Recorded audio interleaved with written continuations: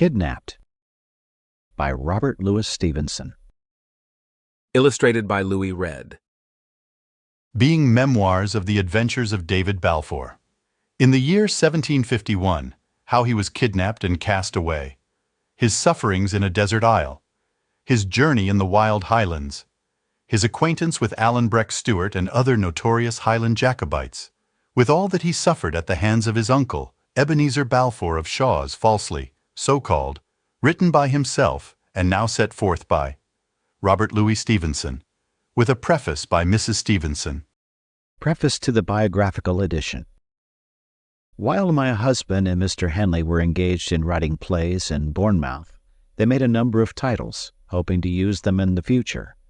Dramatic composition was not what my husband preferred, but the torrent of Mr. Henley's enthusiasm swept him off his feet. However, after several plays had been finished, and his health seriously impaired by his endeavors to keep up with Mr. Henley, playwriting was abandoned forever, and my husband returned to his legitimate vocation. Having added one of the titles, The Hanging Judge, to the list of projected plays now thrown aside, and emboldened by my husband's offer to give me any help needed, I concluded to try and write it myself. As I wanted a trial scene in the Old Bailey, I chose the period of 1700 for my purpose, but being shamefully ignorant of my subject, and my husband confessing to little more knowledge than I possessed, a London bookseller was commissioned to send us everything he could procure bearing on Old Bailey trials. A great package came in response to our order, and very soon we were both absorbed, not so much in the trials, as in following the brilliant career of a Mr. Garrow, who appeared as counsel in many of the cases. We sent for more books, and yet more, still intent on Mr. Garrow, whose subtle cross-examination of witnesses and masterly, if sometimes startling, methods of arriving at the truth seemed more thrilling to us than any novel. Occasionally other trials than those in the Old Bailey would be included in the package of books we received from London.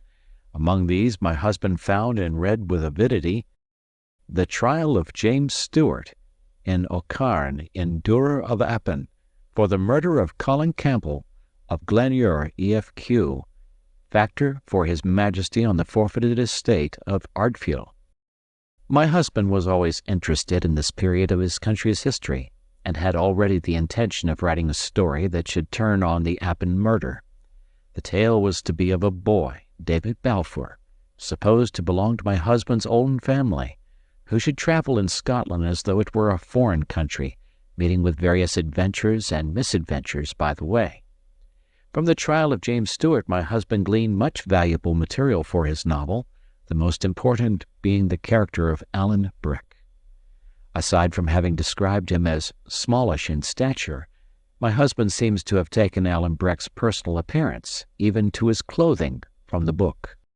A letter from James Stewart to Mr. John Macfarlane, introduced as evidence in the trial, says, "There is one Alan Stewart, a distant friend of the late Hardiels, who is in the French service and came over in March last, as he said to some, in order to settle at home, to others, that he was to go soon back, and was, as I hear, the day that the murder was committed, seen not far from the place where it happened, and is not now to be seen, by which it is believed he was the actor.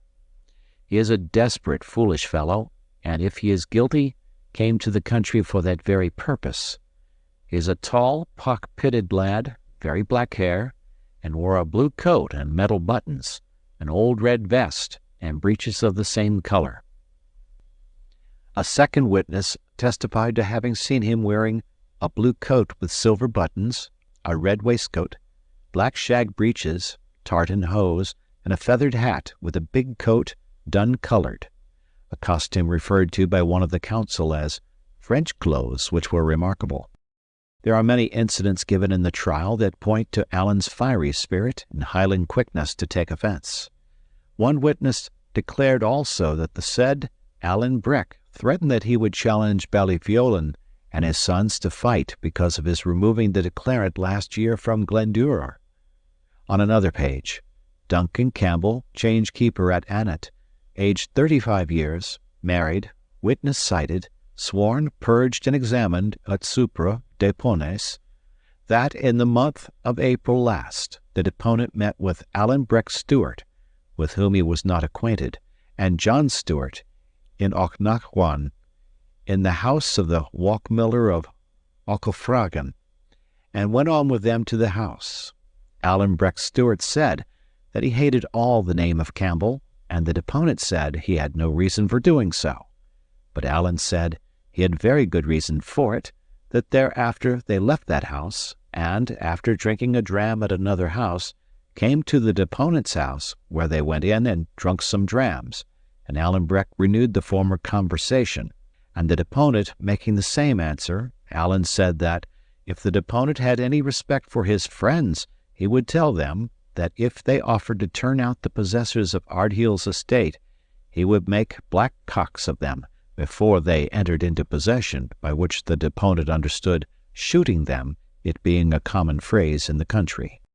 Some time after the publication of Kidnapped, we stopped for a short while in the Appin country, where we were surprised and interested to discover that the feeling concerning the murder of Glenure, the Red Fox, also called Colin Roy, was almost as keen as though the tragedy had taken place the day before. For several years my husband received letters of expostulation or commendation from members of the Campbell and Stewart clans.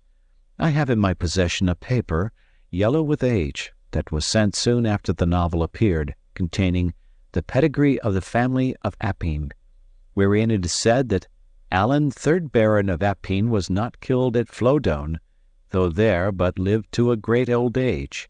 He married Cameron, daughter to Ewan Cameron of Lochiel.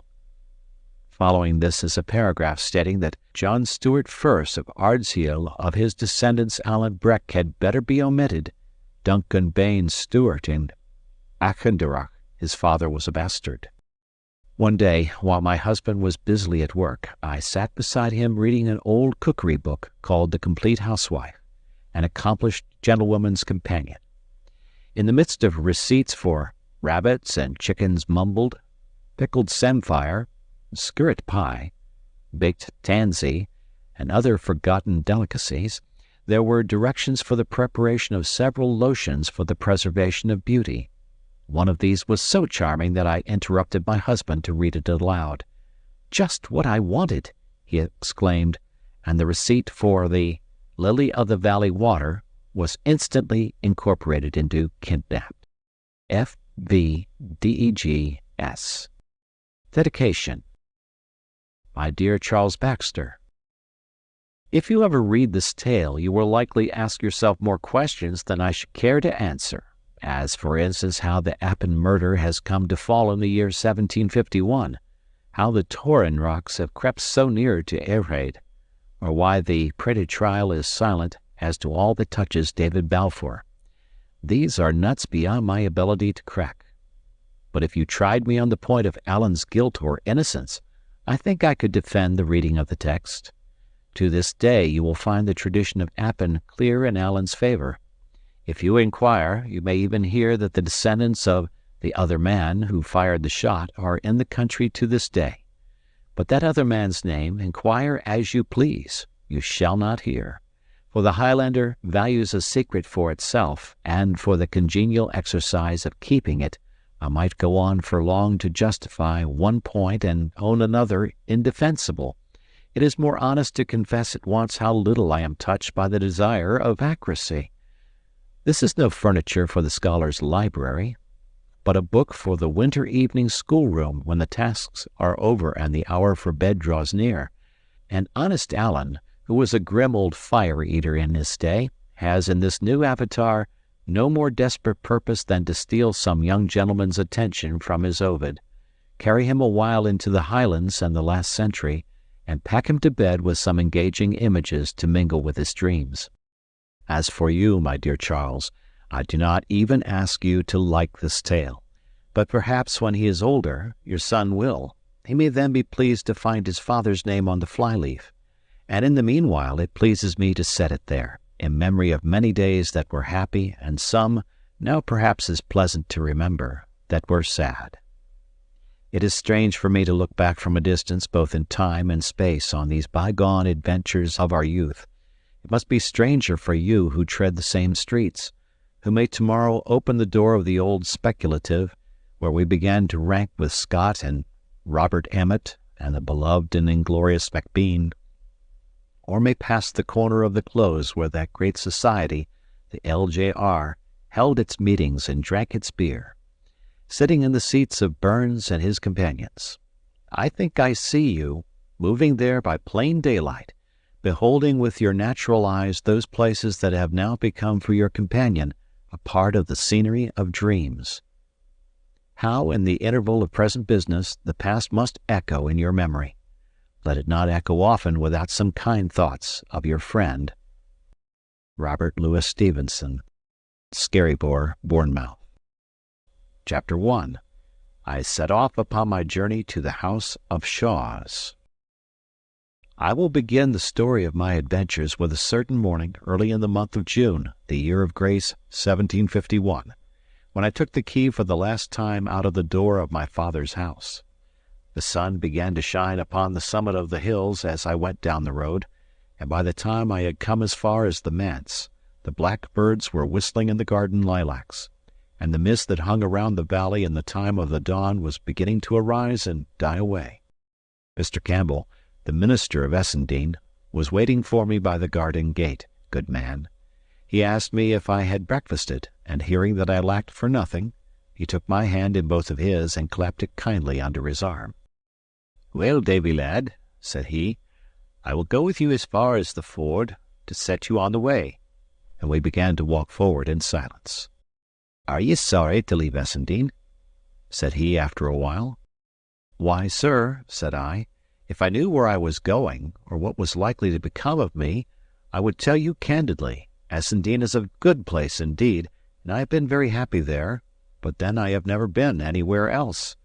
My father and mother, since they are both dead, I shall be no nearer to in Essendine than in the kingdom of Hungary, and to speak truth, if I thought I had a chance to better myself where I was going, I would go with a good will." "Aye," said Mr. Campbell. "Very well, Davy. Then it behooves me to tell your fortune, or so far as I may. When your mother was gone, and your father, the worthy Christian man, began to sicken for his end, he gave me in charge a certain letter, which he said was your inheritance. So soon, says he, as I am gone, and house is redd up and the gear disposed of, all which, Davy, hath been done, give my boy this letter into his hand, and start him off to the house of Shaws, not far from Cremond. That is the place I came from, he said, and it's where it befits that my boy should return. He is a steady lad, your father said, and a canny goer, and I doubt not he will come safe and be well liked where he goes." "The house of Shaws!" I cried. "What had my poor father to do with the house of Shaws?" "Nay," said Mr. Campbell, "who can tell that for a surety? But the name of that family, Davy boy, is the name you bear, Balfours of Shaws, an ancient, honest, reputable house, peradventure in these latter days decayed. Your father, too, was a man of learning as befitted his position, no man more plausibly conducted school, nor had he the manner or the speech of a common dominie. But, as ye will yourself remember, I took a pleasure to have him to the manse to meet the gentry, and those of my own house, Campbell of Kilrennet, Campbell of Dunswire, Campbell of Minch, and others, all well-kenned gentlemen, had pleasure in his society. Lastly, to put all the elements of this affair before you, here is the testamentary letter itself, superscribed by the own hand of our departed brother." He gave me the letter, which was addressed in these words: "To the hands of Ebenezer Balfour, Esquire, of Shaws, in his house of Shaws, these will be delivered by my son, David Balfour." My heart was beating hard at this great prospect now suddenly opening before a lad of 17 years of age, the son of a poor country dominie in the forest of Ettrick. "Mr. Campbell," I stammered, "and if you were in my shoes, would you go?" "Of a surety," said the minister, "that would I, and without pause. A pretty lad like you should get to Cremond, which is near in by Edinburgh, in 2 days of walk.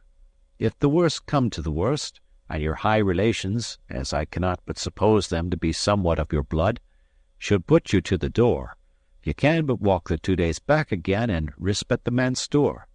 But I would rather hope that ye should be well received, as your poor father forecast for you, and for anything that I can, come to be a great man in time. And here, Davy laddie," he resumed, "it lies near upon my conscience to improve this parting, and set you on the right guard against the dangers of the world."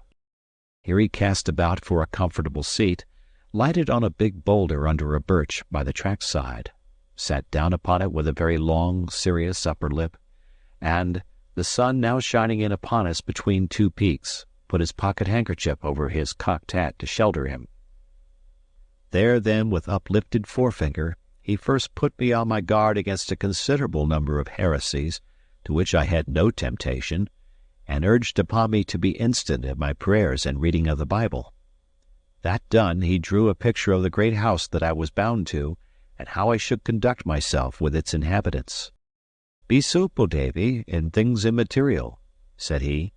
"Bear ye this in mind, that though gentle-born, ye have a country rearing.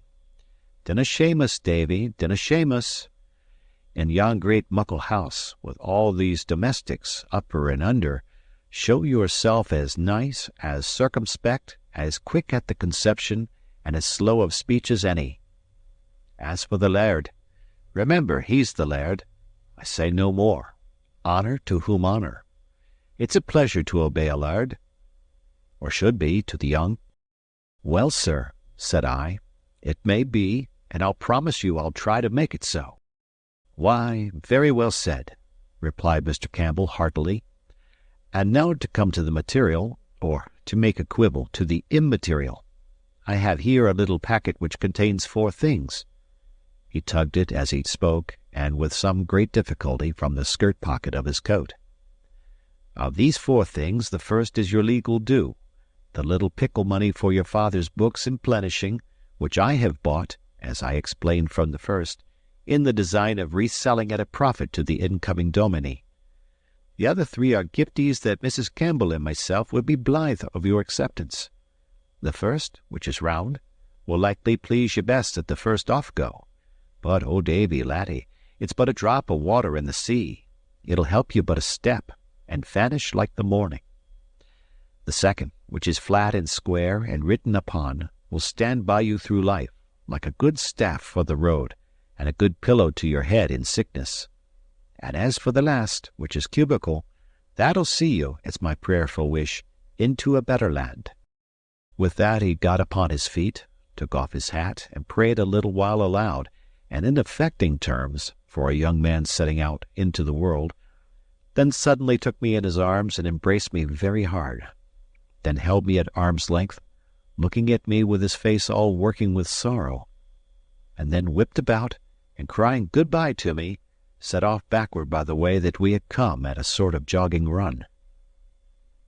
It might have been laughable to another, but I was in no mind to laugh. I watched him as long as he was in sight, and he never stopped hurrying, nor once looked back. Then it came in upon my mind that this was all his sorrow at my departure, and my conscience smote me hard and fast, because I, for my part, was overjoyed to get out of that quiet countryside and go to a great busy house among rich and respected gentlefolk of my own name and blood. Davy, Davy, I thought, was ever seen such black ingratitude? Can you forget old favours and old friends at the mere whistle of a name? Fie, fie, think shame. And I sat down on the boulder the good man had just left, and opened a parcel to see the nature of my gifts. That which he had called cubical I had never had much doubt of. Sure enough, it was a little Bible, to carry in a plaid nook. That which he had called round I found to be a shilling piece, and the third, which was to help me so wonderfully both in health and sickness all the days of my life, was a little piece of coarse yellow paper, written upon thus in red ink: "To make lily-of-the-valley water. Take the flowers of lily-of-the-valley and distill them in sack, and drink a spoonful or 2 as there is occasion. It restores speech to those that have the dumb palsy. It is good against the gout. it comforts the heart and strengthens the memory, and the flowers put into a glass, close stopped, and set into a hill of ants for a month, then take it out, and you will find a liquor which comes from the flowers, which keep in a vial. It is good, ill or well, and whether man or woman. And then in the minister's own hand was added, likewise for sprains rub it in, and for the colic a great spoonful in the hour. To be sure, I laughed over this, but it was rather tremulous laughter, and I was glad to get my bundle on my staff's end and set out over the ford and up the hill upon the farther side, till, just as I came on the green drove road running wide through the heather, I took my last look of Kirk Essendine, the trees about the manse, and the big rowans in the kirkyard, where my father and my mother lay. Chapter 2. I come to my journey's end. On the forenoon of the second day, coming to the top of a hill, I saw all the country fall away before me down to the sea, and in the midst of this descent, on a long ridge, the city of Edinburgh smoking like a kiln. There was a flag upon the castle, and ships moving or lying anchored in the firth, both of which, for as far away as they were, I could distinguish clearly, and both brought my country heart into my mouth. Presently after, I came by a house where a shepherd lived, and got a rough direction for the neighbourhood of Cremond, and so from one to another worked my way to the westward of the capital by Colinton, till I came out upon the Glasgow road. And there, to my great pleasure and wonder, I beheld a regiment marching to the fifes, every foot in time, an old red-faced general on a grey horse at the one end, and at the other the company of grenadiers with their pope's hats. The pride of life seemed to mount into my brain at the sight of the red coats and the hearing of that merry music. A little further on, and I was told I was in Cremond parish, and began to substitute in my inquiries the name of the house of Shaws. It was a word that seemed to surprise those of whom I sought my way. At first I thought the plainness of my appearance in my country habit, and that all dusty from the road, consorted ill with the greatness of the place to which I was bound. But after 2 or maybe 3 had given me the same look and the same answer, I began to take it in my head that there was something strange about the Shaws itself. The better to set this fear at rest, I changed the form of my inquiries, and spying an honest fellow coming along a lane on the shaft of his cart, I asked him if he had ever heard tell of a house they called the House of Shaws. He stopped his cart and looked at me like the others. "Aye," said he. "What for?" "It's a great house?" I asked. "Doubtless," says he. "The house is a big muckle house." "Aye," said I. "But the folk that are in it?" "Folk!" cried he. "Are ye daft? Then they've folks there to call folk." "What?" say I. "Not Mr. Ebenezer?" "Oh, aye," says the man. "There's the laird, to be sure, if it's him you're wanting. What'll like be your business, Manny?" I was led to think that I would get a situation, I said, looking as modest as I could. "What?" cries the carter in so sharp a note that his very horse started, and then, "Well, Manny," he added, "it's none of my affairs, but you seem a decent-spoken lad, and if you'll take a word from me, you'll keep clear of the Shaws." The next person I came across was a dapper little man in a beautiful white wig, whom I saw to be a barber on his rounds, and knowing well that barbers were great gossips, I asked him plainly what sort of a man was Mr. Balfour of the Shaws. "Hoot, hoot, hoot," said the barber. "Nae kind of a man, nae kind of a man at all," and began to ask me very shrewdly what my business was. But I was more than a match for him at that, and he went on to his next customer no wiser than he came. I cannot well describe the blow this dealt to my illusions. The more indistinct the accusations were, the less I liked them, for they left the wider field to fancy. What kind of a great house was this, that all the parish should start and stare to be asked the way to it? Or what sort of a gentleman that his ill fame should be thus current on the wayside? If an hour's walking would have brought me back to Essendine, I would have left my adventure then and there, and returned to Mr. Campbell's. But when I had come so far away already, mere shame would not suffer me to desist till I had put the matter to the touch of proof. I was bound, out of mere self-respect, to carry it through, and little as I liked the sound of what I heard, and slow as I began to travel, I still kept asking my way and still kept advancing. I was drawing on to sundown when I met a stout, dark, sour-looking woman coming trudging down a hill, and she, when I had put my usual question, turned sharp about, accompanied me back to the summit she had just left, and pointed to a great bulk of buildings standing very bare upon a green in the bottom of the next valley. The country was pleasant round about, running in low hills, pleasantly watered and wooded, and the crops, to my eyes, wonderfully good. But the house itself seemed to be a kind of ruin. No road led up to it, no smoke arose from any of the chimneys, nor was there any semblance of a garden. My heart sank. "That!" I cried. The woman's face lit up with a malignant anger. "That is the house of Shaw's," she cried. "Blood built it, blood stopped the building of it, blood shall bring it down. See here," she cried again, "I spit upon the ground, and crack my thumb at it. Black be its fall. If you see the laird, tell him what you hear. Tell him this makes the 1219 time that Jennet Clouston has called down the curse on him and his house, byre and stable, man, guest, and master, wife, miss, or bairn. Black, black be their fall." And the woman, whose voice had ridden to a kind of eldritch sing-song, turned with a skip and was gone. I stood where she left me, with my hair on end. In those days folks still believed in witches and trembled at a curse, and this one, falling so pat, like a wayside omen, to arrest me ere I carried out my purpose, took the pith out of my legs. I sat me down and stared at the house of Shaw's.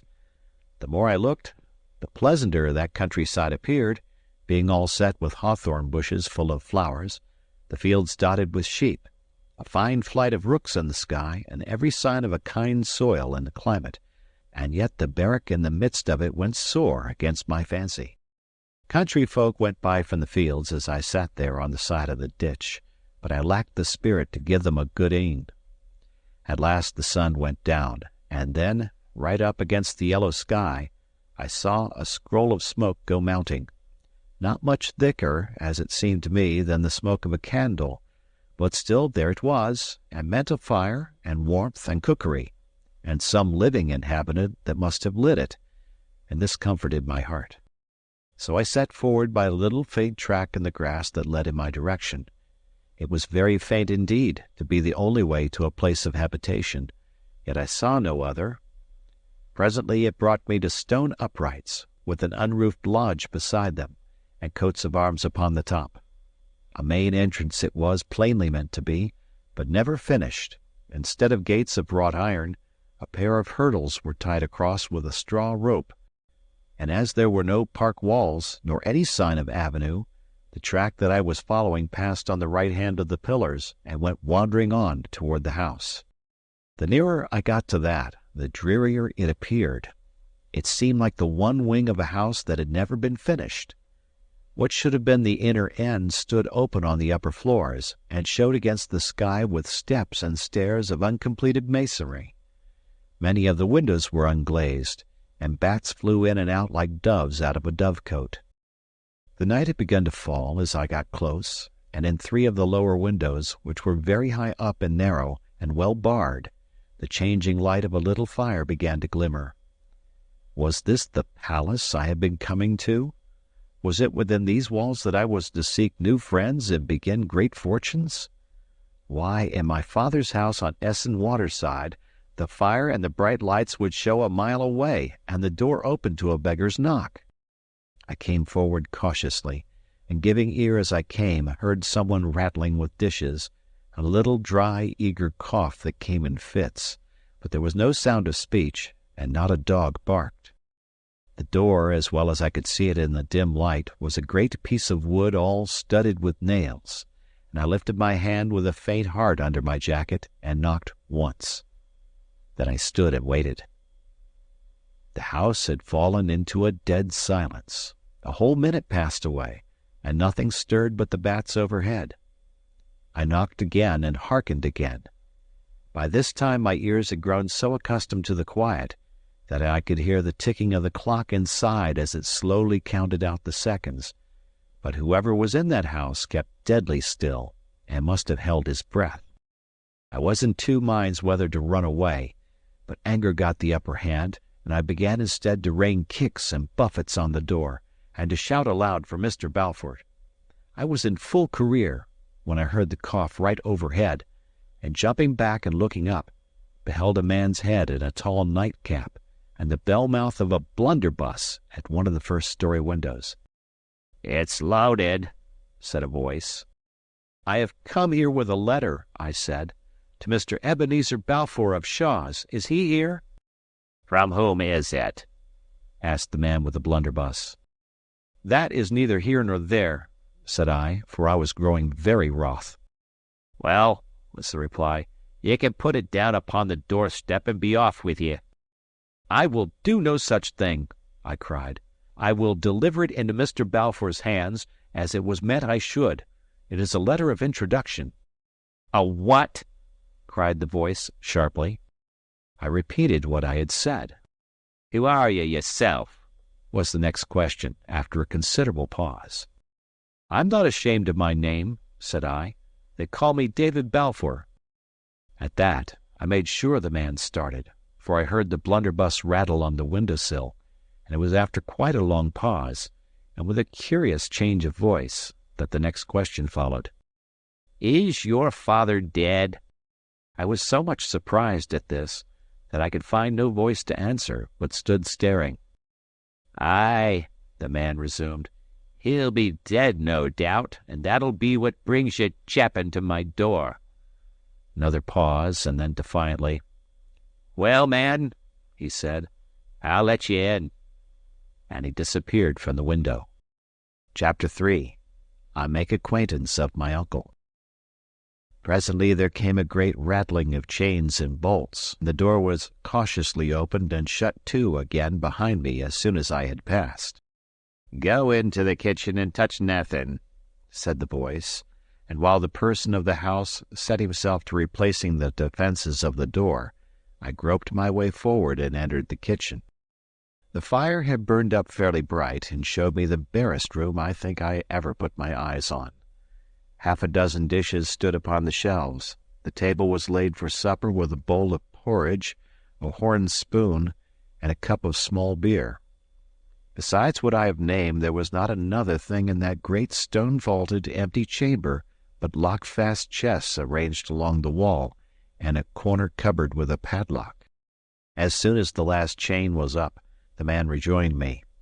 He was a mean, stooping, narrow-shouldered, clay-faced creature, and his age might have been anything between 50 and 70.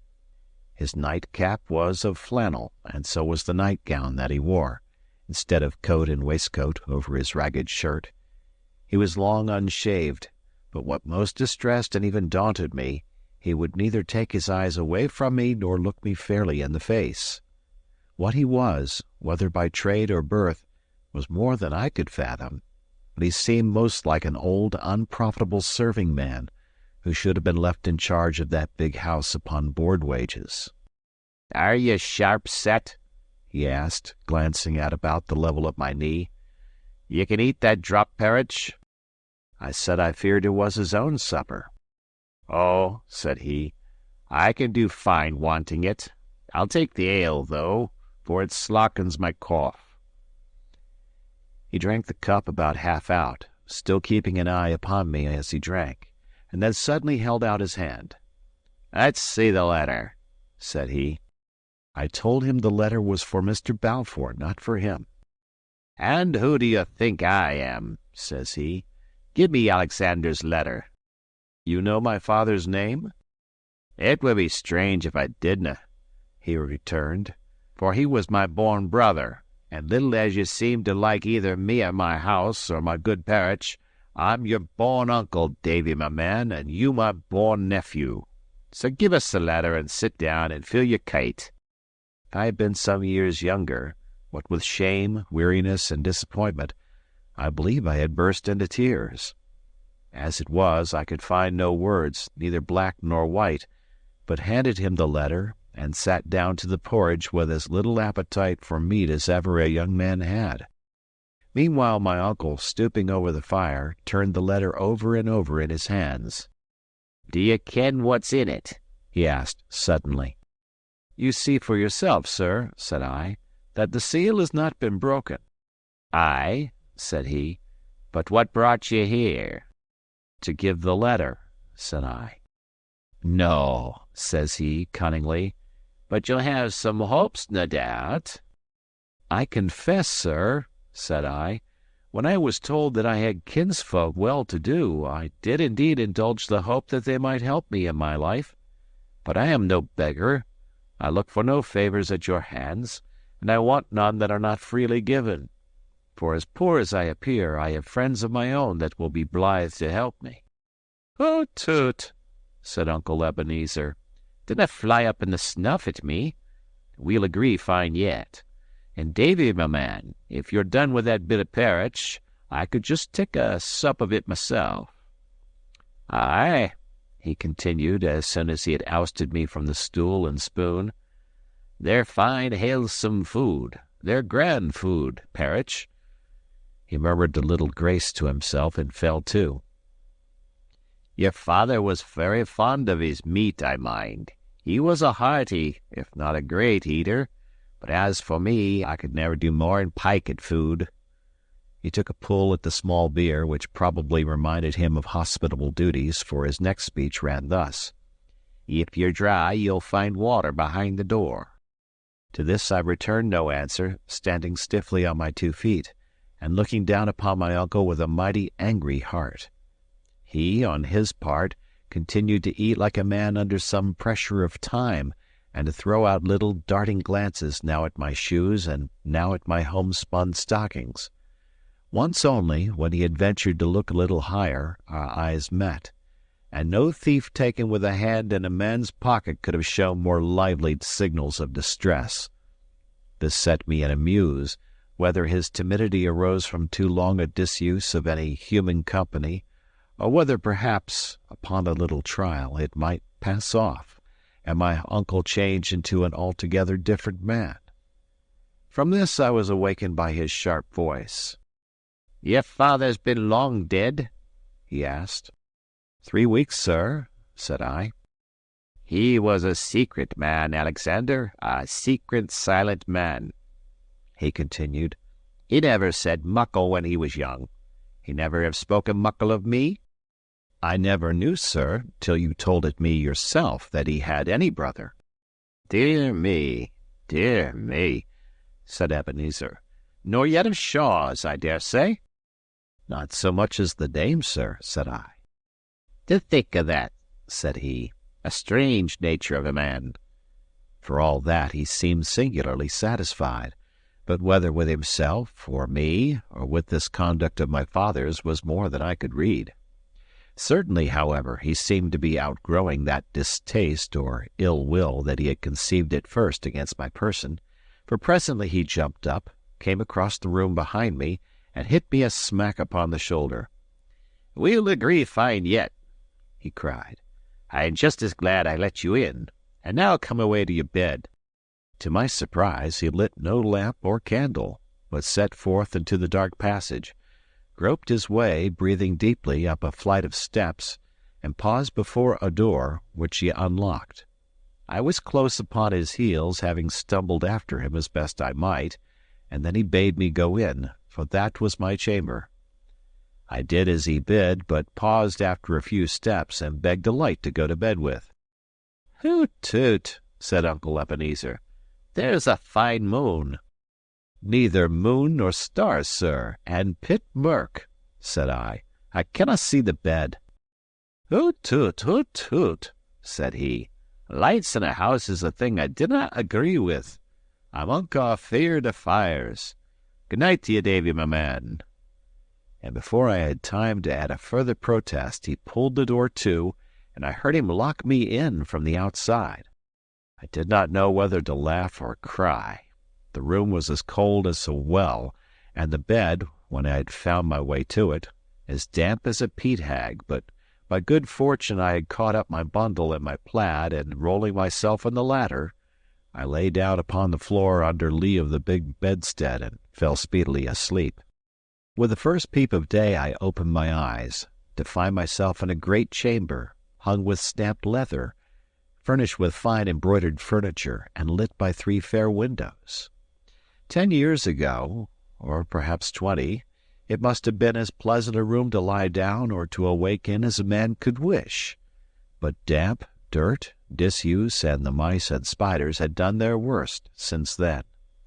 Many of the window panes, besides, were broken, and indeed this was so common a feature in that house that I believe my uncle must at some time have stood a siege from his indignant neighbors, perhaps with Jennet Clouston at their head. Meanwhile the sun was shining outside, and being very cold in that miserable room, I knocked and shouted till my jailer came and let me out. He carried me to the back of the house, where there was a draw-well, and told me to wash my face there if I wanted. And when that was done, I made the best of my own way back to the kitchen, where he had lit the fire and was making the porridge. The table was laid with 2 bowls and 2 horn spoons, but the same single measure of small beer. Perhaps my eye rested on this particular with some surprise, and perhaps my uncle observed it, for he spoke up as if in answer to my thought, asking me if I would like to drink ale, for so he called it. I told him such was my habit, but not to put himself about. "Na, said he, "I'll deny you nothing in reason." He fetched another cup from the shelf, and then, to my great surprise, instead of drawing more beer, he poured an acrid half from one cup to the other. There was a kind of nobleness in this that took my breath away. If my uncle was certainly a miser, he was one of that thorough breed that goes near to make the vice respectable. When we had made an end of our meal, my uncle Ebenezer unlocked a drawer and drew out of it a clay pipe and a lump of tobacco, from which he cut 1 fill before he locked it up again. Then he sat down in the sun at one of the windows and silently smoked. From time to time his eyes came coasting round to me, and he shot me out one of his questions. Once it was, "And your mother?" And when I had told him that she too was dead, "Aye, she was a bonny lassie." Then, after another long pause, "Where were these friends of yours?" I told him they were different gentlemen of the name of Campbell, though indeed there was only one, and that the minister, that had ever taken the least note of me, but I began to think my uncle made too light of my position, and finding myself all alone with him, I did not wish him to suppose me helpless. He seemed to turn this over in his mind, and then, "Davy, my man," said he, "you've come to the right bit when you come to your Uncle Ebenezer. I've a great notion of the family, and I mean to do the right by you. But while I'm taking a bit of think to myself of what's the best thing to put you to, whether the law, or the ministry, or maybe the army, Wilk is what boys are fondest of. I wouldn't like the Balfours to be humbled before a wheen Highland Campbells, and I'll ask you to keep your tongue within your teeth. Their letters, their messages, no kind of work to anybody, or else there's my door." "Uncle Ebenezer," said I, "I've no manner of reason to suppose you mean anything but well by me. For all that, I would have you to know that I have a pride of my own. It was by no will of mine that I came seeking you, and if you show me your door again, I'll take you at the word." He seemed grievously put out. "Hoot, hoot," said he. "Cacanny, man, cacanny. Bide a day or 2. I'm no warlock, to find a fortune for you in the bottom of a parritch bowl. But just you give me a day or 2, say nothing to nobody, and I'm as sure I'll do the right by you." "Very well," said I. "Enough said. But you want to help me, there's no doubt but I'll be glad of it, and none but I'll be grateful." It seemed to me, too soon, I dare say, that I was getting the upper hand of my uncle, and I began next to say that I must have the bed and bedclothes aired and put to sun-dry, for nothing would make me sleep in such a pickle. "Is this my house or yours?"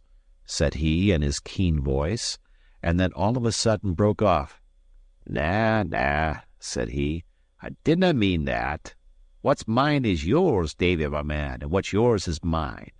Blood's thicker than water, and there's nobody but you and me that ought the name. And then on he rambled about the family and its ancient greatness, and his father that began to enlarge the house, and himself that stopped the building as a sinful waste, and this put it in my head to give him Jennet Clouston's message.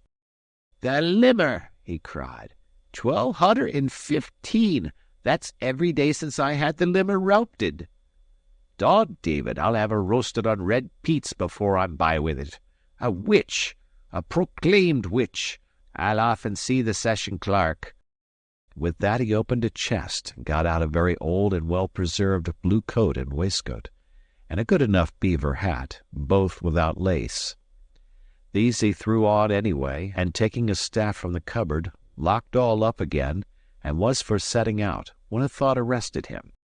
"I cannot leave you by yourself in the house," said he. "I have to lock you out." The blood came to my face. "If you lock me out," I said, "it'll be the last you'll see of me in friendship." He turned very pale and sucked his mouth in. "This is not the way," he said, looking wickedly at a corner of the floor. "This is not the way to win my favor, David."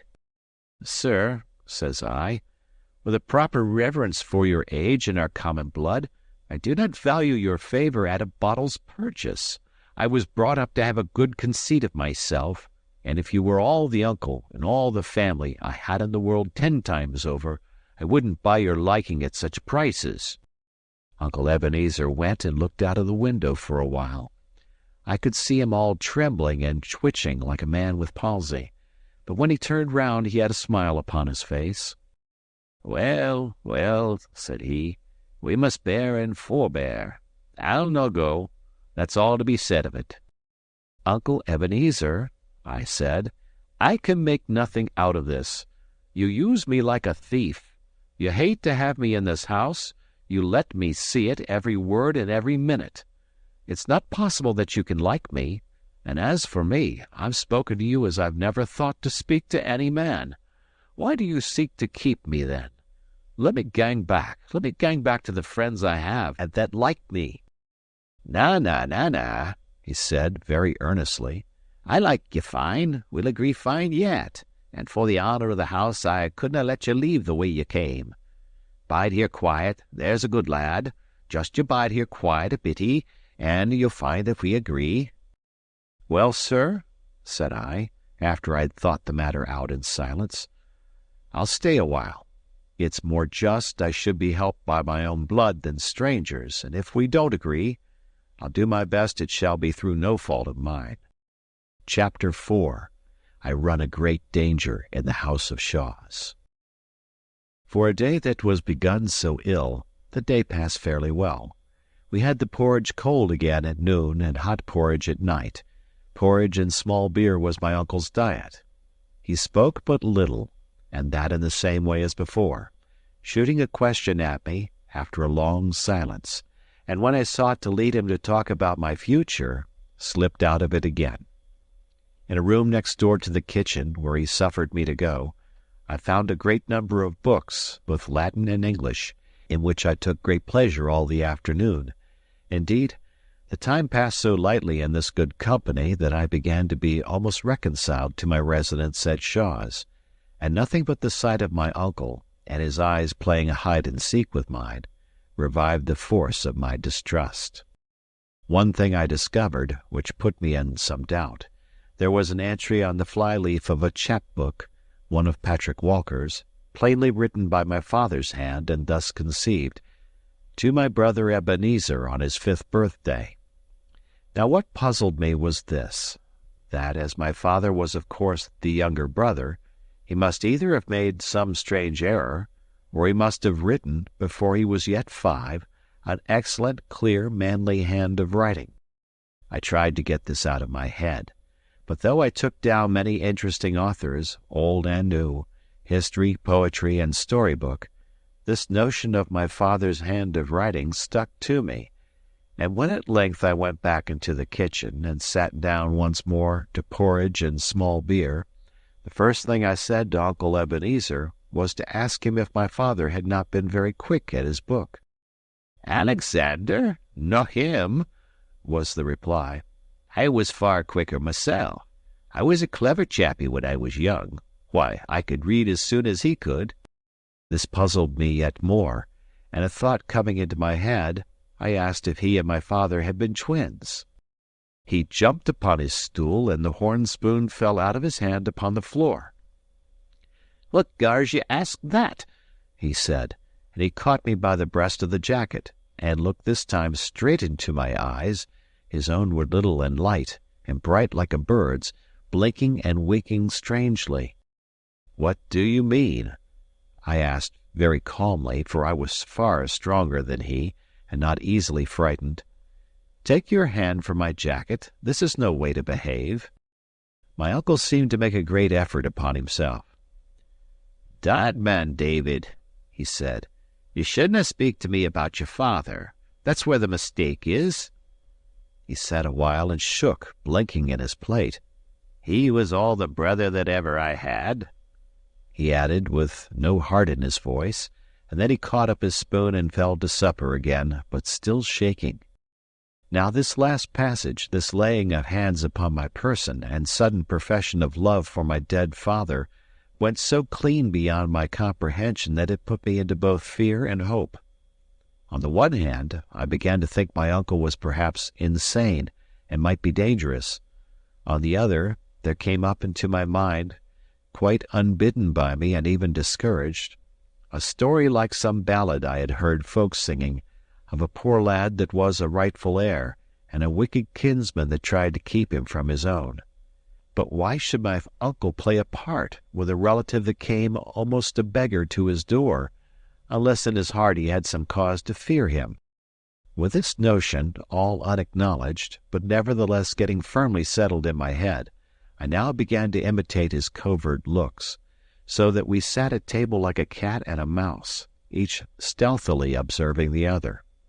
Not another word had he to say to me, black or white, but was busy turning something secretly over in his mind, and the longer we sat and the more I looked at him, the more certain I became that the something was unfriendly to myself. When he had cleared the platter, he got out a single pipeful of tobacco, just as in the morning, turned round a stool into the chimney-corner, and sat a while smoking with his back to me. "Davy," he said at length, "I've been thinking." Then he paused, and said it again. "There's a wee bit siller that I half promised ye before you was born," he continued. "Promised it to your father. Oh, nothing legal, you understand, just gentlemen daffing at their wine. Well, I keep it that bit of money separate. It was a great expense, but a promise is a promise, and it has grown by now to be a matter of just exactly, and here he paused and stumbled, just exactly £40.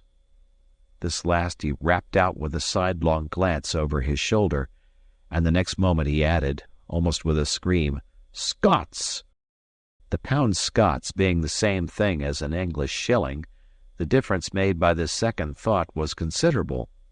I could see, besides, that the whole story was a lie, invented with some end which it puzzled me to guess, and I made no attempt to conceal the tone of raillery in which I answered, "Oh, think again, sir. Pounds sterling, I believe." "That's what I said," returned my uncle. "Pounds sterling. And if you'll step out by to the door a minute, just to see what kind of a night it is, I'll get it out to you and call you in again." I did his will, smiling to myself in my contempt that he should think I was so easily to be deceived. It was a dark night, with a few stars low down, and as I stood just outside the door, I heard a hollow moaning of wind far off among the hills. I said to myself there was something thundery and changeful in the weather, and little knew of what a vast importance that should prove to me before the evening passed. When I was called in again, my uncle counted out into my hand 37 golden guinea pieces. The rest was in his hand in small gold and silver, but his heart failed him there, and he crammed the change into his pocket. "There," said he, "that'll show you. I'm a queer man, and strange with strangers, but my word is my bond, and there's the proof of it." Now, my uncle seemed so miserly that I was struck dumb by this sudden generosity, and could find no words in which to thank him. "Not a word," he said. "No thanks. I want no thanks. I do my duty. I'm no saying that everybody would have done it, but for my part, though I'm a careful body too, it's a pleasure to me to do the right by my brother's son, and it's a pleasure to me to think that now we'll agree, as such near friends should." I spoke him in return as handsomely as I was able, but all the while I was wondering what would come next, and why he had parted with his precious guineas, for as to the reason he had given, a baby would have refused it.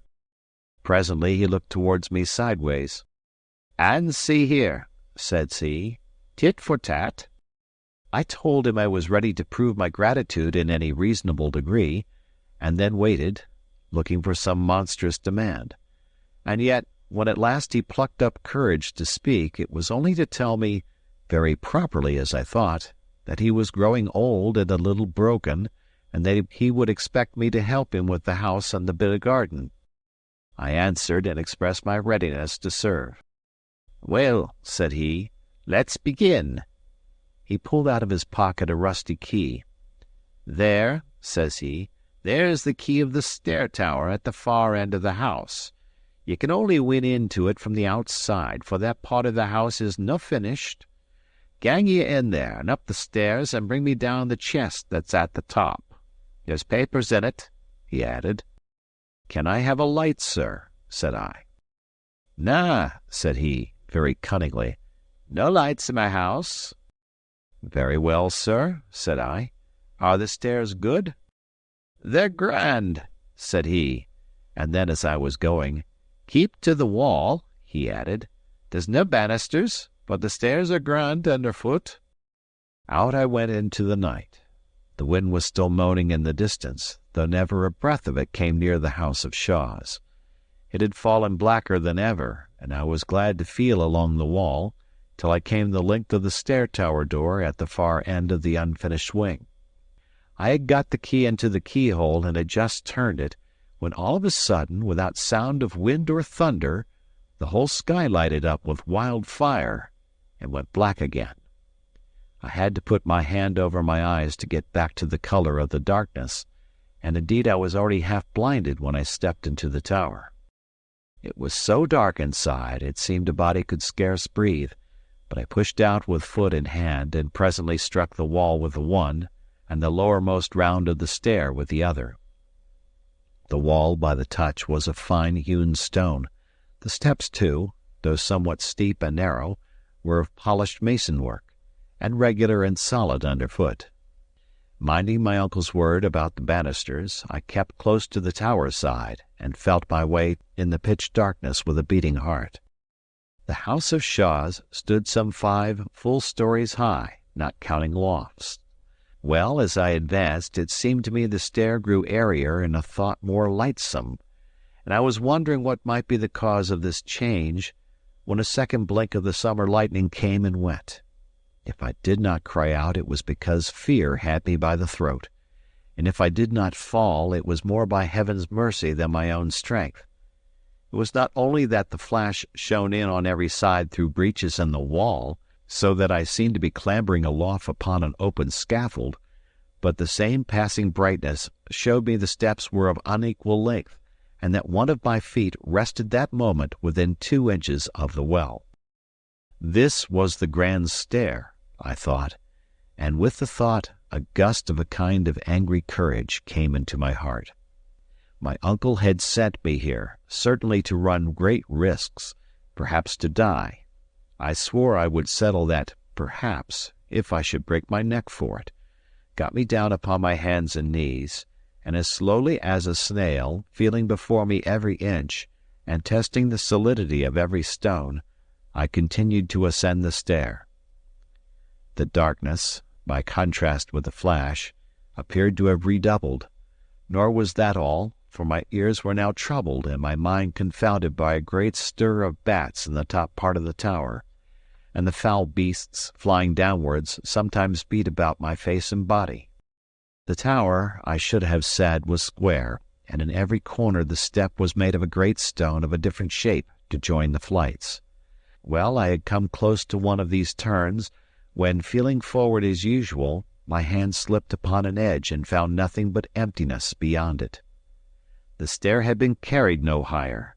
To set a stranger mounting it in the darkness was to send him straight to his death.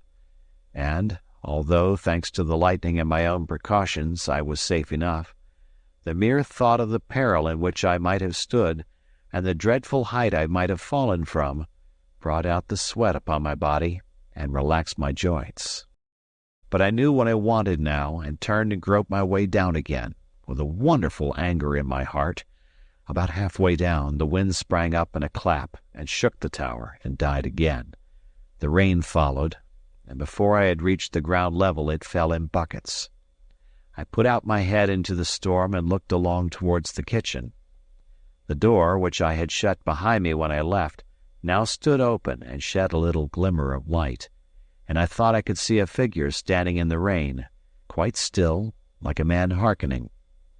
And then there came a blinding flash which showed me my uncle plainly, just where I had fancied him to stand, and hard upon the heels of it a great tow-row of thunder. Now, whether my uncle thought the crash to be the sound of my fall, or whether he heard in it God's voice denouncing murder, I will leave you to guess. Certain it is, at least, that he was seized on by a kind of panic fear, and that he ran into the house and left the door open behind him. I followed as softly as I could, and coming unheard into the kitchen, stood and watched him. He had found time to open the corner cupboard and bring out a great case bottle of aquavitae, and now sat with his back towards me at the table. Ever and again he would be seized with a fit of deadly shuddering and groan aloud, and carrying the bottle to his lips, drink down the raw spirits by the mouthful. I stepped forward, came close behind him where he sat, and suddenly clapping my two hands down upon his shoulders, "Ah!" cried I.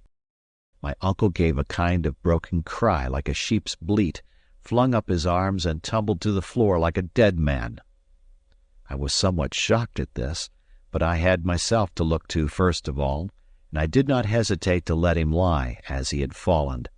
The keys were hanging in the cupboard, and it was my design to furnish myself with arms before my uncle should come again to his senses and the power of devising evil. In the cupboard were a few bottles, some apparently of medicine, a great many bills and other papers, which I should willingly enough have rummaged had I had the time, and a few necessaries that were nothing to my purpose. Thence I turned to the chests. The first was full of meal, the second of money bags and papers tied into sheaves. In the third, with many other things, and these for the most part clothes, I found a rusty, ugly-looking Highland dirk without the scabbard. This, then, I concealed inside my waistcoat, and turned to my uncle. He lay as he had fallen, all huddled, with one knee up and one arm sprawling abroad. His face had a strange color of blue, and he seemed to have ceased breathing. Fear came on me that he was dead. Then I got water and dashed it in his face, and with that he seemed to come a little to himself, working his mouth and fluttering his eyelids. At last he looked up and saw me, and there came into his eyes a terror that was not of this world. "Come, come," said I. "Sit up." "Are ye alive?" he sobbed. "Oh, man, are ye alive?" "That am I," said I. "Small thanks to you." He had begun to seek for his breath with deep sighs. "The blue phial," said he. "In the almary, the blue phial." His breath came slower still. I ran to the cupboard, and sure enough found there a blue phial of medicine, with the dose written on it on a paper, and this I administered to him with what speed I might. "It's the trouble," said he, reviving a little. "I have a trouble, Davy. It's the heart." I set him on a chair and looked at him. It is true I felt some pity for a man that looked so sick, but I was full besides of righteous anger. and I numbered over before him the points on which I wanted explanation. Why he lied to me at every word, why he feared that I should leave him, why he disliked it to be hinted that he and my father were twins. "Is that because it is true?" I asked. Why he had given me money to which I was convinced I had no claim, and last of all, why he had tried to kill me. He heard me all through in silence, and then, in a broken voice, begged me to let him go to bed. "I'll tell you the morn," he said. "As sure as death I will." And so weak was he that I could do nothing but consent. I locked him into his room, however, and pocketed the key, and then returning to the kitchen made up such a blaze as had not shone there for many a long year, and wrapping myself in my plaid, lay down upon the chests and fell asleep. Chapter 5. I go to the Queen's Ferry. Much rain fell in the night, and the next morning there blew a bitter wintry wind out of the northwest, driving scattered clouds. For all that, and before the sun began to peep or the last of the stars had vanished, I made my way to the side of the burn, and had a plunge in a deep whirling pool. All aglow from my bath, I sat down once more beside the fire, which I replenished, and began gravely to consider my position. There was now no doubt about my uncle's enmity. There was no doubt I carried my life in my hand, and he would leave no stone unturned that he might compass my destruction. But I was young and spirited, and like most lads that had been country-bred, I had a great opinion of my shrewdness. I had come to his door no better than a beggar and little more than a child. He had met me with treachery and violence. It would be a fine consummation to take the upper hand and drive him like a herd of sheep. I sat there nursing my knee and smiling at the fire, and I saw myself in fancy smell out his secrets one after another, and grow to be that man's king and ruler. The Warlock of Essendine, they say, had made a mirror in which men could read the future. It must have been of other stuff than burning coal, for in all the shapes and pictures that I sat and gazed at, there was never a ship, never a seaman with a hairy cap, never a big bludgeon for my silly head, or the least sign of all those tribulations that were ripe to fall on me. Presently, all swollen with conceit, I went upstairs and gave my prisoner his liberty. He gave me good morning civilly, and I gave the same to him, smiling down upon him from the heights of my sufficiency. Soon we were set to breakfast as it might have been the day before. "Well, sir," said I, with a jeering tone, "have you nothing more to say to me?" And then, as he made no articulate reply, "It will be time, I think, to understand each other," I continued.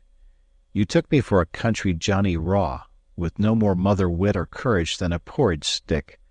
I took you for a good man, or no worse than others at the least. It seems we were both wrong.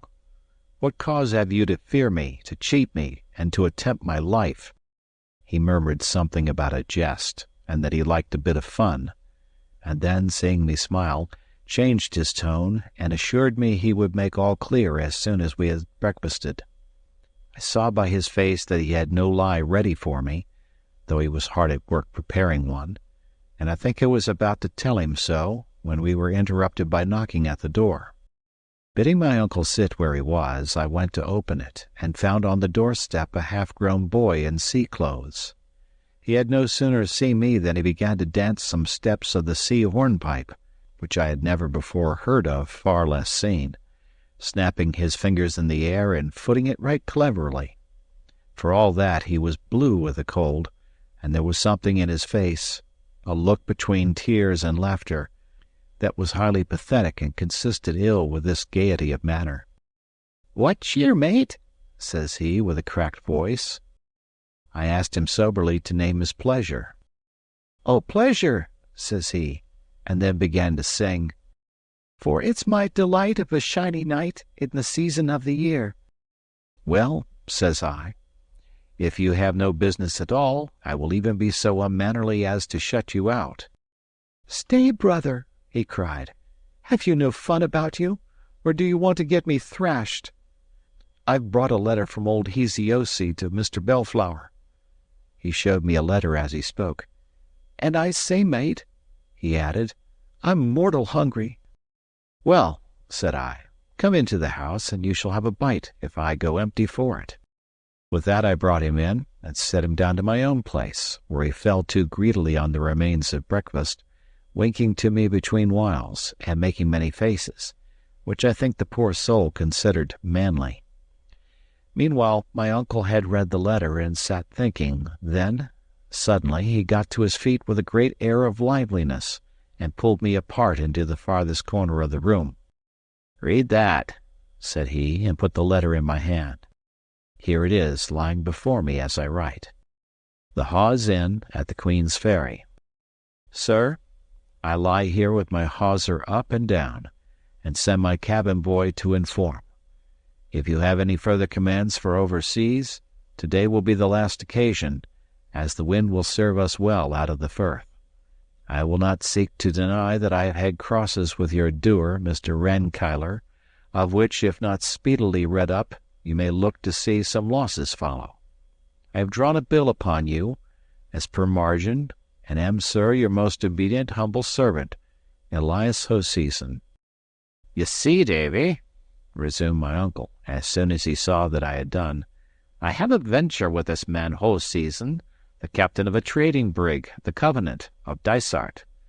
Now, if you and me was to walk over with yon lad, I could see the captain of the Hawes, and maybe on board the Covenant if there were papers to be signed, and so far from a loss of time, we can jog on to the lawyer, Mr. Rankeillor's. After that's come and gone, you would be swire to believe me upon my naked word. But you'll believe Rankeillor. He's factor to half the gentry in these parts, an old man, forby, highly respected, and he kenned your father." I stood a while in thought. I was going to some place of shipping which was doubtless populous, and where my uncle durst attempt no violence, and indeed even the society of the cabin boy so far protected me. Once there, I believed I could force on the visit to the lawyer, even if my uncle were now insincere in proposing it, and perhaps in the bottom of my heart I wished a nearer view of the sea and ships. You are to remember I had lived all my life in the inland hills, and just 2 days before had my first sight of the Firth lying like a blue floor, and the sailed ships moving on the face of it, no bigger than toys. One thing with another, I made up my mind. "Very well," says I, "let us go to the ferry." My uncle got into his hat and coat, and buckled an old rusty cutlass on, and then we trod the fire out, locked the door, and set forth upon our walk. The wind, being in that cold quarter, the northwest, blew nearly in our faces as we went. It was the month of June. The grass was all white with daisies, and the trees with blossoms, but to judge by our blue nails and aching wrists, the time might have been winter and the whiteness of December frost.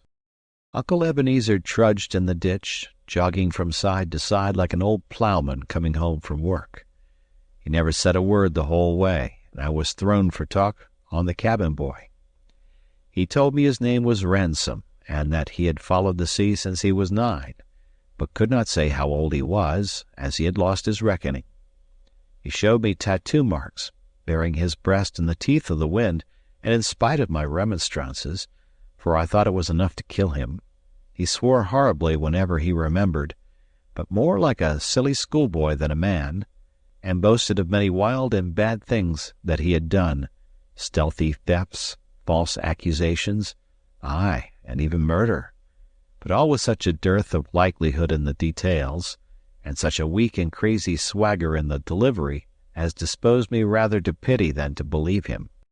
I asked him of the brig, which he declared was the finest ship that sailed, and of Captain Hoseason, in whose praises he was equally loud. Heseosi, for so he still named the skipper, was a man, by his account, that minded for nothing either in heaven or earth, one that, as people said, would crack on all sail into the day of judgment, rough, fierce, unscrupulous, and brutal, and all this my poor cabin boy had taught himself to admire as something seamanlike and manly. He would only admit one flaw in his idol. "He ain't no seaman," he admitted. "That's Mr. Shuan that navigates the bridge. He's the finest seaman in the trade, only for drink. and I tell you I believe it. Why, look here." And turning down his stocking, he showed me a great, raw, red wound that made my blood run cold. "He done that. Mr. Shuan did that," he said with an air of pride. "What?" I cried. "Do you take such savage usage at his hands? Why, you're no slave to be so handled." "No," said the poor moon calf, changing his tune at once. "And so he'll find, see here." And he showed me a great case knife, which he told me was stolen. "Oh," says he, "let him see me try. I dare him to. I'll do for him. Oh, he ain't the first." And he confirmed it with a poor, silly, ugly oath. I have never felt such pity for any one in this wide world as I felt for that half-witted creature, and it began to come over me that the brig Covenant, for all her pious name, was little better than a hell upon the seas. "Have you no friends?" said I. He said he had a father in some English seaport, I forget which. "He was a fine man, too," he said, "but he's dead." "In heaven's name," cried I, "can you find no reputable life on shore?" "Oh, no," says he, winking and looking very sly. "They would put me to a trade. I know a trick worth two of that, I do." I asked him what trade could be so dreadful as the one he followed, where he ran the continual peril of his life, not alone from wind and sea, but by the horrid cruelty of those who were his masters. He said it was very true, and then began to praise the life, and tell what a pleasure it was to get on shore with money in his pocket, and spend it like a man, and buy apples, and swagger, and surprise what he called stick-in-the-mud boys. "And then it's not all as bad as that," says he. "There's worse off than me. There's the 20-pounders. Oh, laws, you should see them taking on. Why, I've seen a man as old as you, I dessay." To him I seemed old. "Ah, and he had a beard, too. Well, and as soon as we cleared out of the river, and he had the drug out of his head, my, how he cried and carried on. I made a fine fool of him, I tell you. But then there's little uns, too. Oh, little by me. I tell you, I keep them in order. When we carry little uns, I have a rope's end of my own to wallop 'em." And so he ran on, until it came in on me what he meant by 20-pounders were those unhappy criminals who were sent overseas to slavery in North America, or the still more unhappy innocents who were kidnapped or trepanned, as the word went, for private interest or vengeance. Just then we came to the top of the hill and looked down on the Ferry and the Hope. The Firth of Forth, as is very well known, narrows at this point to the width of a good-sized river, which makes a convenient ferry going north, and turns the upper reach into a landlocked haven for all manner of ships. Right in the midst of the narrows lies an islet with some ruins. On the south shore they have built a pier for the service of the ferry, and at the end of the pier, on the other side of the road, and backed against a pretty garden of holly trees and hawthorns, I could see the building which they called the Hawes Inn. The town of Queen's Ferry lies further west, and the neighborhood of the inn looked pretty lonely at that time of day, for the boat had just gone north with passengers. A skiff, however, lay beside the pier, with some seamen sleeping on the thwarts. This, as Ransom told me, was the brig's boat waiting for the captain, and about half a mile off, and all alone in the anchorage, he showed me the Covenant herself. There was a sea-going bustle on board, yards were swinging into place, and as the wind blew from that quarter, I could hear the song of the sailors as they pulled upon the ropes. After all I had listened to upon the way, I looked at that ship with an extreme abhorrence, and from the bottom of my heart I pitied all poor souls that were condemned to sail in her. We had all three pulled up on the brow of the hill, and now I marched across the road and addressed my uncle. "I think it right to tell you, sir," says I, "there's nothing that will bring me on board that Covenant." He seemed awakened from a dream. "Eh?" he said. "What's that?" I told him over again. "Well, well," he said, "we'll have to please ye, I suppose. But what are we standing here for? It's perishing cold, and if I'm no mistaken, they're busking the Covenant for sea." Chapter 6. What befell at the Queen's Ferry. As soon as we came to the inn, Ransom led us up the stair to a small room with a bed in it and heated like an oven by a great fire of coal. At a table hard by the chimney, a tall, dark, sober-looking man sat writing. In spite of the heat of the room, he wore a thick sea-jacket buttoned to the neck, and a tall hairy cap drawn down over his ears. Yet I never saw any man, not even a judge upon the bench, look cooler or more studious and self-possessed than this ship captain. He got to his feet at once, and coming forward, offered his large hand to Ebenezer. "I am proud to see you, Mr. Balfour," said he in a fine, deep voice, "and glad that you are here in time. The wind's fair, and the tide upon the turn. We'll see the old coal bucket burning on the Isle of May before tonight." "Captain Hoseason," returned my uncle, "you keep your room unco hot." "It's a habit I have, Mr. Balfour," said the skipper. "I'm a cold-life man by my nature. I have a cold blood, sir. There's neither fur nor flannel, no, sir, nor hot rum will warm up what they call the temperature. Sir, it's the same with most men that have been carbonadoed, as they call it, in the tropic seas." "Well, well, Captain," replied my uncle, "we must all be the way we're made." But it chanced that this fancy of the captain's had a great share in my misfortunes. For though I had promised myself not to let my kinsman out of sight, I was both so impatient for a nearer look of the sea and so sickened by the closeness of the room that when he told me to run downstairs and play myself a while, I was fool enough to take him at his word. Away I went, therefore, leaving the two men sitting down to a bottle and a great mass of papers, and crossing the road in front of the inn, walked down upon the beach. With the wind in that quarter, only little wavelets, not much bigger than I had seen upon a lake, beat upon the shore. But the weeds were new to me, some green, some brown and long, and some with little bladders that crackled between my fingers. Even so far up the firth, the smell of the sea-water was exceedingly salt and stirring. The Covenant, besides, was beginning to shake out her sails, which hung upon the yards in clusters, and the spirit of all that I beheld put me in thoughts of far voyages and foreign places. I looked, too, at the seamen with the skiff, big brown fellows, some in shirts, some with jackets, some with colored handkerchiefs about their throats, one with a brace of pistols stuck into his pockets, 2 or 3 with knotty bludgeons, and all with their case-knives. I passed the time of day with one that looked less desperate than his fellows, and asked him of the sailing of the brig. He said they would get under way as soon as the ebb set, and expressed his gladness to be out of a port where there were no taverns and fiddlers, but all with such horrifying oaths that I made haste to get away from him.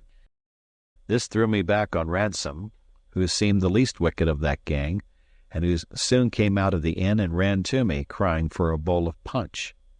I told him I would give him no such thing, for neither he nor I was of an age for such indulgences. "But a glass of ale you may have, and welcome," says I. He mopped and mowed at me, and called me names, but he was glad to get the ale for all that, and presently we were set down at a table in the front room of the inn, and both eating and drinking with a good appetite. Here it occurred to me that, as the landlord was a man of that county, I might do well to make a friend of him. I offered him a share, as was much the custom in those days, but he was far too great a man to sit with such poor customers as Ransom and myself, and he was leaving the room when I called him back to ask if he knew Mr. Rankyler. "Hoot, aye," says he, "and a very honest man. And oh, by the by," says he, "was it you who came in with Ebenezer?" And when I told him yes, "You be no friend of his?" he asked, meaning in the Scottish way that I would be no relative. I told him no, none. "I thought not," said he, "and yet ye have a kind of gliff of Mr. Alexander." I said it seemed that Ebenezer was ill seen in the country. "Nae doubt," said the landlord. "He's a wicked old man, and there's many would like to see him girning in the tow. Jennet Clouston and many mair that he has harried out of house and ham. And yet he was once a fine young fellow too. But that was before the soft gaed abroad about Mr. Alexander. That was like the death of him. "And what was it?" I asked. "Oh, just that he had killed him," said the landlord. "Did you never hear that?" "And what would he kill him for?" said I. "And what for but just to get the place?" said he. "The place?" said I. "The Shaws?" "The other place that I ken," said he. "Aye, man?" said I. "Is that so? Was Alexander the eldest son?" "'Deed he was," said the landlord. "What else would he have killed him for?" And with that he went away, as he had been impatient to do from the beginning. Of course, I had guessed it a long while ago, but it is one thing to guess, another to know, and I sat stunned with my good fortune, and could scarce grow to believe that the same poor lad who had trudged in the dust from Ettrick Forest not 2 days ago was now one of the rich of the earth, and had a house and broad lands, and might mount his horse tomorrow. All these pleasant things, and 1,000 others, crowded into my mind, as I sat staring before me out of the inn window, and paying no heed to what I saw, only I remember that my eye lighted on Captain Hoseason down on the pier among his seamen, and speaking with some authority. And presently he came marching back towards the house, with no mark of a sailor's clumsiness, but carrying his fine tall figure with a manly bearing, and still with the same sober, grave expression on his face. I wondered if it was possible that Ransom's stories could be true, and half disbelieved them. They fitted so ill with the man's looks. But indeed he was neither so good as I supposed him, nor quite so bad as Ransom did, for in fact he was 2 men, and left the better one behind as soon as he set foot on board his vessel. The next thing I heard my uncle calling me, and found the pair in the road together. It was the captain who addressed me, and that with an air, very flattering to a young lad, of grave equality. "Sir," says he, "Mr. Balfour tells me great things of you, and for my own part, I like your looks. I wish I was for longer here, that we might make the better friends, but we'll make the most of what we have. Ye shall come on board my brig for half an hour, till the ebb sets, and drink a bowl with me." Now, I longed to see the inside of a ship more than words can tell, but I was not going to put myself in jeopardy, and I told him my uncle and I had an appointment with a lawyer. "Aye, aye," said he. "He passed me word of that. But you see, the boat'll set you ashore at the town pier, and that's but a penny stone-cast from Rankeillor's house." And here he suddenly leaned down and whispered in my ear, "Take care of the old tod, he means mischief. Come aboard till I can get a word with you." And then, passing his arm through mine, he continued aloud, as he set off towards his boat, "But come, what can I bring you from the Carolinas? Any friend of Mr. Balfour's can command. A roll of tobacco, Indian featherwork, a skin of a wild beast, a stone pipe, the mockingbird that mews for all the world like a cat, the cardinal bird that is as red as blood. Take your pick and say your pleasure." By this time we were at the boat side, and he was handing me in. I did not dream of hanging back. I thought, the poor fool, that I had found a good friend and helper, and I was rejoiced to see the ship. As soon as we were all set in our places, the boat was thrust off from the pier and began to move over the waters, and what with my pleasure in this new movement and my surprise at our low position, and the appearance of the shores, and the growing bigness of the brig as we drew near to it, I could hardly understand what the captain said, and must have answered him at random. As soon as we were alongside, where I sat fairly gaping at the ship's height, the strong humming of the tide against its sides, and the pleasant cries of the seamen at their work, Hoseason, declaring that he and I must be the first aboard, ordered a tackle to be sent down from the mainyard. In this I was whipped into the air and set down again on the deck, where the captain stood ready waiting for me, and instantly slipped back his arm under mine. There I stood some while, a little dizzy with the unsteadiness of all around me, perhaps a little afraid, and yet vastly pleased with these strange sights, the captain meanwhile pointing out the strangest and telling me their names and uses. "But where is my uncle?" said I, suddenly. "Hi," said Hoseason, with a sudden grimness, That's the point." I felt I was lost. With all my strength I plucked myself clear of him and ran to the bulwarks. Sure enough, there was the boat pulling for the town, with my uncle sitting in the stern. I gave a piercing cry, "Help! Help! Murder!" so that both sides of the anchorage rang with it, and my uncle turned round where he was sitting and showed me a face full of cruelty and terror. It was the last I saw. Already strong hands had been plucking me back from the ship's side, and now a thunderbolt seemed to strike me. I saw a great flash of fire, and fell senseless. Chapter 7. I go to sea in the brig Covenant of Dysart.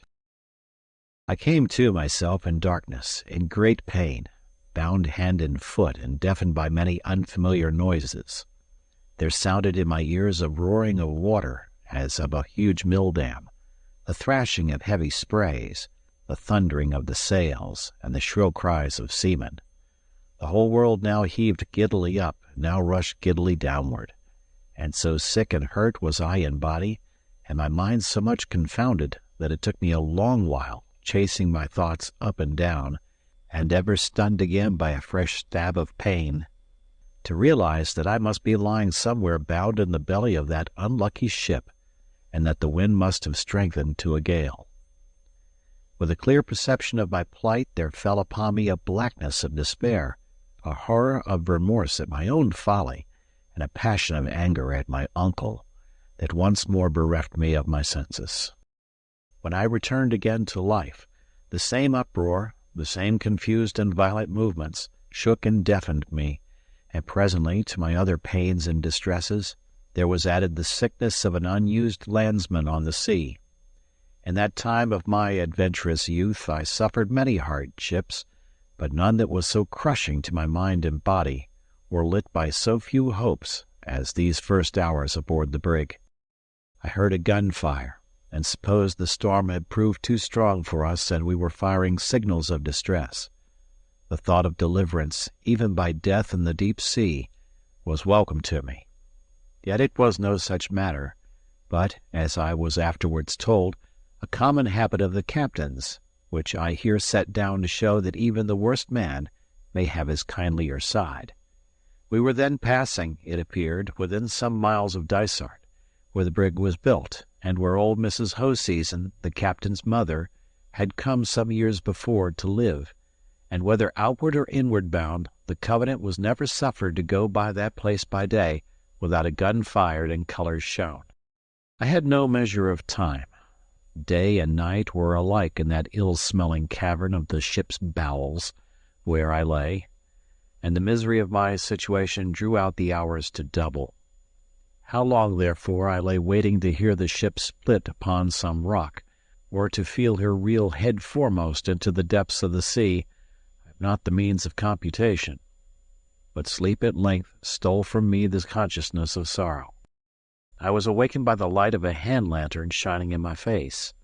A small man of about 30, with green eyes and a tangle of fair hair, stood looking down at me. "Well," said he, "how goes it?" I answered by a sob, and my visitor then felt my pulse and temples, and set himself to wash and dress the wound upon my scalp. "Aye," said he, "a sore dunt. What, man, cheer up. The world's no done. You've made a bad start of it, but you'll make it better. Have you had any meat?" I said I could not look at it, and thereupon he gave me some brandy and water in a tin pannikin, and left me once more to myself. The next time he came to see me I was lying betwixt sleep and waking, my eyes wide open in the darkness, the sickness quite departed, but succeeded by a horrid giddiness and swimming that were almost worse to bear.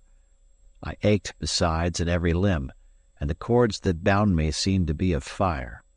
The smell of the hole in which I lay seemed to have become a part of me, and during the long interval since his last visit I had suffered tortures of fear, now from the scurrying of the ship's rats that sometimes pattered on my very face, and now from the dismal imaginings that haunt the bed of fever. The glimmer of the lantern, as a trap opened, shone in like the heaven's sunlight, and though it only showed me the strong dark beams of the ship that was my prison, I could have cried aloud for gladness. The man with the green eyes was the first to descend the ladder, and I noticed that he came somewhat unsteadily. He was followed by the captain.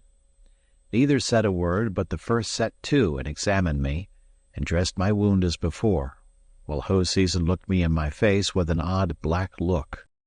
"Now, sir, you see for yourself," said the first. "A high fever, no appetite, no light, no meat. You see for yourself what that means." "I am no conjurer, Mr. Riach," said the captain. "Give me leave, sir," said Riach. "You've a good head upon your shoulders, and a good Scotch tongue to ask with, but I will leave you no manner of excuse. I want that boy taken out of this hole and put in the forecastle." "What you may want, sir, is a matter of concern to nobody but yourself," returned the captain. "But I can tell you that which is to be. Here he is, here he shall bide." "Admitting that you have been paid in proportion," said the other, "I will crave leave humbly to say that I have not. Paid I am, and none too much, to be the second officer of this old tub, and you ken very well if I do my best to earn it, but I was paid for nothing more." "If ye could hold back your hand from the tin pan, Mr. Riach, I would have no complaint to make of you," returned the skipper. "And instead of asking riddles, I make bold to say that you would hold your breath to cool your porridge. Will be required on deck," he added in a sharper note, and set one foot upon the ladder. Mr. Riach caught him by the sleeve. "Admitting that you've been paid to do a murder," he began. Hoseason turned upon him with a flash. "What's that?" he cried. "What kind of talk is that?" "It seems it is the talk that you can understand," said Mr. Riach, looking him steadily in the face. "Mr. Riach, I have sailed with ye 3 cruises," replied the captain. "In all that time, sir, you should have learned to know me. I'm a stiff man and a dour man, but for what you say the now, fie, fie, it comes from a bad heart and a black conscience. If you say the lad will die—" "Aye, he will," said Mr. Riach. "Well, sir, is that not enough?" said Hoseason. "Flit him where you please." Thereupon the captain ascended the ladder, and I, who had lain silent throughout this strange conversation, beheld Mr. Riach turn after bow as low as to his knees in what was plainly a spirit of derision.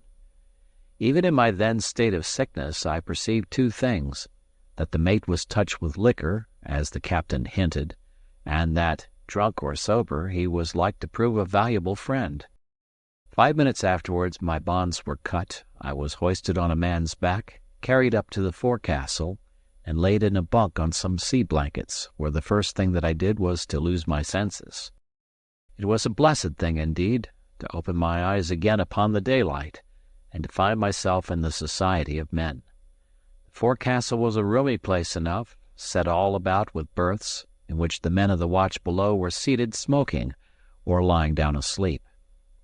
The day being calm and the wind fair, the scuttle was open, and not only the good daylight, but from time to time, as the ship rolled, a dusty beam of sunlight shone in and dazzled and delighted me.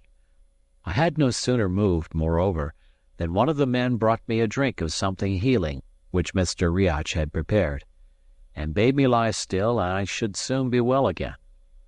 There were no bones broken, he explained. The clour on the head were nothing. "Man," said he, "it was me that gave it you." Here I lay for the space of many days a close prisoner, and not only got my health again, but came to know my companions. They were a rough lot indeed, as sailors mostly are, being men rooted out of all the kindly parts of life, and condemned to toss together on the rough seas with masters no less cruel. There were some among them that had sailed with the pirates, and seen things it would be a shame even to speak of. Some were men that had run from the king's ships, and went with a halter round their necks, of which they made no secret, and all, as the saying goes, were at a word and a blow with their best friends. Yet I had not been many days shut up with them before I began to be ashamed of my first judgment, when I had drawn away from them at the Ferry pier, as though they had been unclean beasts. No class of man is altogether bad, but each has its own faults and virtues, and these shipmates of mine were no exception to the rule.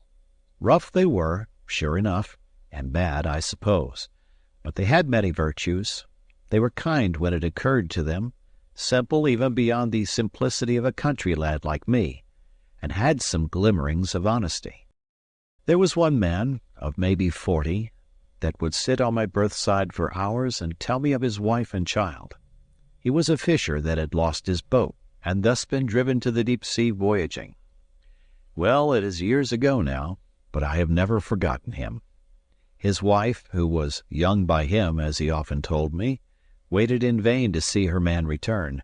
He would never again make the fire for her in the morning, nor yet keep the bairn when she was sick. Indeed, many of these poor fellows, as the event proved, were upon their last cruise. The deep seas and cannibal fish receive them, and it is a thankless business to speak ill of the dead. Among other good deeds that they did, they returned my money, which had been shared among them, and though it was about a third short, I was very glad to get it, and hoped great good from it in the land I was going to.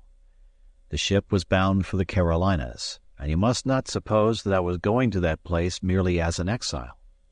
The trade was even then much depressed, since that, and with the rebellion of the colonies and the formation of the United States, it has, of course, come to an end. But in those days of my youth, white men were still sold into slavery on the plantations, and that was the destiny to which my wicked uncle had condemned me. The cabin boy Ransom, from whom I had first heard of these atrocities, came in at times from the Roundhouse, where he berthed and served, now nursing a bruised limb in silent agony, now raving against the cruelty of Mr. Shuan. It made my heart bleed, but the men had a great respect for the chief mate, who was, as they said, the only seaman of the whole jing-bang, and none such a bad man when he was sober. Indeed, I found there was a strange peculiarity about our two mates, that Mr. Riach was sullen, unkind, and harsh when he was sober, and Mr. Shuan would not hurt a fly except when he was drinking. I asked about the captain, but I was told Drake made no difference upon that man of iron.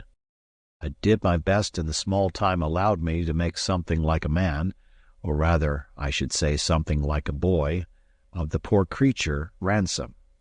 But his mind was scarce truly human. He could remember nothing of the time before he came to sea, only that his father had made clocks, and had a starling in the parlor, which could whistle the north country. All else had been blotted out in these years of hardship and cruelties. He had a strange notion of the dry land, picked up from sailors' stories, that it was a place where lads were put to some kind of slavery called a trade, and where apprentices were continually lashed and clapped into foul prisons. In a town, he thought every second person a decoy, and every third house a place in which seamen would be drugged and murdered. To be sure, I would tell him how kindly I had myself been used upon that dry land he was so much afraid of, and how well fed and carefully taught both by my friends and my parents. And if he had been recently hurt, he would weep bitterly and swear to run away. But if he was in his usual crack-brain humor, or, still more, if he had had a glass of spirits in the Roundhouse, he would deride the notion.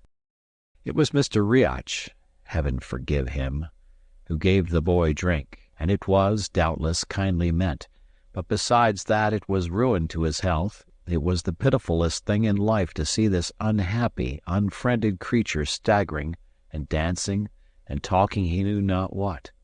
Some of the men laughed, but not all. Others would grow as black as thunder, thinking perhaps of their own childhood or their own children, and bid him stop that nonsense, and think what he was doing. As for me, I felt ashamed to look at him, and the poor child still comes about me in my dreams. All this time, you should know, the Covenant was meeting continual headwinds and tumbling up and down against head seas, so that the scuttle was almost constantly shut, and the forecastle lighted only by a swinging lantern on a beam. There was constant labor for all hands. The sails had to be made and shortened every hour. The strain told on the men's temper. There was a growl of quarreling all day long from berth to berth, and as I was never allowed to set my foot on deck, you can picture to yourselves how weary of my life I grew to be, and how impatient for a change. And a change I was to get, as you shall hear, but I must first tell of a conversation I had with Mr. Riach, which put a little heart in me to bear my troubles. Getting him in a favorable stage of drink, for indeed he never looked near me when he was sober, I pledged him to secrecy and told him my whole story. He declared it was like a ballad, that he would do his best to help me, that I should have paper, pen, and ink, and write one line to Mr. Campbell and another to Mr. Rankiler, and that if I had told the truth, 10 to 1 he would be able, with their help, to pull me through and set me in my rights. "And in the meantime," says he, "keep your heart up. You're not the only one, I'll tell you that. There's many a man hoeing tobacco overseas that should be mounting his horse at his own door at home. Many and many. And life is all a variorum, at the best. Look at me. I'm a laird's son, and more than half a doctor, and here I am, man Jack the hoe season." I thought it would be civil to ask him for his story. He whistled loud. "Never had one," said he. "I like fun, that's all." And he skipped out of the forecastle. Chapter 8. The Roundhouse. One night, about 11 o'clock, a man of Mr. Riach's watch, which was on deck, came below for his jacket, and instantly there began to go a whisper about the forecastle that Shuan had done for him at last. There was no need of a name. We all knew who was meant, but we had scarce time to get the idea rightly in our heads, far less to speak of it, when the scuttle was again flung open, and Captain Hoseason came down the ladder. He looked sharply round the bunks in the tossing light of the lantern, and then, walking straight up to me, he addressed me, to my surprise, in tones of kindness. "My man," said he, "we want you to serve in the Roundhouse. You and Ransom are to change berths. Run away aft with you." Even as he spoke, 2 seamen appeared in the scuttle, carrying Ransom in their arms, and the ship at that moment giving a great sheer into the sea, and the lantern swinging, the light fell direct on the boy's face. It was white as wax, and had a look upon it like a dreadful smile. The blood in me ran cold, and I drew in my breath as if I had been struck. "Run away aft! Run away aft with you!" cried Hoseason. And at that I brushed by the sailors and the boy, who neither spoke nor moved, and ran up the ladder on deck. The brig was sheering swiftly and giddily through a long cresting swell. She was on the starboard tack, and on the left hand, under the arched foot of the foresail, I could see the sunset still quite bright. This, at such an hour of the night, surprised me greatly, but I was too ignorant to draw the true conclusion, that we were going north about round Scotland, and were now on the high sea between the Orkney and Shetland Islands, having avoided the dangerous currents of the Pentland Firth. For my part, who had been so long shut in the dark and knew nothing of headwinds, I thought we might be halfway or more across the Atlantic. And indeed, beyond that I wondered a little at the lateness of the sunset light. I gave no heed to it, pushed on across the decks, running between the seas, catching at ropes, and only saved from going overboard by one of the hands on deck, who had always been kind to me. The Roundhouse, for which I was bound, and where I was now to sleep and serve, stood some 6 feet above the decks, and, considering the size of the brig, was of good dimensions. Inside was a fixed table and bench, and 2 berths, one for the captain, and the other for the 2 mates, turn and turn about. It was all fitted with lockers from top to bottom, so as to stow away the officers' belongings and a part of the ship's stores. There was a second storeroom underneath, which you entered by a hatchway in the middle of the deck. Indeed, all the best of the meat and drink and the whole of the powder were collected in this place, and all the firearms, except the 2 pieces of brass ordnance, were set in a rack in the aftermost wall of the roundhouse. The most of the cutlasses were in another place. A small window with a shutter on each side, and a skylight in the roof, gave it light by day, and after dark there was a lamp always burning. It was burning when I entered, not brightly, but enough to show Mr. Shuan sitting at the table, with the brandy bottle and a tin pannikin in front of him. He was a tall man, strongly made and very black, and he stared before him on the table like one stupid. He took no notice of my coming in, nor did he move when the captain followed and leant on the berth beside me, looking darkly at the mate. I stood in great fear of Hoseason, and had my reasons for it, but something told me I need not be afraid of him just then, and I whispered in his ear, "How is he?" He shook his head like one that does not know and does not wish to think, and his face was very stern. Presently Mr. Riach came in.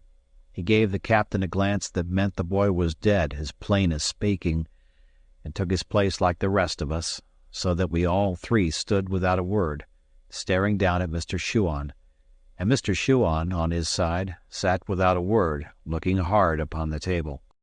All of a sudden he put out his hand to take the bottle, and at that Mr. Riach started forward and caught it away from him, rather by surprise than violence, crying out with an oath that there had been too much of this work altogether, and that a judgment would fall upon the ship. And as he spoke, the weather sliding doors standing open, he tossed the bottle into the sea. Mr. Shuan was on his feet in a trice. He still looked dazed, but he meant murder, aye, and would have done it, for the second time that night, had not the captain stepped in between him and his victim. "Sit down!" roars the captain. "You sodden swine, do you know what you've done? You've murdered the boy." Mr. Shuan seemed to understand, for he sat down again and put up his hand to his brow. "Well," he said, "he brought me a dirty pannikin." At that word, the captain and I and Mr. Riach all looked at each other for a second with a kind of frightened look, and then Hoseason walked up to his chief officer, took him by the shoulder, led him across to his bunk and bade him lie down and go to sleep, as you might speak to a bad child. The murderer cried a little, but he took off his sea boots and obeyed. "Ah!" cried Mr. Riach with a dreadful voice, "you should have interfered long since. It's too late now." "Mr. Riach," said the captain, "this night's work must never be kent in Dysart. The boy went overboard, sir. That's what the story is, and I would give £5 out of my pocket it was true." He turned to the table. "What made you throw the good bottle away?" he added.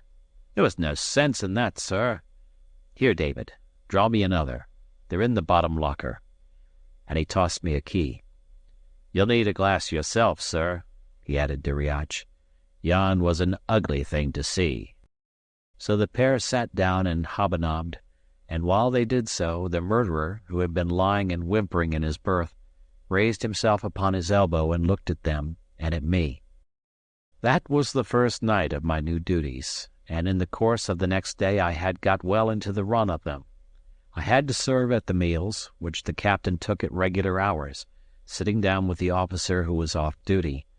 All the day through I would be running with a dram to one or other of my three masters, and at night I slept on a blanket thrown on the deck boards at the aftermost end of the roundhouse, and right in the draught of the two doors. It was a hard and a cold bed, nor was I suffered to sleep without interruption, for someone would always be coming in from deck to get a dram, and when a fresh watch was to be set, two and sometimes all three would sit down and brew a bowl together. How they kept their health I know not, any more than how I kept my own. And yet in other ways it was an easy service. There was no cloth to lay. The meals were either of oatmeal porridge or salt junk, except twice a week, when there was duff, and though I was clumsy enough and, not being firm on my sea legs, sometimes fell with what I was bringing them, both Mr. Riach and the captain were singularly patient. I could not but fancy they were making up leeway with their consciences, and that they would scarce have been so good with me if they had not been worse with Ransom. As for Mr. Shuan, the drink or his crime, or the two together, had certainly troubled his mind. I cannot say I ever saw him in his proper wits. He never grew used to my being there, stared at me continually. Sometimes I could have thought with terror, and more than once drew back from my hand when I was serving him. I was pretty sure from the first that he had no clear mind of what he had done, and on my second day in the roundhouse I had the proof of it. We were alone, and he had been staring at me a long time, when all at once up he got as pale as death and came up close to me, to my great terror. But but I had no cause to be afraid of him. "You were not here before?" he asked. "No, sir," said I. "There was another boy?" he asked again, and when I had answered him, "Ah," says he, "I thought that," and went and sat down without another word except to call for brandy. You may think it strange, but for all the horror I had, I was still sorry for him.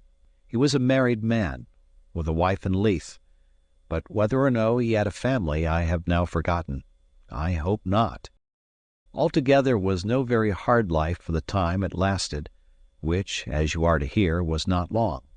I was as well fed as the best of them, even their pickles, which were the great dainty, I was allowed my share of, and had I liked I might have been drunk from morning to night, like Mr. Shuan.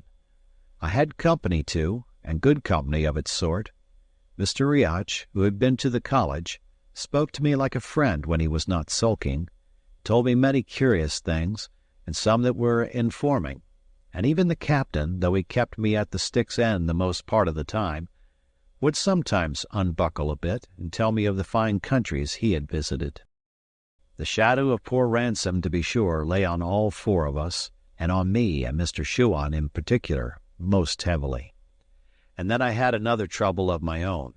Here I was, doing dirty work for three men that I looked down upon, and one of whom, at least, should have been hung upon a gallows. That was for the present, and as for the future, I could only see myself slaving alongside of negroes in the tobacco fields. Mr. Riach, perhaps from caution, would never suffer me to say another word about my story.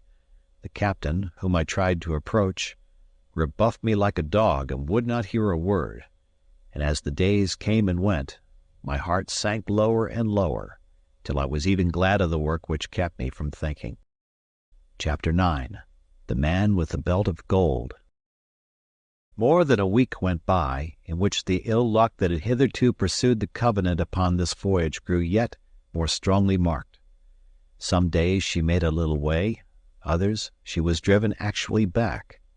At last we were beaten so far to the south that we tossed and tacked to and fro the whole of the 9th day, within sight of Cape Wrath and the wild rocky coast on either hand of it. There followed on that a council of the officers, and some decision which I did not rightly understand, seeing only the result, that we had made a fair wind of a foul one, and were running south. 10th afternoon there was a falling swell and a thick, wet, white fog that hid one end of the brig from the other. All afternoon, when I went on deck, I saw men and officers listening hard over the bulwarks. For breakers, they said, and though I did not so much as understand the word, I felt danger in the air, and was excited. Maybe about 10 at night I was serving Mr. Riach and the captain at their supper, when the ship struck something with a great sound, and we heard voices singing out. My two masters leaped to their feet. "She's struck," said Mr. Riach. "No, sir," said the captain. "We've only run a boat down." And they hurried out. The captain was in the right of it. We had run down a boat in the fog, and she had parted in the midst and gone to the bottom with all her crew but one. This man, as I heard afterwards, had been sitting in the stern as a passenger, while the rest were on the benches rowing. At the moment of the blow, the stern had been thrown into the air, and the man, having his hands free, and for all he was encumbered with a frieze overcoat that came below his knees, had leaped up and caught hold of the brig's bowsprit. It showed he had luck and much agility and unusual strength, that he should have thus saved himself from such a pass. And yet, when the captain brought him into the Roundhouse, and I set eyes on him for the first time, he looked as cool as I did. He was smallish in stature, but well set, and as nimble as a goat. His face was of a good open expression, but sunburnt very dark, and heavily freckled and pitted with the smallpox. His eyes were unusually light and had a kind of dancing madness in them that was both engaging and alarming, and when he took off his greatcoat, he laid a pair of fine silver-mounted pistols on the table, and I saw that he was belted with a great sword. His manners, besides, were elegant, and he pledged the captain handsomely. Altogether I thought of him, at the first sight, that here was a man I would rather call my friend than my enemy. The captain, too, was taking his observations, but rather of the man's clothes than his person. And to be sure, as soon as he had taken off the greatcoat, he showed forth mighty fine for the roundhouse of a merchant brig, having a hat with feathers, a red waistcoat, breeches of black plush, and a blue coat with silver buttons and handsome silver lace. Costly clothes, though somewhat spoiled with the fog and being slept in. "I'm vexed, sir, about the boat," said the captain. "There are some pretty men gone to the bottom," said the stranger, "that I would rather see on the dry land again than half a score of boats." "Friends of yours?" said Hoseason. "You have none such friends in your country," was the reply. "They would have died for me like dogs." "Well, sir," said the captain, still watching him, "there are more men in the world than boats to put them in." "And that's true, too," cried the other. "And you seem to be a gentleman of great penetration." "I have been in France, sir," says the captain, so that it was plain he meant more by the words than showed upon the face of them. "Well, sir," says the other, "and so is many a pretty man, for the matter of that." "No doubt, sir," says the captain, "and fine coats." "Oho!" says the stranger, "is that how the wind sets?" And he laid his hand quickly on his pistols. "Don't be hasty," said the captain. "Don't do a mischief before you see the need of it. You have a French soldier's coat upon your back and a Scotch tongue in your head, to be sure. But so has many an honest fellow these days, and I dare say none the worse of it." "So?" said the gentleman in the fine coat. "Are ye of the honest party?" Meaning, was he a Jacobite? For each side in these sort of civil broils takes the name of honesty for its own. "Why, sir," replied the captain, "I am a true blue Protestant, and I thank God for it." It was the first word of any religion I had ever heard from him, but I learned afterwards he was a great church-goer while on shore. "But for all that," says he, "I can be sorry to see another man with his back to the wall." "Can you so, indeed?" asked the Jacobite.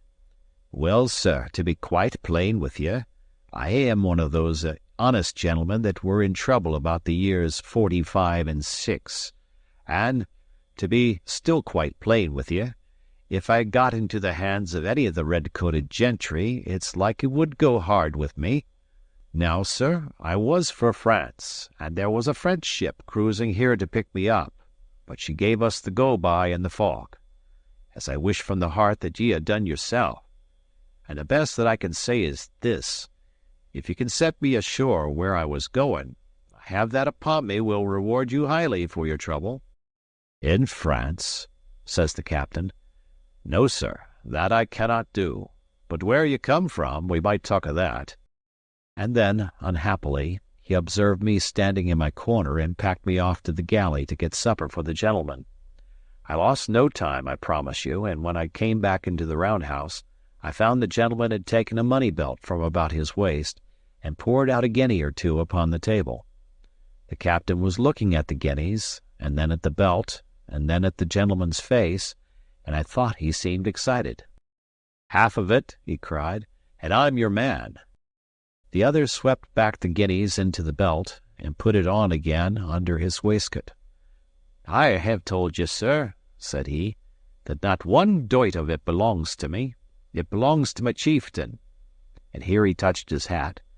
"And while I would be but a silly messenger to grudge some of it that the rest might come safe, I should show myself a hound indeed if I bought my own carcass any too dear. 30 guineas on the seaside, or 60 if you set me on the Linnhe Loch. Take it if you will, if not, you can do your worst." "Aye," said Hoseason, "and if I give you over to the soldiers?" "You would make a fool's bargain," said the other. "My chief, let me tell you, sir, is forfeited, like every honest man in Scotland. His estates is in the hands of the man they call King George, and it is his officers that collects the rents, or try to collect them. But for the honour of Scotland, the poor tenant bodies take a thought upon their chief lying in exile, and this money is a part of that very rent for which King George is looking. Now, sir, you seem to me to be a man that understands things. Bring this money within the reach of government, and how much of it'll come to you?" "Little enough, to be sure," said Hoseason. And then, "If they knew," he added dryly. "But I think if I was to try that I could hold my tongue about it." "Ah, but I'll begawk you there," cried the gentleman. "Play me false, and I'll play you cunning. If a hand is laid upon me, they shall ken what money it is." "Well," returned the captain, "that must be must. 60 guineas, and done. Here's my hand upon it." "And here's mine," said the other. And thereupon the captain went out, rather hurriedly, I thought, and left me alone in the roundhouse with the stranger. At that period, so soon after the 45, there were many exiled gentlemen coming back at the peril of their lives, either to see their friends or to collect a little money, and as for the Highland chiefs that had been forfeited, it was a common matter of talk how their tenants would stint themselves to send them money, and their clansmen outfaced the soldiery to get it in, and run the gauntlet of our great navy to carry it across. All this I had, of course, heard tell of, and now I had a man under my eyes whose life was forfeit on all these counts and upon one more, for he was not only a rebel and a smuggler of rents, but he had taken service with King Louis of France. And as if all this were not enough, he had a belt full of golden guineas round his loins.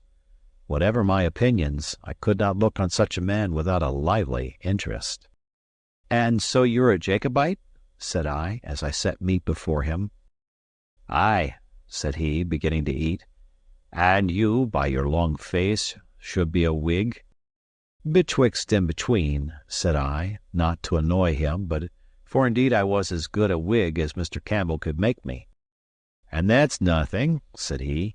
"But I'm saying, Mr. Betwixt and between," he added, "this bottle of yours is dry, and it's hard if I'm to pay 60 guineas and be grudged a dram upon the back of it."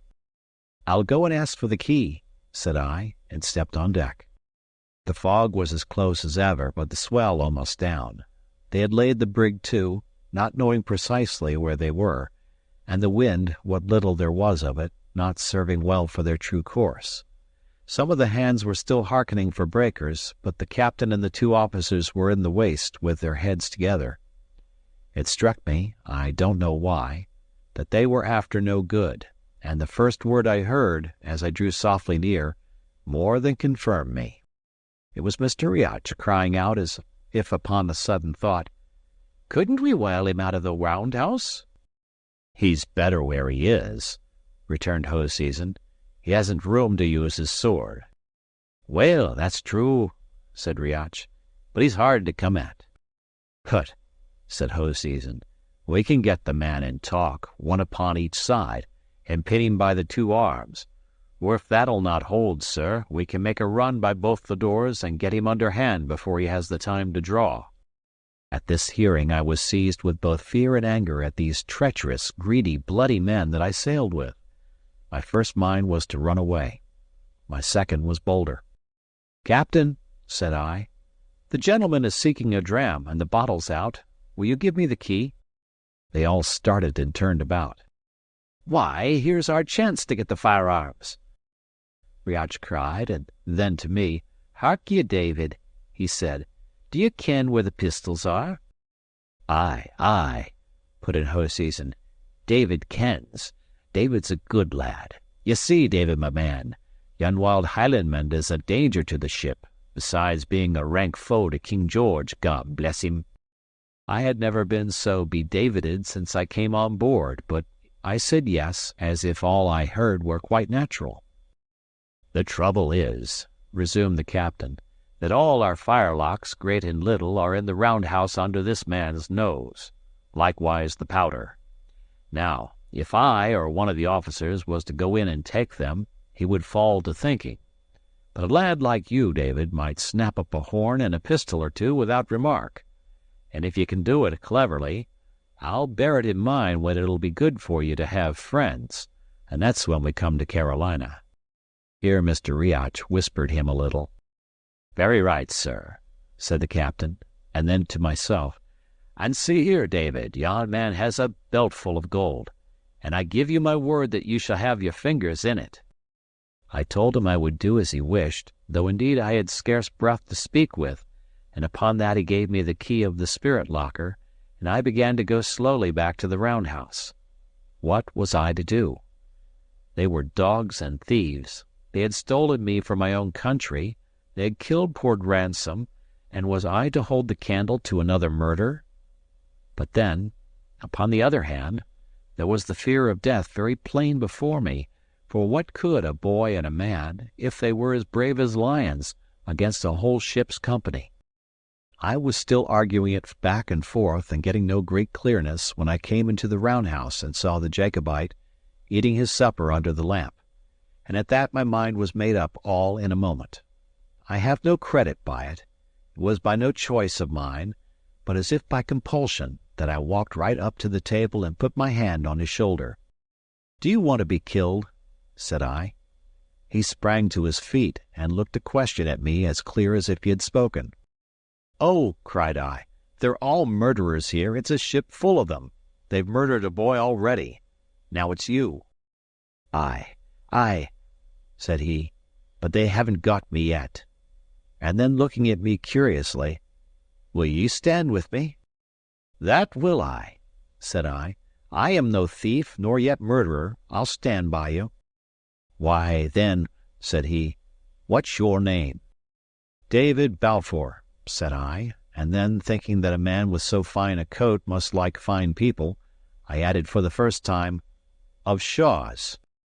It never occurred to him to doubt me, for a Highlander is used to see great gentlefolk in great poverty, but as he had no estate of his own, my words nettled the very childish vanity he had. "My name is Stewart," he said, drawing himself up. "Alan Breck, they call me. The king's name is good enough for me, though I bear it plain, and have the name of no farm midden to clap to the hind end of it." And having administered this rebuke as though it were something of a chief importance, he turned to examine our defences. The Roundhouse was built very strong to support the breaching of the seas. Of its 5 apertures, only the skylight and the 2 doors were large enough for the passage of a man. The doors, besides, could be drawn close.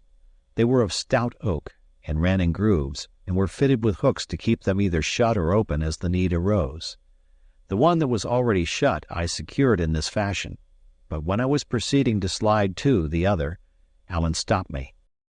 "David," said he, "for I cannot bring to mind the name of your landed estate, and so will make so bold as to call ye David. That door being open is the best part of my defences." "It would be yet better shut," says I. "Not so, David," says he.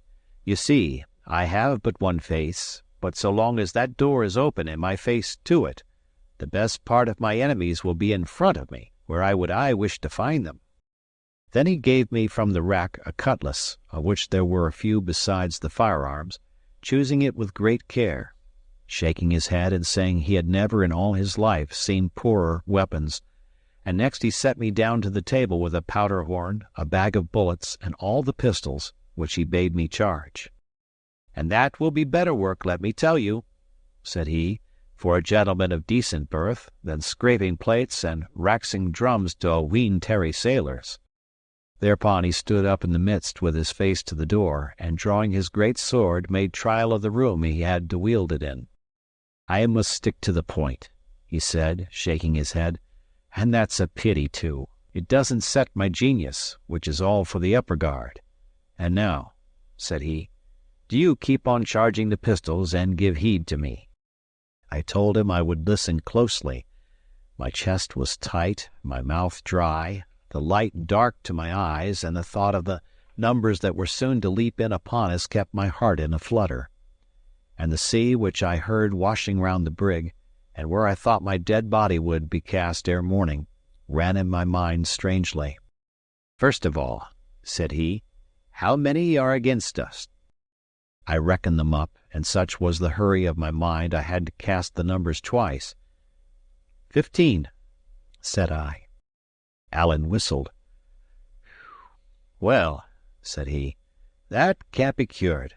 And now follow me, It is my part to keep this door, where I look for the main battle. In that ye have no hand. And mind, and dinna fire to this side unless they get me down, for I would rather have 10 foes in front of me than one friend like you cracking pistols at my back." I told him, indeed, I was no great shot. "And that's very bravely said," he cried, in a great admiration of my candour. "There's many a pretty gentleman that wouldn't dare to say it." "But then, sir," said I, "there is the door behind you, which they may perhaps break in." "Aye," said he, "and that is the part of your work. No sooner the pistol's charged than you must climb up into yon bed where you handy at the window, and if they lift hand against the door, you're to shoot. But that's not all. Let's make a bit of a soldier of you, David. What else have you to guard?" "There's the skylight," said I. "But indeed, Mr. Stewart, I would need to have eyes upon both sides to keep the two of them, for when my face is at the one, my back is to the other." "And that's very true," said Allen. "But have you no ears to your head?" "To be sure," cried I. "I must hear the bursting of the glass."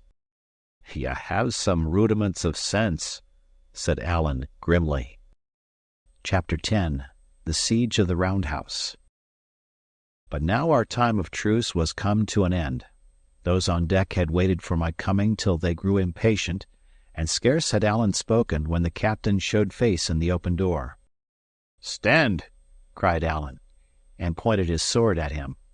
The captain stood indeed, but he neither winced nor drew back a foot. "A naked sword," said he. "This is a strange return for hospitality." "Do ye see me?" said Allen. "I am come of kings. I bear a king's name. My badge is the oak. Do you see my sword? It has slashed the heads off more whigamores than you have toes upon your feet. Call up your vermin to your backs, sir, and fall on. The sooner the clash begins, the sooner you'll taste this steel through your vitals." The captain said nothing to Allen, but he looked over at me with an ugly look. "David," said he, "I'll mind this." And the sound of his voice went through me with a jar. Next moment he was gone. "And now," said Allen, "let your hand keep your head, for the grip is coming." Allen drew a dirk, which he held in his left hand in case they should run in under his sword.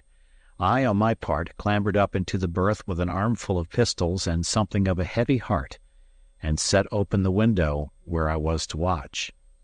It was a small part of the deck that I could overlook, but enough for our purpose. The sea had gone down, and the wind was steady and kept the sails quiet, so that there was a great stillness in the ship, in which I made sure I heard the sound of muttering voices. A little after, and there came a clash of steel upon the deck, by which I knew they were dealing out the cutlasses, and one had been let fall, and after that, silence again. I do not know if I was what you call afraid, but my heart beat like a bird's, both quick and little, and there was a dimness come before my eyes which I continually rubbed away, and which continually returned. As for hope, I had none, but only a darkness of despair and a sort of anger against all the world that made me long to sell my life as dear as I was able. I tried to pray, I remember, but that same hurry of my mind, like a man running, would not suffer me to think upon the words, and my chief wish was to have the thing begin and be done with it. It came all of a sudden when it did, with a rush of feet and a roar, and then a shout from Allen, and a sound of blows and someone crying out as if hurt. I looked back over my shoulder and saw Mr. Shuan in the doorway crossing blades with Allen. "That's him that killed the boy," I cried. "Look to your window," said Allen, and as I turned back to my place, I saw him pass his sword through the mate's body. It was none too soon for me to look to my own part, for my head was scarce back at the window before 5 men, carrying a spare yard for a battering ram, ran past me and took post to drive the door in. I had never fired with a pistol in my life, and not often with a gun, far less against a fellow creature. But it was now or never, and just as they swang the yard, I cried out, "Take that!" and shot into their midst. I must have hit one of them, for he sang out and gave back a step, and the rest stopped as if a little disconcerted. Before they had time to recover, I sent another ball over their heads, and at my third shot, which went as wide as the second, The whole party threw down the yard and ran for it. Then I looked round again into the deck-house. The whole place was full of the smoke of my own firing, just as my ears seemed to be burst with the noise of the shots. But there was Allen, standing as before, only now his sword was running blood to the hilt, and himself so swelled with triumph and fallen into so fine an attitude that he looked to be invincible. Right before him on the floor was Mr. Shuan on his hands and knees. The blood was pouring from his mouth, and he was sinking slowly lower, with a terrible white face. And just as I looked, some of those from behind caught hold of him by the heels and dragged him bodily out of the roundhouse. I believe he died as they were doing it. "There's one of your wigs for you," cried Allen, and then, turning to me, he asked if I had done much execution. I told him I had winged one, and thought it was the captain. "And I have settled too," says he. "No, there's not enough blood let. They'll be back again. To your watch, David. This was but a dram before meat." I settled back to my place, recharging the 3 pistols I had fired, and keeping watch with both eye and ear. Our enemies were disputing not far off upon the deck, and that so loudly that I could hear a word or two above the washing of the seas. "It was Shuan buckled it," I heard one say, and another one answered him with a "Whisht, man, he's paid the piper." And after that the voices fell again into the same muttering as before. Only now one person spoke most of the time, as though laying down a plan, and first one and then another answered him briefly, like men taking orders. By this I made sure they were coming on again, and told Allen. "It's what we have to pray for," said he. "Unless we can give them a good distaste of us, and done with it, there'll be no sleep for either you or me. But this time, mind, they'll be in earnest." By this my pistols were ready, and there was nothing to do but listen and wait. While the brush lasted, I had not the time to think if I was frighted, but now, when all was still again, my mind ran upon nothing else. The thought of the sharp swords and the cold steel was strong in me, and presently, when I began to hear stealthy steps and a brushing of men's clothes against the roundhouse wall, and knew they were taking their places in the dark, I could have found it in my mind to cry out aloud. All this was upon Allen's side, and I had begun to think my share of the fight was at an end, when I heard someone drop softly on the roof above me. Then there came a single call on the sea-pipe, and that was the signal. A knot of them made one rush of it, cutlass in hand, against the door, and at the same moment the glass of the skylight was dashed in 1,000 pieces, and a man leaped through and landed on the floor. Before he got his feet, I had clapped a pistol to his back, and I might have shot him too, only at the touch of him and him alive my whole flesh misgave me, and I could no more pull the trigger than I could have flown. He had dropped his cutlass as he jumped, and when he felt the pistol, whipped straight around and laid hold of me, roaring out an oath, and at that either my courage came again, or I grew so much afraid as came to the same thing, for I gave a shriek and shot him in the midst of the body. He gave the most horrible, ugly groan and fell to the floor. The foot of a second fellow, whose legs were dangling through the skylight, struck me at the same time upon the head, and at that I snatched another pistol and shot this one through the thigh, so that he slipped through and tumbled in a lump on his companion's body. There was no talk of missing, any more than there was time to aim. I clapped the muzzle to the very place and fired. I might have stood and stared at them for long, but I heard Allen shout as if for help, and that brought me to my senses. He had kept the door so long, but one of the seamen, while he was engaged with others, had run in under his guard and caught him about the body. Allen was dirking him with his left hand, but the fellow clung like a leech. Another had broken in and had his cutlass raised. The door was thronged with their faces. I thought we were lost, and catching up my cutlass, fell on them in flank. But I had not time to be of help. The wrestler dropped at last, and Allen, leaping back to get his distance, ran upon the others like a bull, roaring as he went. They broke before him like water, turning and running and falling one against another in their haste. The sword in his hands flashed like quicksilver into the huddle of our fleeing enemies, and at every flash there came the scream of a man hurt. I was still thinking we were lost when, lo, they were all gone, and Allen was driving them along the deck as a sheepdog chases sheep.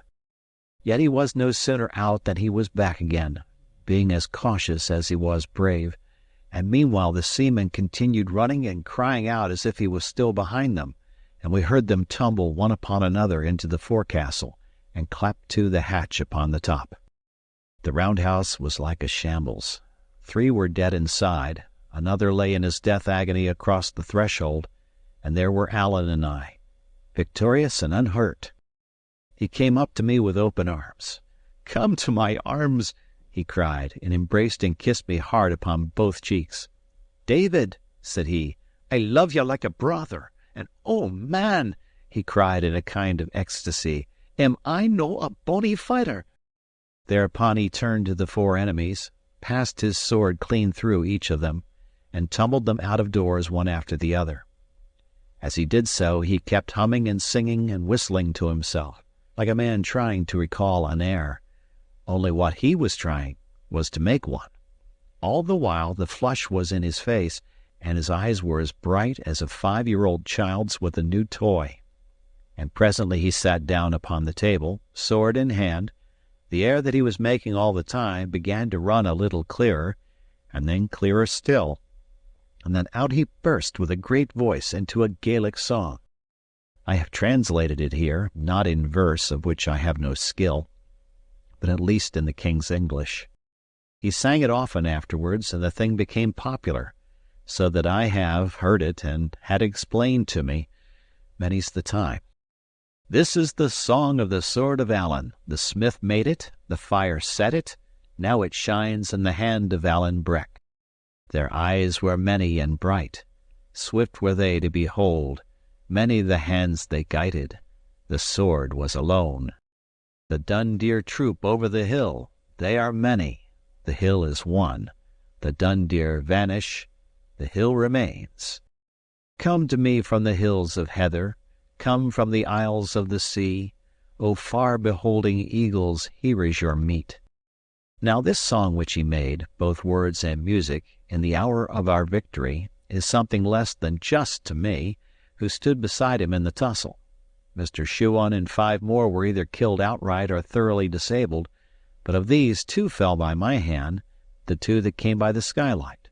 4 more were hurt, and of that number 1, and he not the least important, got his hurt from me, so that altogether I did my fair share both of the killing and the wounding, and might have claimed a place in Allen's verses. But poets have to think upon their rhymes, and in good prose talk Allen always did me more than justice. In the meanwhile I was innocent of any wrong being done me, for not only I knew no word of the Gaelic, but what with the long suspense of the waiting, and the scurry and strain of our 2 spurts of fighting, and more than all, the horror I had of some of my own share in it, the thing was no sooner over than I was glad to stagger to a seat. There was that tightness on my chest that I could hardly breathe.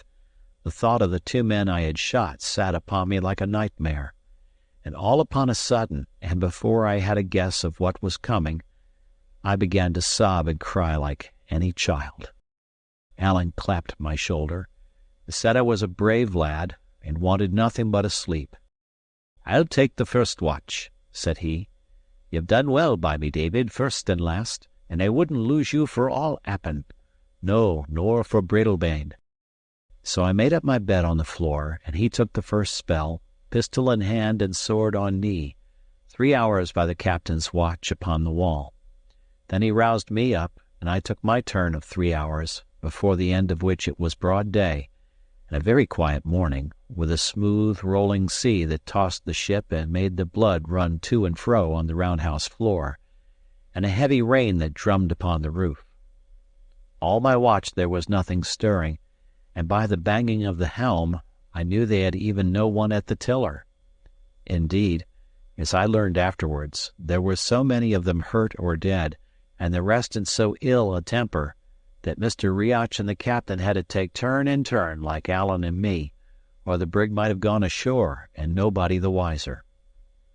It was a mercy the night had fallen so still, for the wind had gone down as soon as the rain began.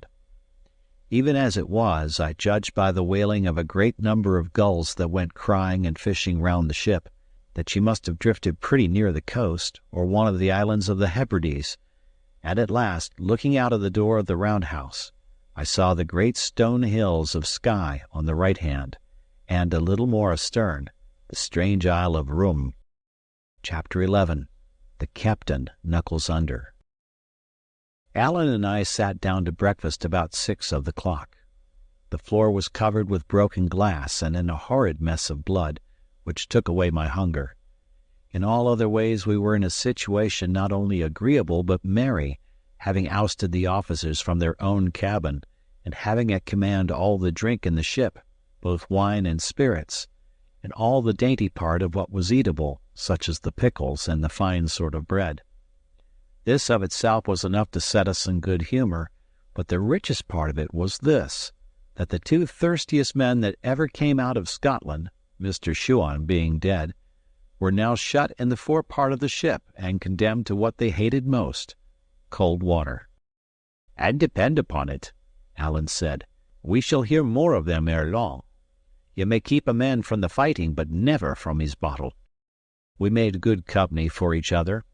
Allen, indeed, expressed himself most lovingly, and taking a knife from the table, cut me off one of the silver buttons from his coat. "I had them," says he, "from my father, Duncan Stewart, and I'll give you one of them to be a keepsake for last night's work. And wherever you go and show that button, the friends of Alan Breck will come around you."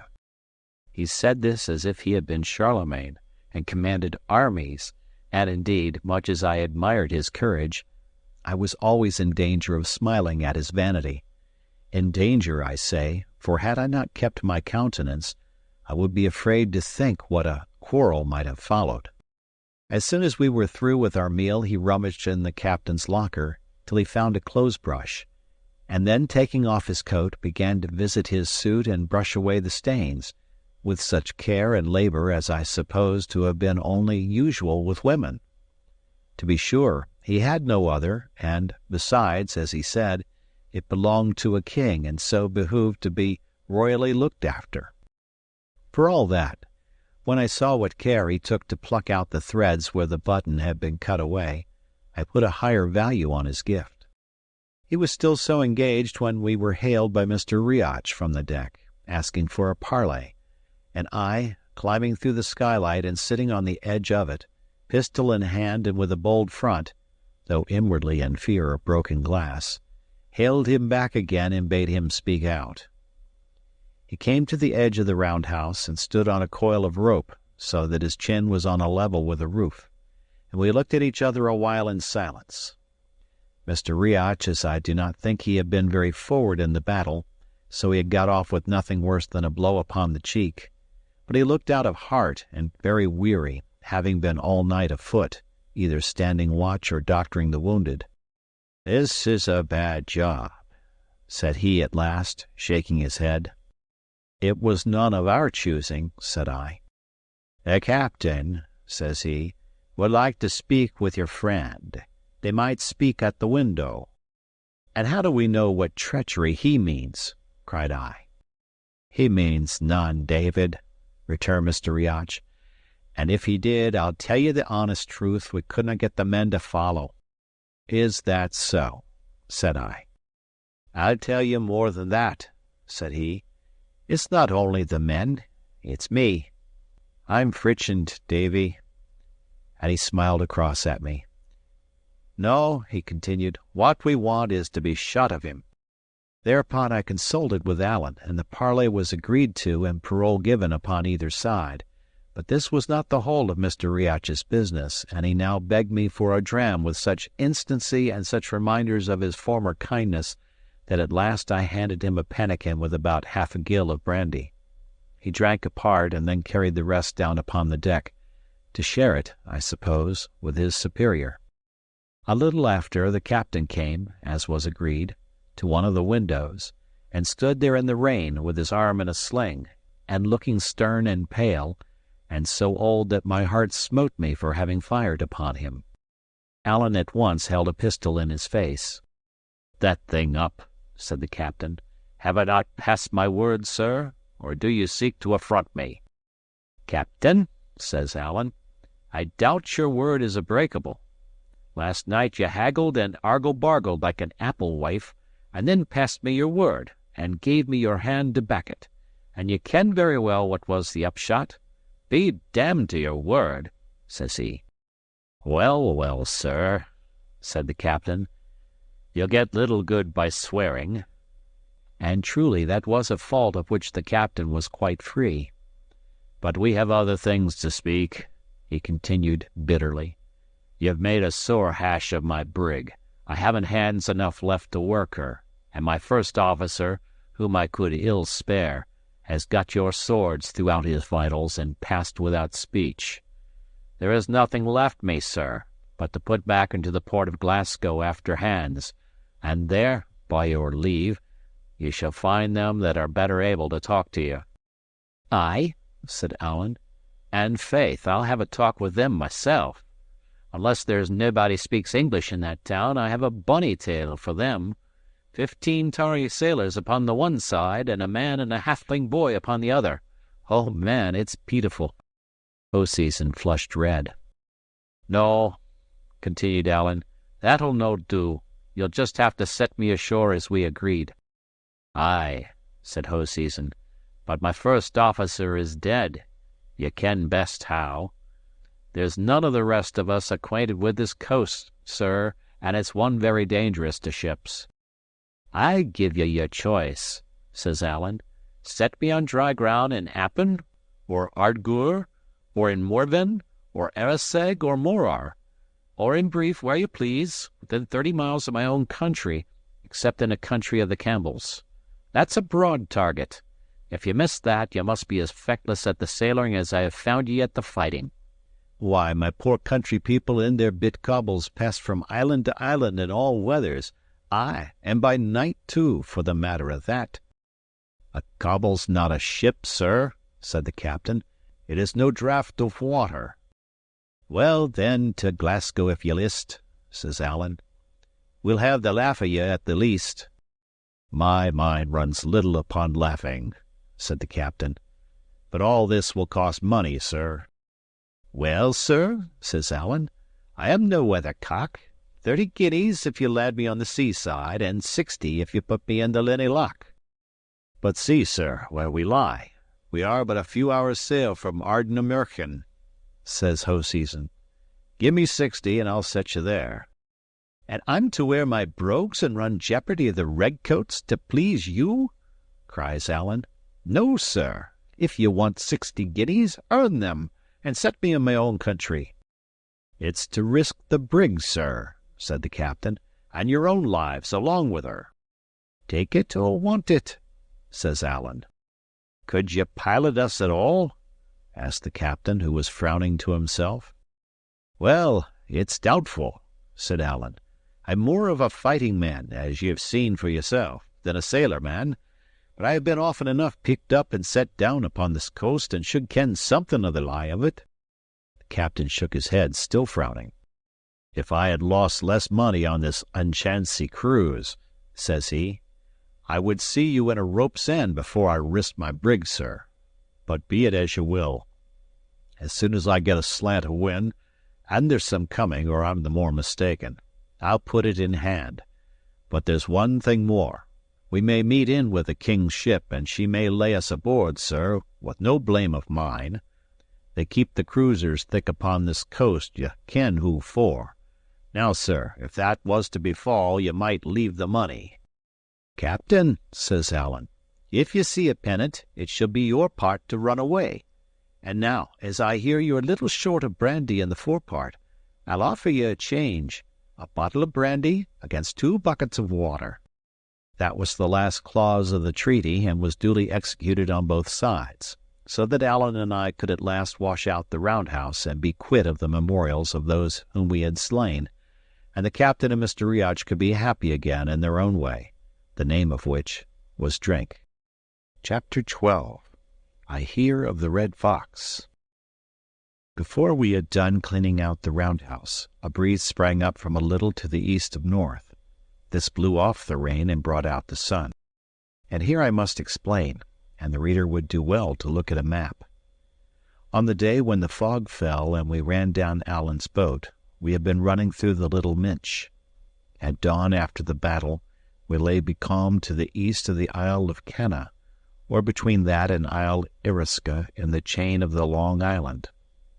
Now to get from there to the Linney Loch, the straight course was through the narrows of the Sound of Mull. But the captain had no chart. He was afraid to trust his brig so deep among the islands, and the wind serving well, he preferred to go by west of Tiree and come up under the southern coast of the great Isle of Mull. All day the breeze held in the same point, and rather freshened than died down, and towards afternoon a swell began to set in from round the outer Hebrides. Our course, to go round about the inner isles, was to the west of south, so that at first we had the swell upon our beam, and were much rolled about. But after nightfall, when we had turned the end of Tiree and began to head more to the east, the sea came right astern. Meanwhile, the early part of the day, before the swell came up, was very pleasant, sailing as we were in a bright sunshine and with many mountainous islands upon different sides. Allen and I sat in the roundhouse with the doors open on each side, the wind being straight astern, and smoked a pipe or two of the captain's fine tobacco. It was at this time we heard each other's stories, which was the more important to me, as I gained some knowledge of that wild Highland country on which I was so soon to land. In those days, so close on the back of the great rebellion, it was needful a man should know what he was doing when he went upon the heather. It was I that showed the example, telling him all my misfortune, which he heard with great good nature. Only when I came to mention that good friend of mine, Mr. Campbell, the minister, Allen fired up and cried out that he hated all that were of that name. "Why," said I, "he is a man you should be proud to give your hand to." "I know nothing I would help a Campbell to," says he, "unless it was a leaden bullet. I would hunt all of that name like blackcocks. If I lay dying, I would crawl upon my knees to my chamber window for a shot at one." "Why, Allen," I cried, "what ails ye at the Campbells?" "Well," says he, "you ken very well that I am an Appin Stewart, and the Campbells have long harried and wasted those of my name. Ay, and got lands of us by treachery, but never with the sword," he cried loudly, and with the word brought down his fist upon the table. But I paid the less attention to this, for I knew it was usually said by those who have the underhand. "There's more than that," he continued, "and all in the same story. Lying words, lying papers, tricks fit for a peddler, and the show of what's legal over all, to make a man the more angry." "You are so wasteful of your buttons," said I can hardly think you would be a good judge of business." "Ah," says he, falling again to smiling, "I got my wastefulness from the same man I got the buttons from, and that was my poor father, Duncan Stewart, grace be to him. He was the prettiest man of his kindred, and the best swordsman in the Highlands, David, and that is the same as to say, in all the world, I should ken, for it was him that taught me. He was in the Black Watch, when first it was mustered, and like other gentlemen privates had a gillie at his back to carry his firelock for him on the march. Well, the king, it appears, was wishful to see Highland swordsmanship, and my father and 3 more were chosen out and sent to London town, to let him see it at the best. So they were had into the palace, and showed the whole art of the sword for 2 hours at a stretch, before King George and Queen Caroline, and the butcher Cumberland, and many more of whom I have no mind. And when they were through, the king, for all he was a rank usurper, spoke them fair, and gave each man 3 guineas in his hand. Now, as they were going out of the palace, they had a porter's lodge to go by, and it came in on my father, as he was perhaps the first private Highland gentleman that had ever gone by that door, it was right he should give the poor porter a proper notion of their quality. So he gives the king's 3 guineas into the man's hand, as if it was his common custom. The 3 others that came behind him did the same, and there they were on the street, never a penny the better for their pains.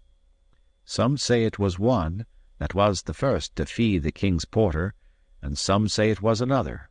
But the truth of it is that it was Duncan Stewart, as I am willing to prove with either sword or pistol, and that was the father I had, God rest him.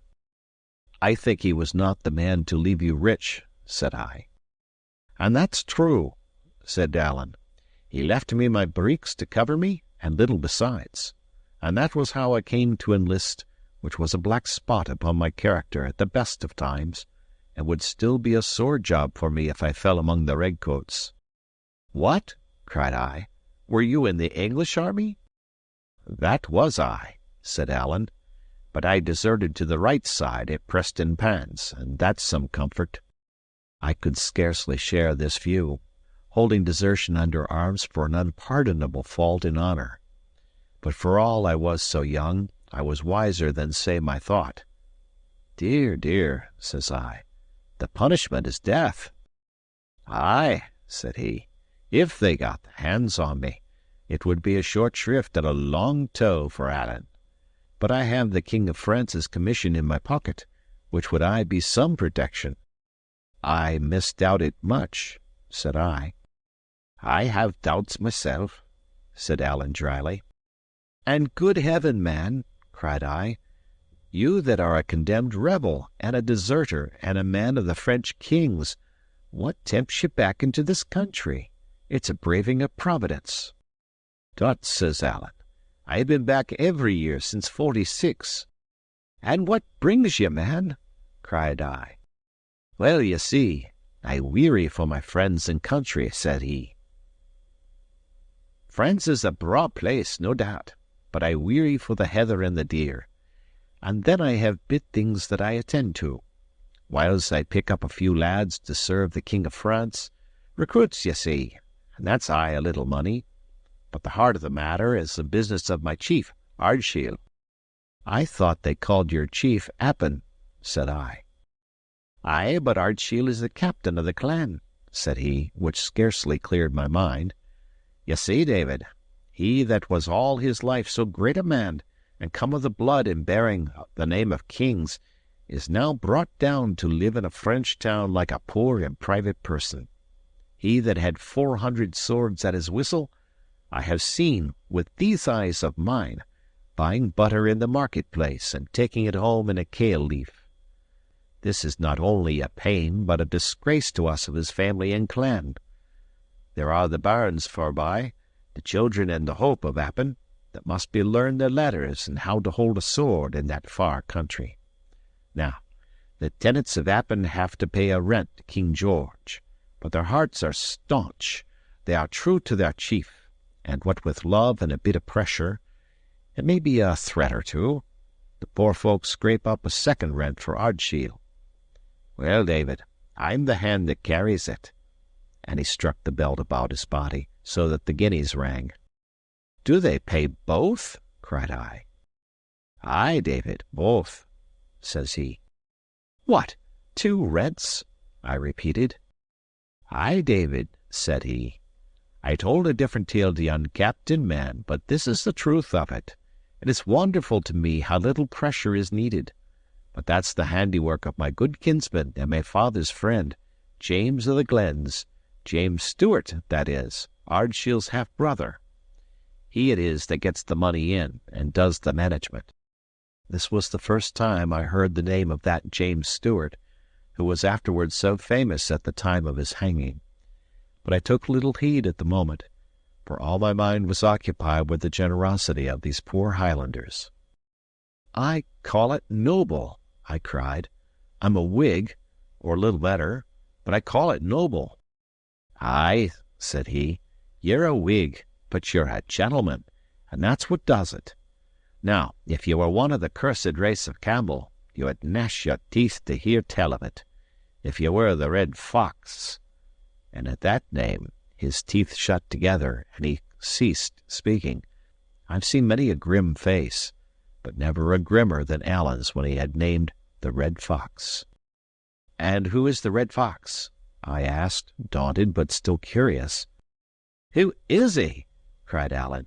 Well, and I tell you that, when the men of the clans were broken at Culloden, and the good cause went down, and the horses rode over the fetlocks and the best blood of the north, Ardshiel had to flee like a poor deer upon the mountains, he and his lady and his bairns. A sad job we had of it before we got him shipped, and while he still lay in the heather, the English rogues that couldn't come at his life were striking at his rights. They stripped him of his powers, they stripped him of his lands, they plucked the weapons from the hands of his clansmen that had borne arms for 30 centuries, aye, and the very clothes off their backs, so that it's now a sin to wear a tartan plaid, and a man may be cast into a jail if he has but a kilt about his legs. One thing they couldn't kill, that was the love the clansmen bore their chief. These guineas are the proof of it. And now, in there steps a man, a Campbell, red-headed Colin of Glenure. "Is that him you called the Red Fox?" said I. "Will you bring me his brush?" cried Allen fiercely. "Aye, that's the man. In he steps and gets papers from King George to be so-called King's Factor on the lands of Appin. And at first he sings small, and his hail-fellow well met with Seamus.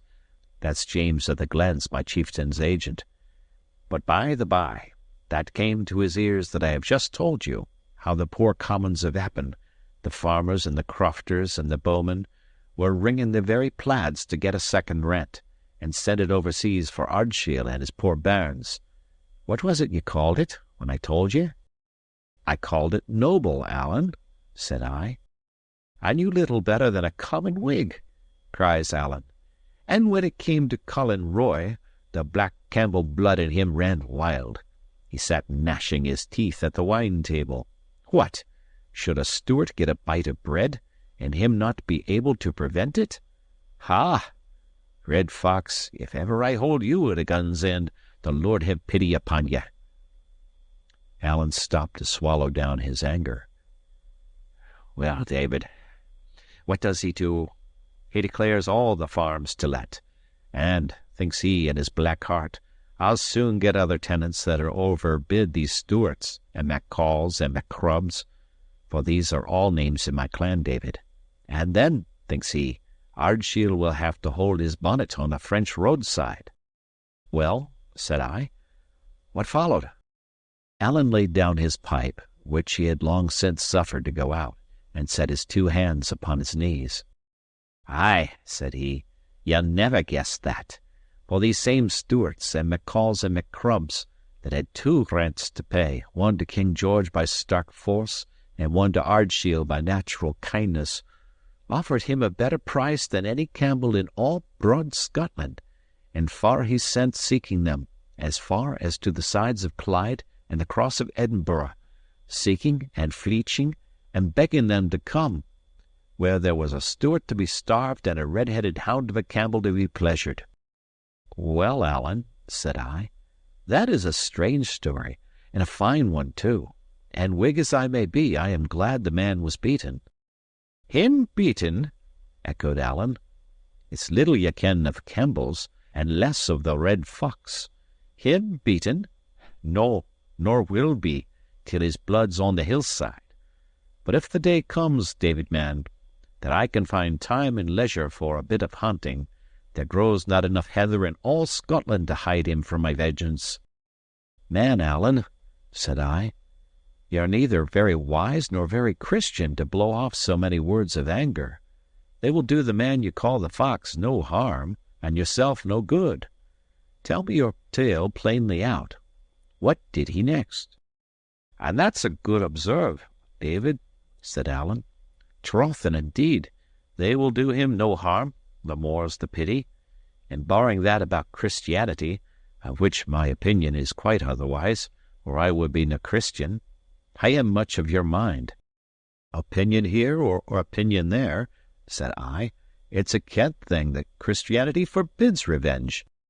"Aye," said he, "it's well seen it was a Campbell taught ye. It would be a convenient world for them and their sort, if there were no such thing as a lad and a gun behind a heather bush. But that's nothing to the point.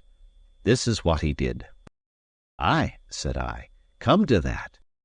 "Well, David," said he, "since he couldn't be rid of the loyal commons by fair means, he swore he would be rid of them by foul. Ardshiel was to starve. That was the thing he aimed at. And since them that fed him in his exile wouldn't be brought out, right or wrong, he would drive them out. Therefore he sent for lawyers and papers and redcoats to stand at his back, and the kindly folk of that country must all pack and tramp every father's son out of his father's house, and out of the place where he was bred and fed, and played when he was a callant. And who are to succeed them? Bare-legged beggars. King George is to whistle for his rents. He maun do with less. He can spread his butter thinner. What cares Red Colin? If he can hurt Ardshiel, he has his wish. If he can pluck the meat from my chieftain's table, and the bit toys out of his children's hands, he will gang home singing to Glenure." "Let me have a word," said I. "Be sure, if they take less rents, be sure government has a finger in the pie. It's not this Campbell's fault, man. It's his orders. And if you killed this Colin tomorrow, what better would you be? There would be another factor in his shoes, as fast as spur can drive." "You're a good lad at a fight," said Allen. "But, man, you have Whig blood in ye." He spoke kindly enough, but there was so much anger under his contempt that I thought it was wise to change the conversation. I expressed my wonder how, with the Highlands covered with troops and guarded like a city in a siege, a man in his situation could come and go without arrest. "It's easier than you would think," said Allen. "A bare hillside, you see, is like all one road.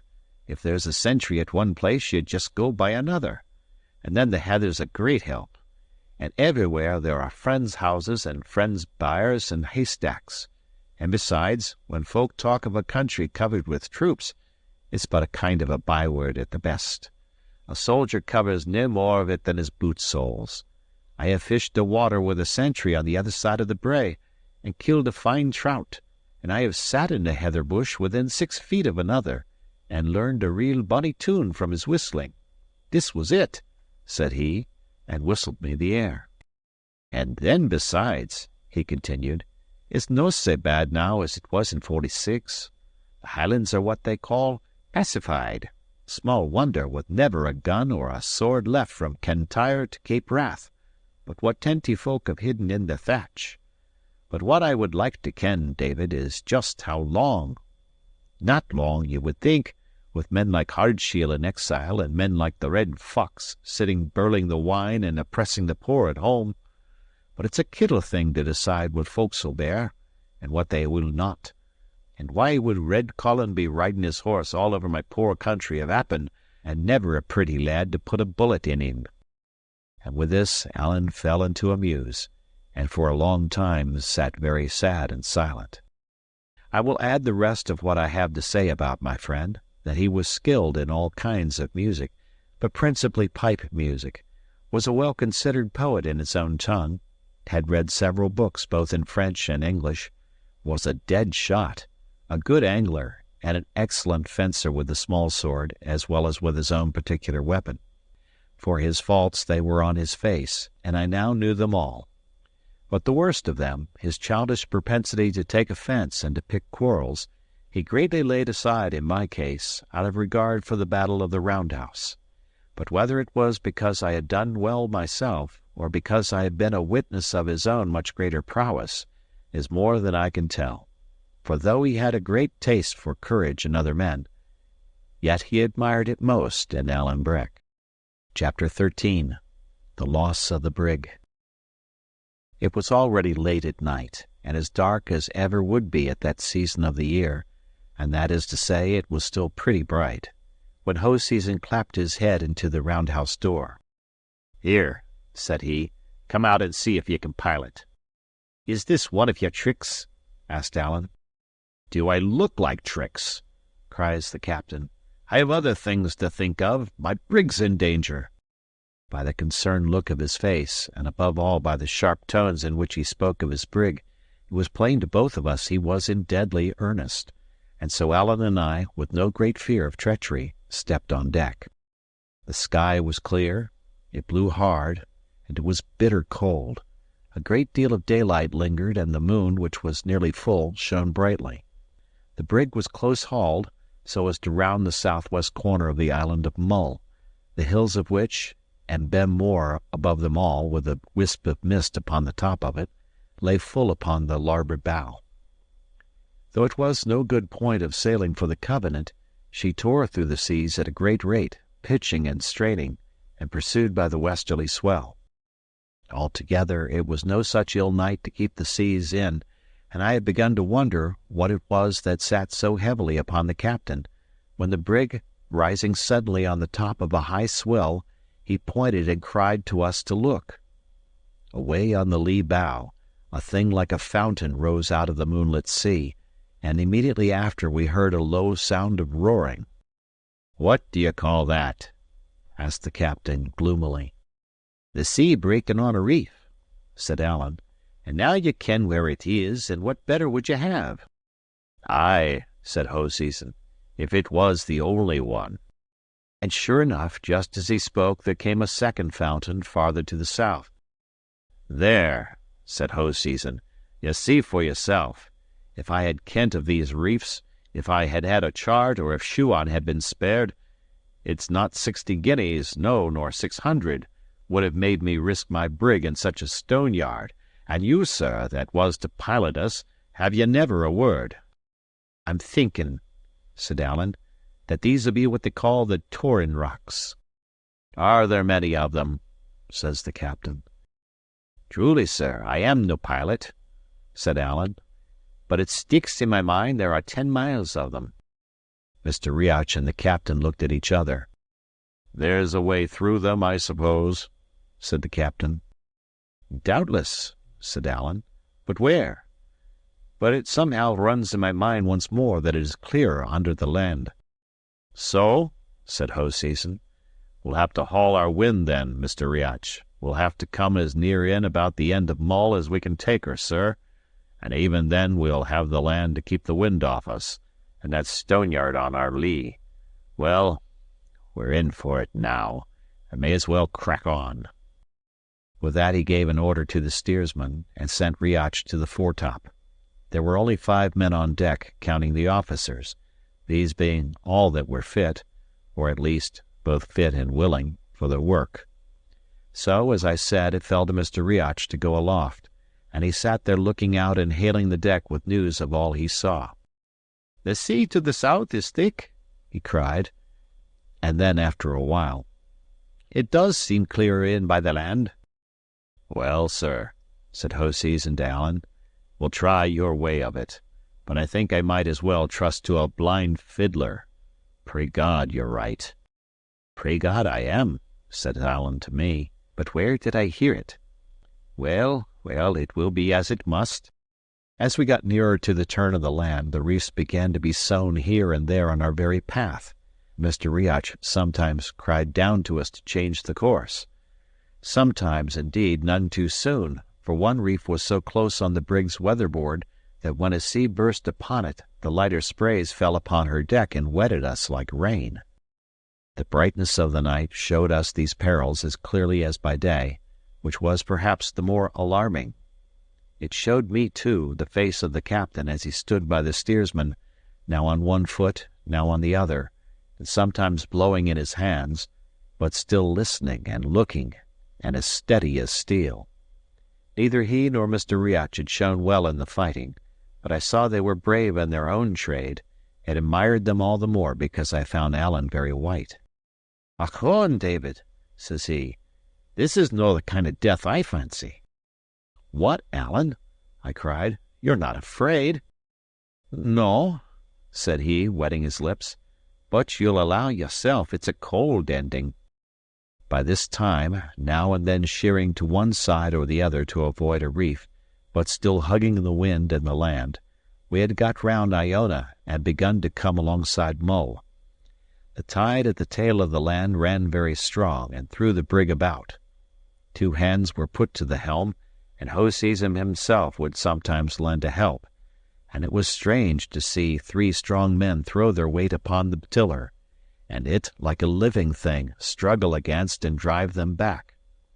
This would have been the greater danger had not the sea been for some while free of obstacles. Mr. Riach, besides, announced from the top that he saw clear water ahead.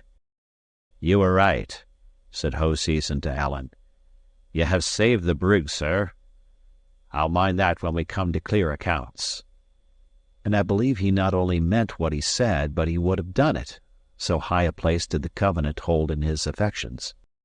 But this is matter only for conjecture, things having gone otherwise than he forecast. "Keep her away a point," sings out Mr. Riach. "Reef to windward." And just at the same time the tide caught the brig and threw the wind out of her sails. She came round into the wind like a top, and the next moment struck the reef with such a crunch as threw us all flat upon the deck, and came near to shake Mr. Riach from his place upon the mast. I was on my feet in a minute. The reef on which we had struck was close in under the southwest end of Mull, off a little isle they call narrated, which lay low and black upon the larboard. Sometimes the swell broke clean over us, sometimes it only ground the poor brig upon the reef, so that we could hear her beat herself to pieces, and what with the great noise of the sails, and the singing of the wind, and the flying of the spray in the moonlight, and the sense of danger, I think my head must have been partly turned, for I could scarcely understand the things I saw. Presently I observed Mr. Riach and the seamen busy round the skiff, and still in the same blank, ran over to assist them, and as soon as I set my hand to work, my mind came clear again. It was no very easy task, for the skiff lay amidships and was full of hamper, and the breaking of the heavier seas continually forced us to give over and hold on, but we all wrought like horses while we could.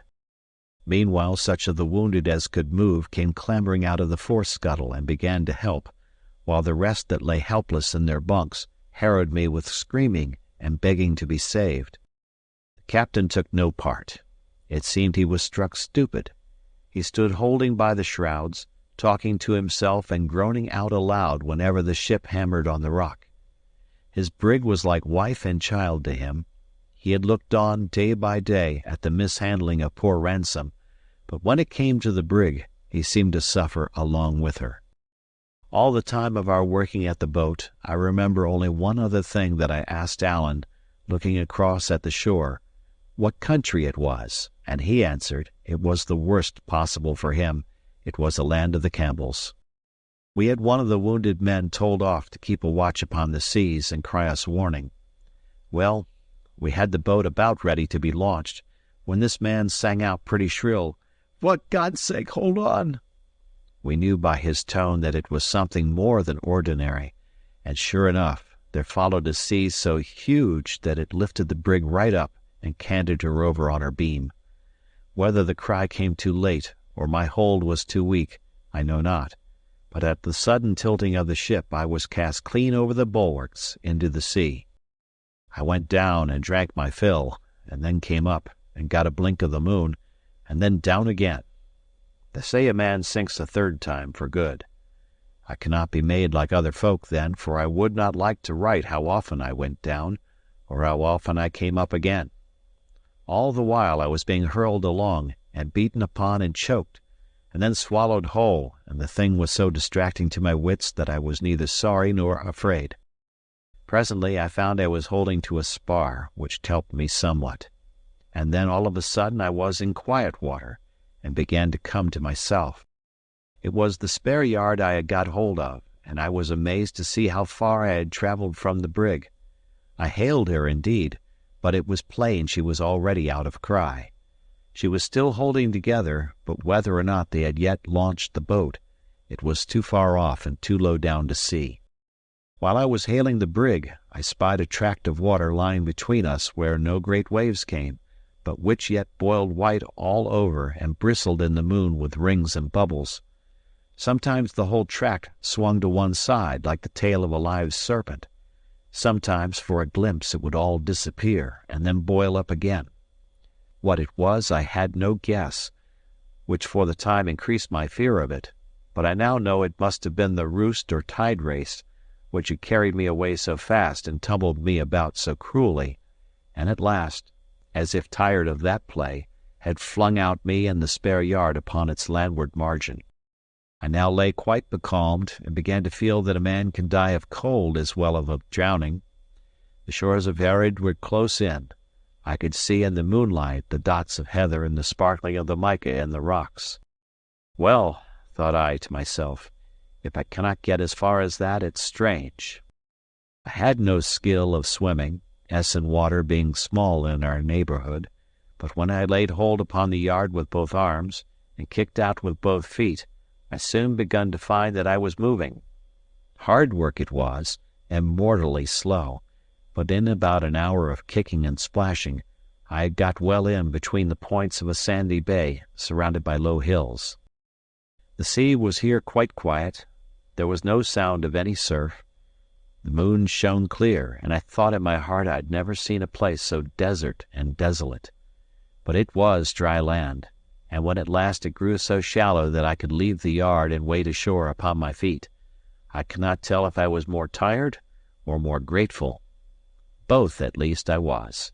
Tired as I never was before that night, and grateful to God as I trust I have been often, though never with more cause. Chapter 14. The Islet. With my stepping ashore, I began the most unhappy part of my adventures. It was 12:30 in the morning, and though the wind was broken by the land, it was a cold night. I dared not sit down, for I thought I should have frozen, but I took off my shoes and walked to and fro upon the sand, barefoot, and beating my breast with infinite weariness. There was no sound of man or cattle, not a cock crew, though it was about the hour of their first waking. Only the surf broke outside in the distance, which put me in mind of my perils and those of my friend. To walk by the sea at that hour of the morning, and in a place so desert-like and lonesome, struck me with a kind of fear. As soon as the day began to break, I put on my shoes and climbed a hill, the ruggedest scramble I ever undertook, falling the whole way between big blocks of granite, or leaping from one to another. When I got to the top, the dawn was come. There was no sign of the brig, which must have lifted from the reef and sunk. The boat, too, was nowhere to be seen. There was never a sail upon the ocean, and in what I could see of the land was neither house nor man. I was afraid to think what had befallen my shipmates, and afraid to look longer at so empty a scene. What with my wet clothes and weariness, and my belly that now began to ache with hunger, I had enough to trouble me without that. So I set off eastward along the south coast, hoping to find a house where I might warm myself, and perhaps get news of those I had lost. And at the worst I considered the sun would soon rise and dry my clothes. After a little, my way was stopped by a creek or inlet of the sea, which seemed to run pretty deep into the land, and as I had no means to get across, I must needs change my direction to go around the end of it. It was still the roughest kind of walking. Indeed, the whole, not only of Herod, but of the neighbouring part of Mull, which they call the Ross, is nothing but a jumble of granite rocks with heather in among. At first the creek kept narrowing, as I had looked to see, but presently, to my surprise, it began to widen out again. At this I scratched my head, but had still no notion of the truth, until at last I came to a rising ground, and it burst upon me all in a moment that I was cast upon a little barren isle, and cut off on every side by the salt seas. Instead of the sun rising to dry me, it came on to rain with a thick mist, so that my case was lamentable. I stood in the rain and shivered, and wondered what to do, till it occurred to me that perhaps the creek was fordable. Back I went to the narrowest point, and waded in. But not 3 yards from shore I plumped in head over ears, and if ever I was heard of more, it was rather by God's grace than my own prudence. I was no wetter, for that could hardly be, but I was all the colder for this mishap, and having lost another hope, was the more unhappy. And now, all at once, the yard came in my head. What had carried me through the roost would surely serve me to cross this little quiet creek in safety. With that I set off undaunted across the top of the isle, to fetch and carry it back. It was a weary tramp in all ways, and if hope had not buoyed me up, I must have cast myself down and given up. Whether with the sea salt or because I was growing fevered, I was distressed with thirst, and had to stop as I went and drink the peaty water out of the hags. I came to the bay at last, more dead than alive, and at the first glance I thought the yard was something farther out than when I left it. In I went for the third time into the sea. The sand was smooth and firm and shelved gradually down so that I could wade out till the water was almost to my neck and little waves splashed into my face. But at that depth my feet began to leave me, and I durst venture in no farther. As for the yard, I saw it bobbing very quietly some 20 feet beyond. I had borne up well until this last disappointment, but at that I came ashore and flung myself down upon the sands and wept. The time I spent upon the island is still so horrible a thought to me that I must pass it lightly over. In all the books I have read of people cast away, they had either their pockets full of tools or a chest of things would be thrown upon the beach along with them, as if on purpose. My case was very different. I had nothing in my pockets but money and Allen's silver button, and being inland bred, I was as much short of knowledge as of means. I knew indeed that shellfish were counted good to eat, and among the rocks of the isle I found a great plenty of limpets, which at first I could hardly strike from their places, not knowing quickness to be needful. There were besides some of the little shells that we call buckies. I think periwinkle is the English name. Of these two I made my whole diet, devouring them cold and raw as I found them, and so hungry was I that at first they seemed to me delicious. Perhaps they were out of season, or perhaps there was something wrong in the sea about my island. But at least I had no sooner eaten my first meal than I was seized with giddiness and retching, and lay for a long time no better than dead.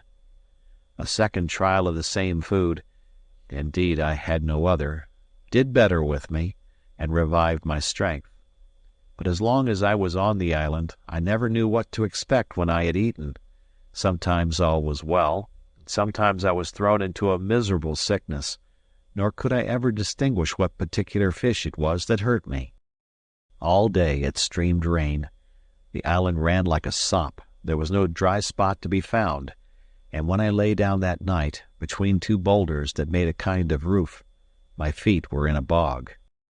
The second day I crossed the island to all sides. There was no one part of it better than another. It was all desolate and rocky, nothing living on it but game birds which I lacked the means to kill, and gulls which haunted the outlying rocks in a prodigious number. But the creek, or strait, that cut off the isle from the mainland of the Ross, opened out on the north into a bay, and the bay again opened into the Sound of Iona, and it was the neighborhood of this place that I chose to be my home, though if I had thought upon the very name of home in such a spot, I must have burst out weeping. I had good reasons for my choice. There was in this part of the isle a little hut of a house like a pig's hut, where fishers used to sleep when they came there upon their business, but the turf roof of it had fallen entirely in, so that the hut was of no use to me, and gave me less shelter than my rocks. What was more important, the shellfish on which I lived grew there in great plenty. When the tide was out I could gather a peck at a time, and this was doubtless a convenience. But the other reason went deeper. I had become in no way used to the horrid solitude of the isle, but still looked round me on all sides, like a man that was hunted, between fear and hope that I might see some human creature coming. Now, from a little up the hillside over the bay, I could catch a sight of the great ancient church and the roofs of the people's houses in Iona. And on the other hand, over the low country of the Ross, I saw smoke go up, morning and evening, as if from a homestead in the hollow of the land. I used to watch this smoke when I was wet and cold, and had my head half turned with loneliness, and I think of the fireside and the company till my heart burned. It was the same with the roofs of Iona.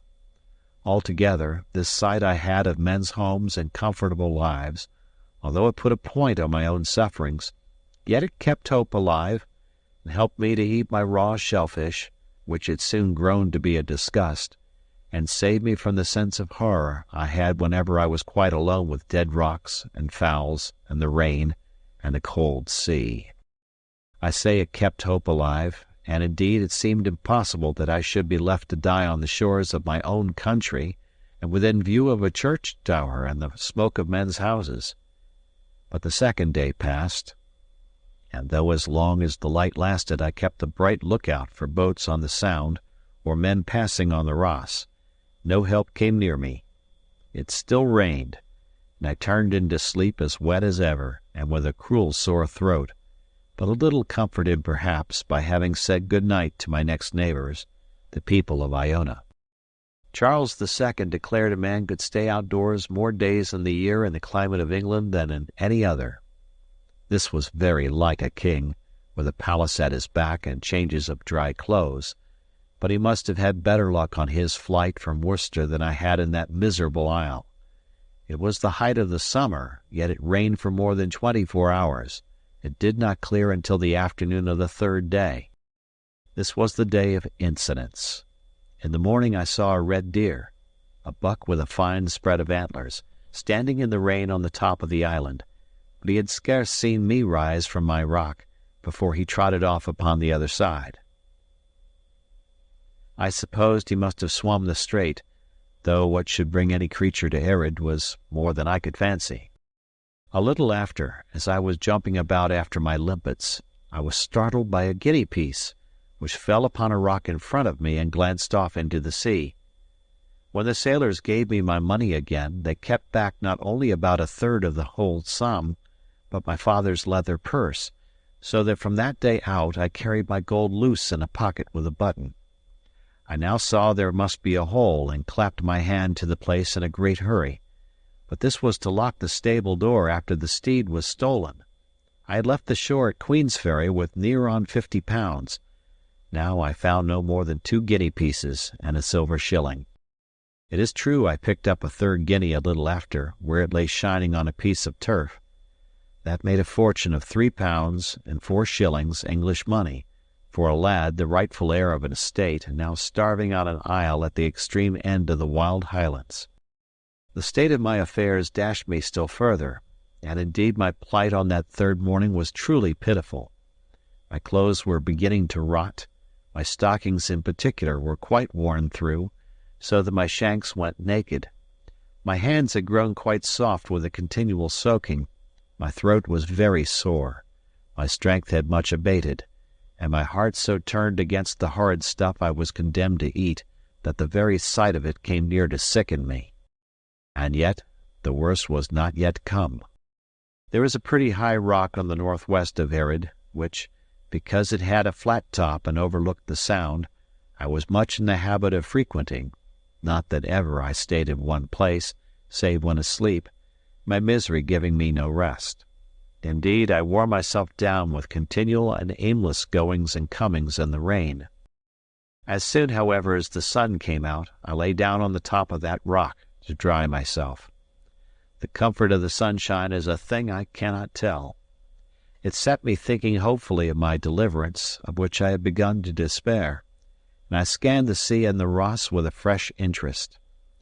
On the south of my rock, a part of the island jutted out and hid the open ocean, so that a boat could thus come quite near me upon that side, and I be none the wiser. Well, all of a sudden, a cobble with a brown sail and a pair of fishers aboard of it came flying round that corner of the isle, bound for Iona. I shouted out, and then fell on my knees on the rock and reached up my hands and prayed to them.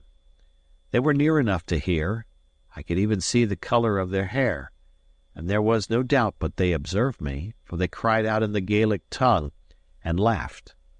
But the boat never turned aside and flew on right before my eyes for Iona. I could not believe such wickedness, and ran along the shore from rock to rock, crying on them piteously. Even after they were out of reach of my voice, I still cried and waved to them, and when they were quite gone, I thought my heart would have burst. All the time of my troubles I wept only twice, once when I could not reach the yard, and now the second time, when these fishers turned a deaf ear to my cries. But this time I wept and roared like a wicked child, tearing up the turf with my nails, and grinding my face in the earth. If a wish would kill men, those two fishers would never have seen morning, and I should likely have died upon my island. When I was a little over my anger, I must eat again, but with such loathing of the mess as I could now scarce control. Sure enough, I should have done as well to fast, for my fishes poisoned me again. I had all my first pains. My throat was so sore I could scarce swallow. I had a fit of strong shuddering, which clucked my teeth together, and there came on me that dreadful sense of illness, which we have no name for either in Scotch or English. I thought I should have died, and made my peace with God, forgiving all men, even my uncle and the fishers, and as soon as I had thus made up my mind to the worst, clearness came upon me. I observed the night was falling dry. My clothes were dried a good deal. Truly, I was in a better case than ever before, since I had landed on the isle, and so I got to sleep at last, with a thought of gratitude. The next day, which was the 4th of this horrible life of mine, I found my bodily strength run very low. But the sun shone, the air was sweet, and what I managed to eat of the shellfish agreed well with me and revived my courage. I was scarce back on my rock, where I went always the first thing after I had eaten, before I observed a boat coming down the sound, and with her head, as I thought, in my direction. I began at once to hope and fear exceedingly, for I thought these men might have thought better of their cruelty and be coming back to my assistance. But another disappointment, such as yesterday's, was more than I could bear. I turned my back accordingly upon the sea, and did not look again till I had counted many hundreds. The boat was still heading for the island. The next time I counted the full 1,000, as slowly as I could, my heart beating so as to hurt me, and then it was out of all question she was coming straight to Ered. I could no longer hold myself back, but ran to the seaside and out, from one rock to another, as far as I could go. It is a marvel I was not drowned, for when I was brought to a stand at last, my legs shook under me, and my mouth was so dry I must wet it with the sea water before I was able to shout. All this time the boat was coming on, and now I was able to perceive it was the same boat and the same two men as yesterday. This I knew by their hair, which the one had of a bright yellow and the other black. But now there was a third man along with them, who looked to be of a better class. As soon as they were come within easy speech, they let down their sail and lay quiet. In spite of my supplications, they drew no nearer in, and what frightened me most of all, the new man tee-heed with laughter as he talked and looked at me. Then he stood up in the boat and addressed me a long while, speaking fast and with many wavings of his hand. I told him I had no Gaelic, and at this he became very angry, and I began to suspect he thought he was talking English. Listening very close, I caught the word "whatever" several times, but all the rest was Gaelic and might have been Greek and Hebrew for me. "Whatever," said I, to show him I had caught a word. Yes, says he, and then he looked at the other men, as much as to say, "I told you I spoke English," and began again as hard as ever in the Gaelic. This time I picked out another word, tide. Then I had a flash of hope. I remembered he was always waving his hand towards the mainland of the Ross. "Do you mean when the tide is out?" I cried, and could not finish. Yes, said he, tide. At that I turned tail upon their boat, where my adviser had once more begun to tee-hee with laughter, leaped back the way I had come, from one stone to another, and set off running across the isle as I had never run before. In about half an hour I came out upon the shores of the creek, and sure enough it was shrunk into a little trickle of water, through which I dashed, not above my knees, and landed with a shout on the main island. A sea-bred boy would not have stayed a day on Ered, which is only what they call a tidal islet, and except in the bottom of the neaps, can be entered and left twice in every 24 hours, either dry shod or at the most by wading. Even I, who had the tide going out and in before me in the bay, and even watched for the ebbs, the better to get my shellfish, even I say, if I had sat down to think instead of raging at my fate, must have soon guessed the secret and got free. It was no wonder the fishers had not understood me. The wonder was whether they had ever guessed my pitiful illusion and taken the trouble to come back. I had starved with cold and hunger on that island for close upon 100 hours. But for the fishers, I might have left my bones there in pure folly. And even as it was, I had paid for it pretty dear, not only in past sufferings, but in my present case, being clothed like a beggar man, scarce able to walk, and in great pain of my sore throat. I have seen wicked men and fools, a great many of both, and I believe they both get paid in the end, but the fools first. Chapter 15. The Lad with a Silver Button Through the Isle of Mull. The Ross of Mull, which I had now got upon, was rugged and trackless, like the isle I had just left, being all bog and briar and big stone. There may be roads for them that know that country well, but for my part I had no better guide than my own nose, and no other landmark than Ben More.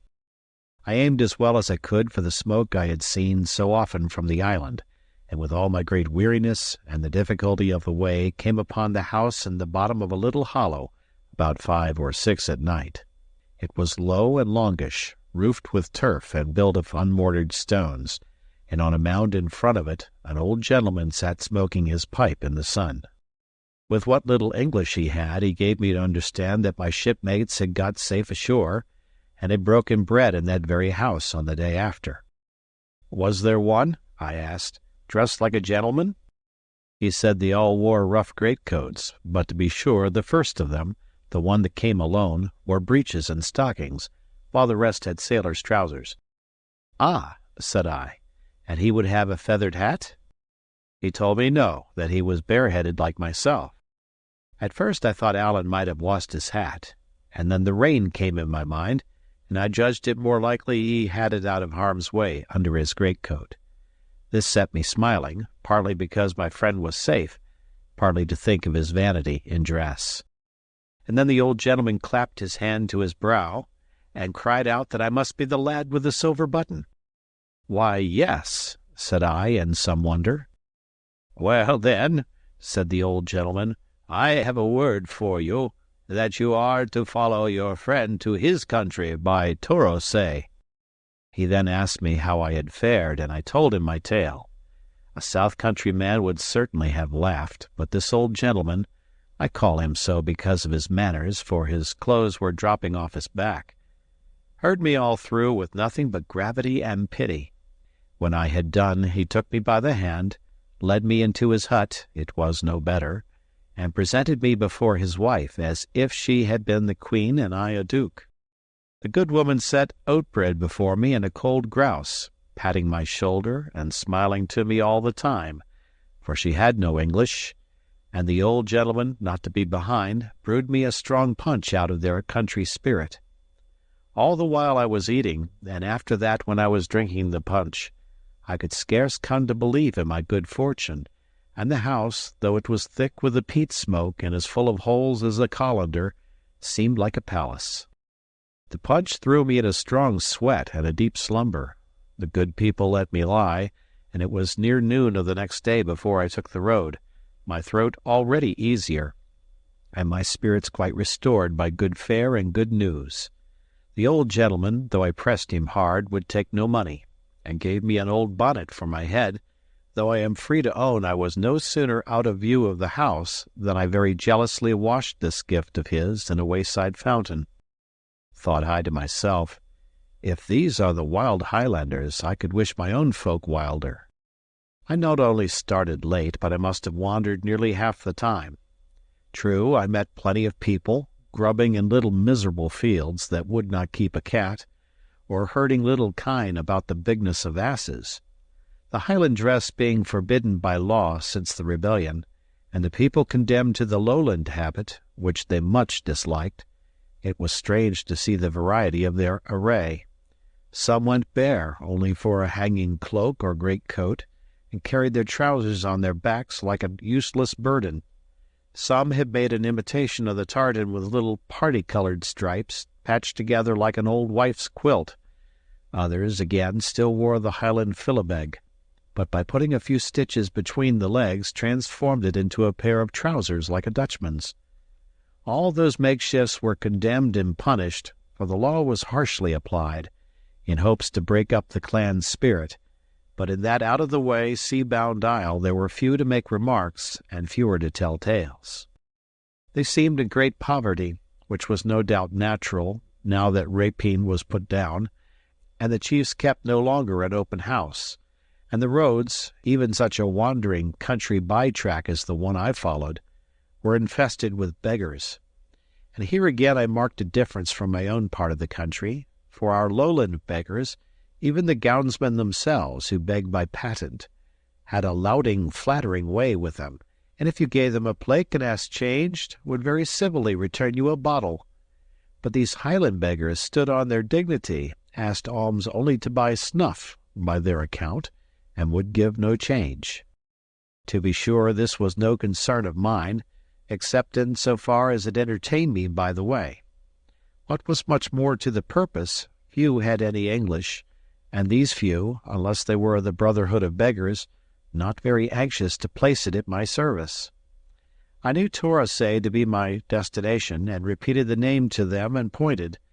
But instead of simply pointing in reply, they would give me a screed of the Gaelic that set me foolish, so it was small wonder if I went out of my road as often as I stayed in it. At last, about 8 at night, and already very weary, I came to a lone house, where I asked admittance and was refused, until I bethought me of the power of money in so poor a country, and held up one of my guineas and my finger and thumb.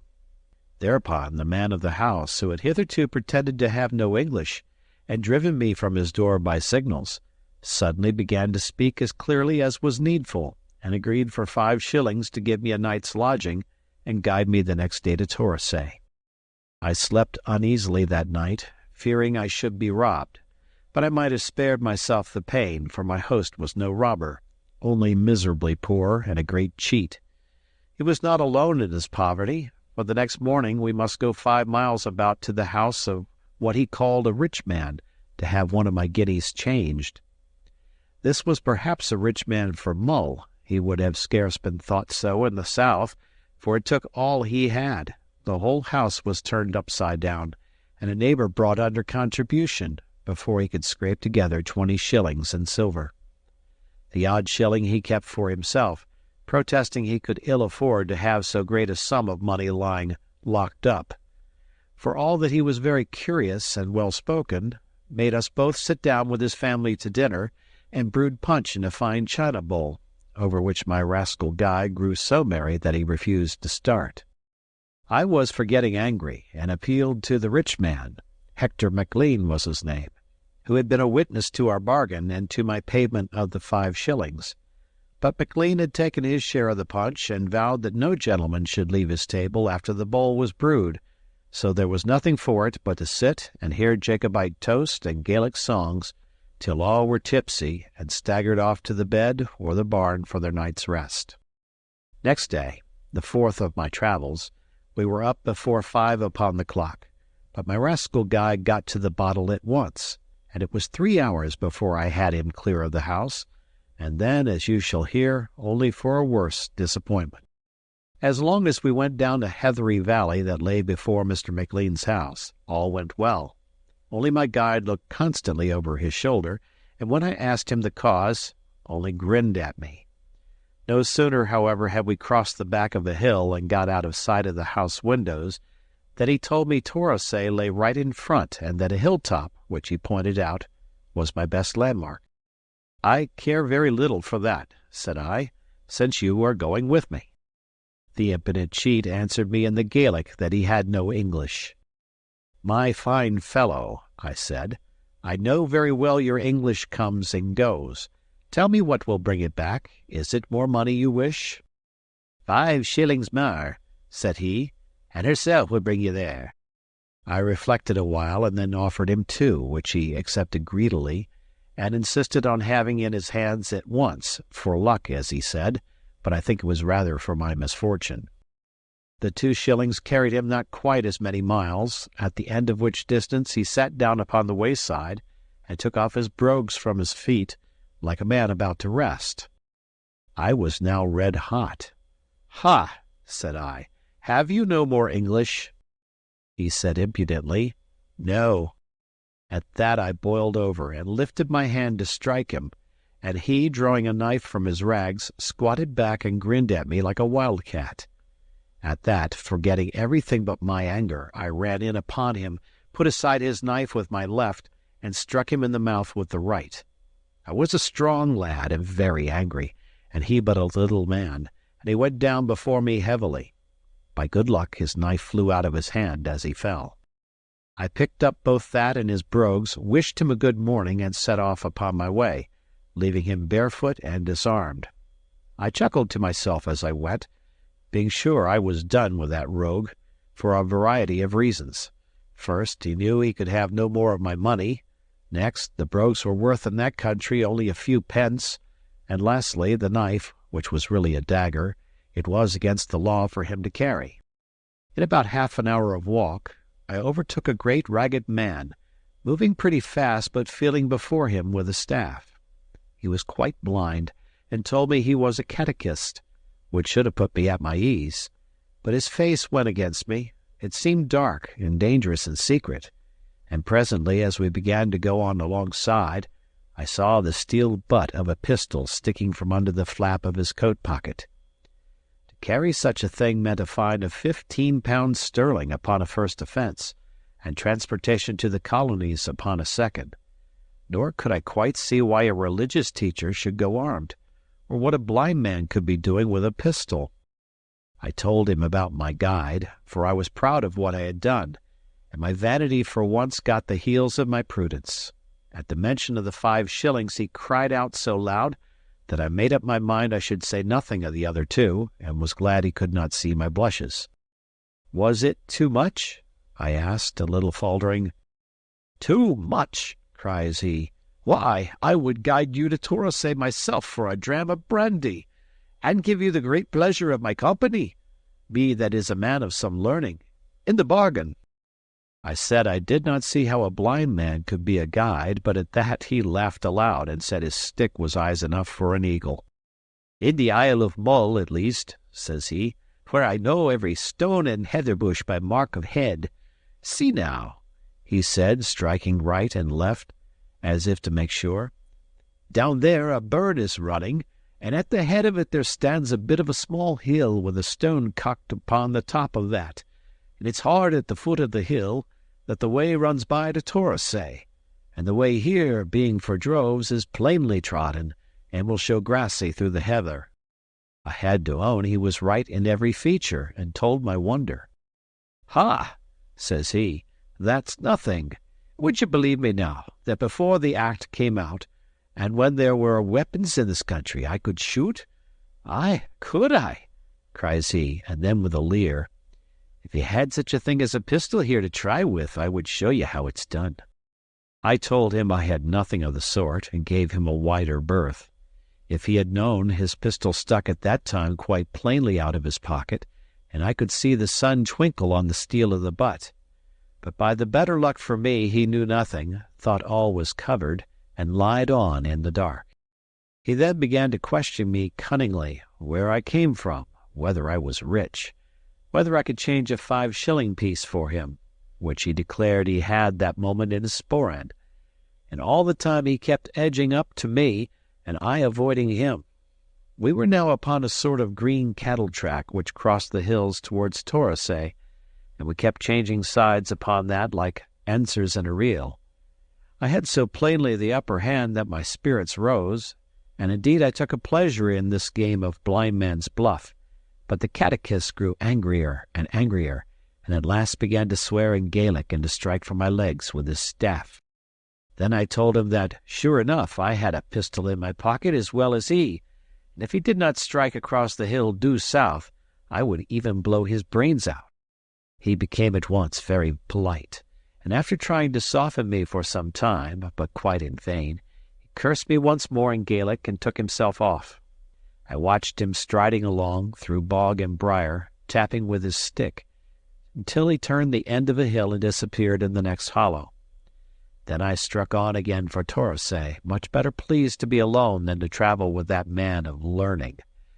This was an unlucky day, and these two, of whom I had just rid myself one after the other, were the two worst men I met with in the Highlands. At Torosay, on the Sound of Mull, and looking over to the mainland of Morven, there was an inn with an innkeeper, who was a MacLean, it appeared, of a very high family, for to keep an inn is thought even more genteel in the Highlands than it is with us, perhaps as partaking of hospitality, or perhaps because the trade is idle and drunken.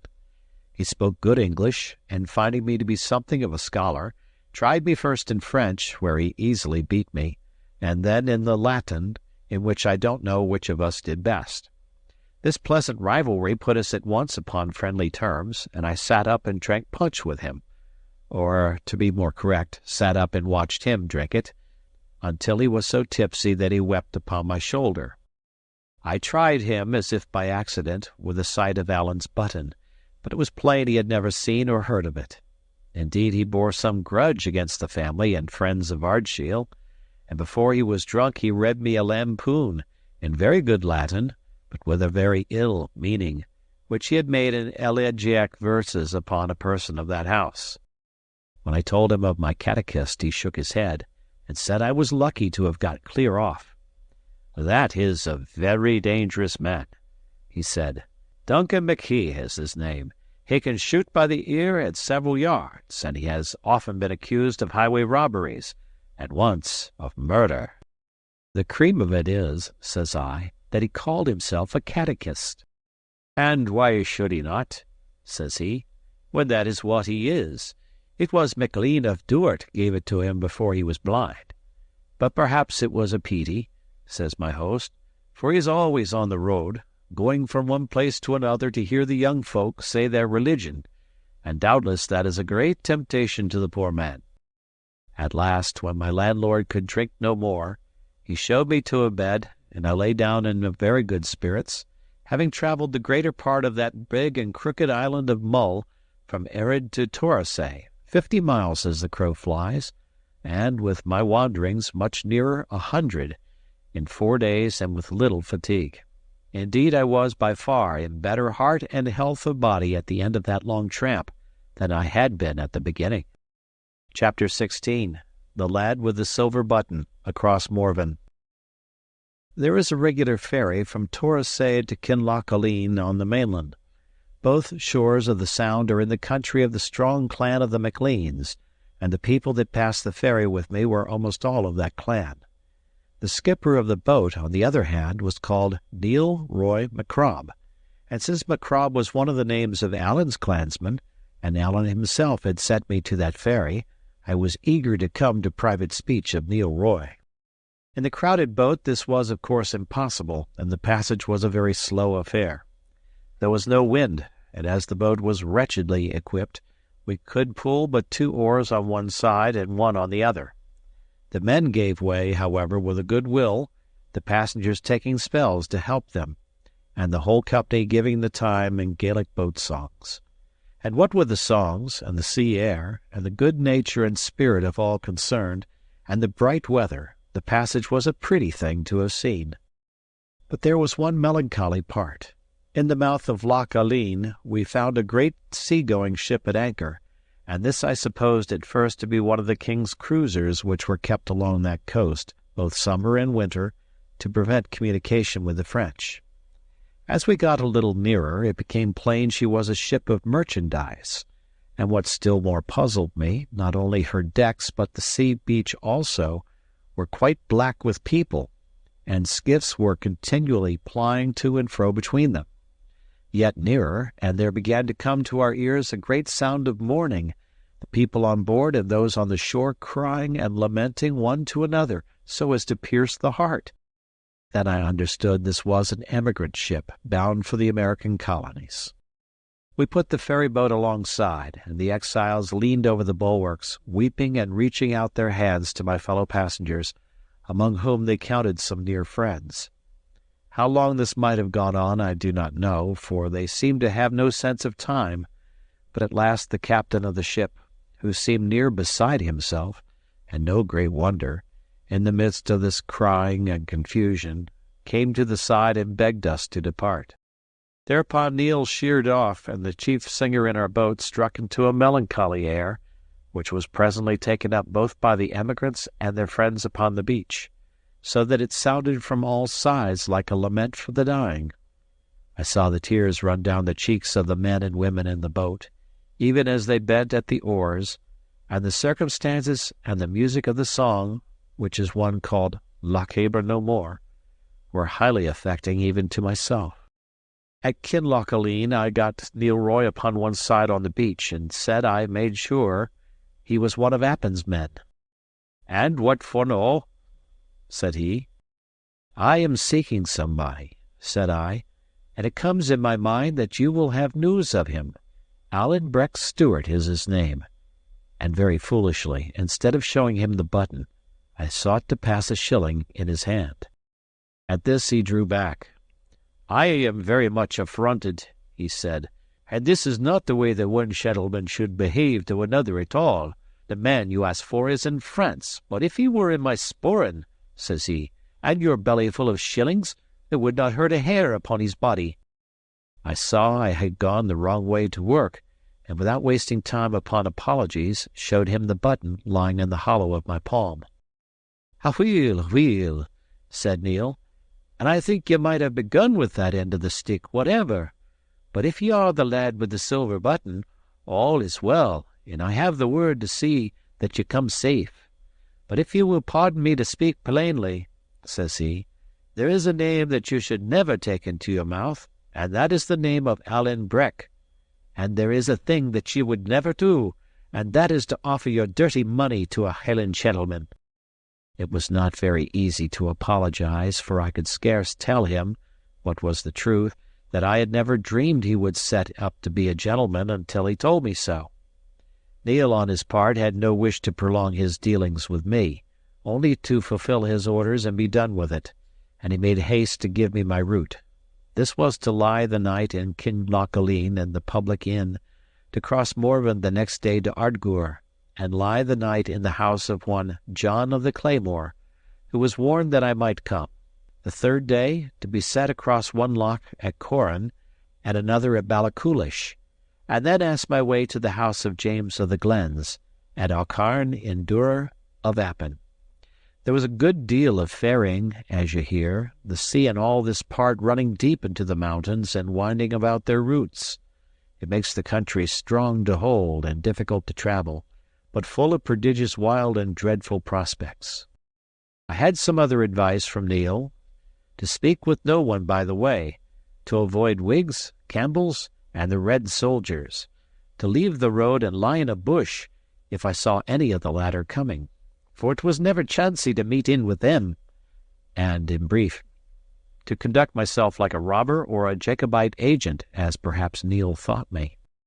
The inn at Kinlochaline was the most beggarly vile place that ever pigs were styed in, full of smoke, vermin, and silent Highlanders. I was not only discontented with my lodging, but with myself for my mismanagement of Neil, and thought I could hardly be worse off.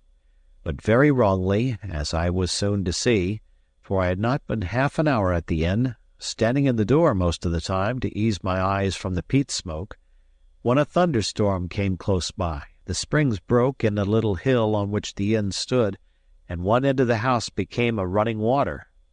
Places of public entertainment were bad enough all over Scotland in those days, yet it was a wonder to myself, when I had to go from the fireside to the bed in which I slept, wading over the shoes. Early in my next day's journey I overtook a little, stout, solemn man, walking very slowly with his toes turned out, sometimes reading in a book, and sometimes marking the place with his finger, and dressed decently and plainly in something of a clerical style. This I found to be another catechist, but of a different order from the blind man of Mull, being indeed one of those sent out by the Edinburgh Society for propagating Christian knowledge, to evangelize the more savage places of the Highlands. His name was Henderland. He spoke with a broad south country tongue, which I was beginning to weary for the sound of, and besides common countryship, we soon found we had a more particular bond of interest, for my good friend, the minister of Essendine, had translated into the Gaelic in his by-time a number of hymns and pious books which Henderland used in his work, and held in great esteem. Indeed, it was one of these he was carrying and reading when we met. We fell in company at once, our ways lying together as far as to Kingairloch. As we went, he stopped and spoke with all the wayfarers and workers that we met or passed, and though of course I could not tell what they discoursed about, yet I judged Mr. Henderland must be well liked in the countryside, for I observed many of them to bring out their mulls and share a pinch of snuff with him. I told him as far in my affairs as I judged wise. As far, that is, as they were none of Highlands, and gave Ballachulish as the place I was travelling to meet a friend, for I thought Aucharn or even Duror would be too particular, and might put him on the scent.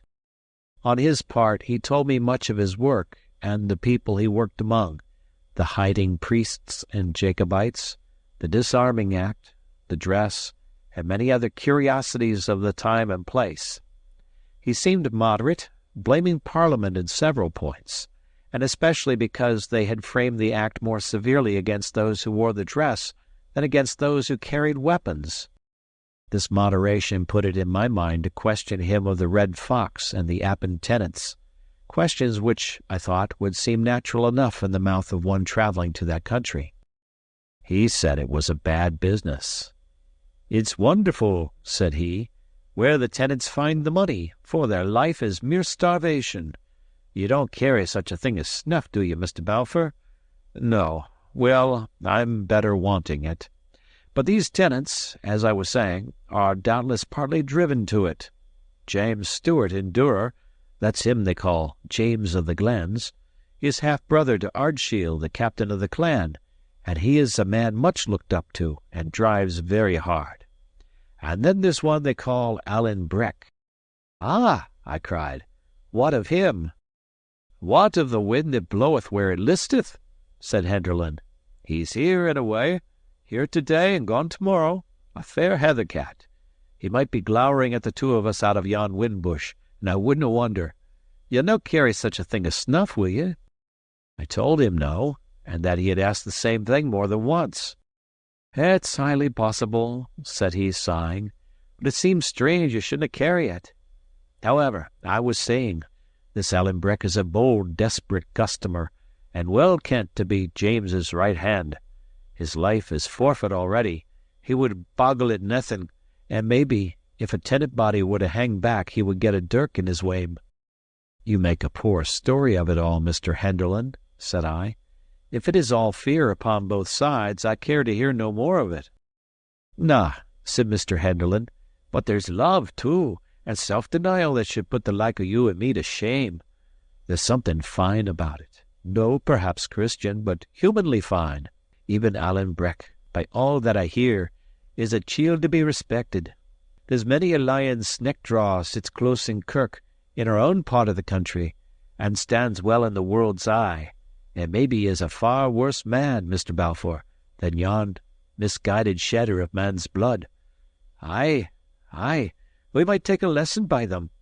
You'll perhaps think I've been too long in the Highlands," he added, smiling to me. I told him not at all, that I had seen much to admire among the Highlanders, and if he came to that, Mr. Campbell himself was a Highlander.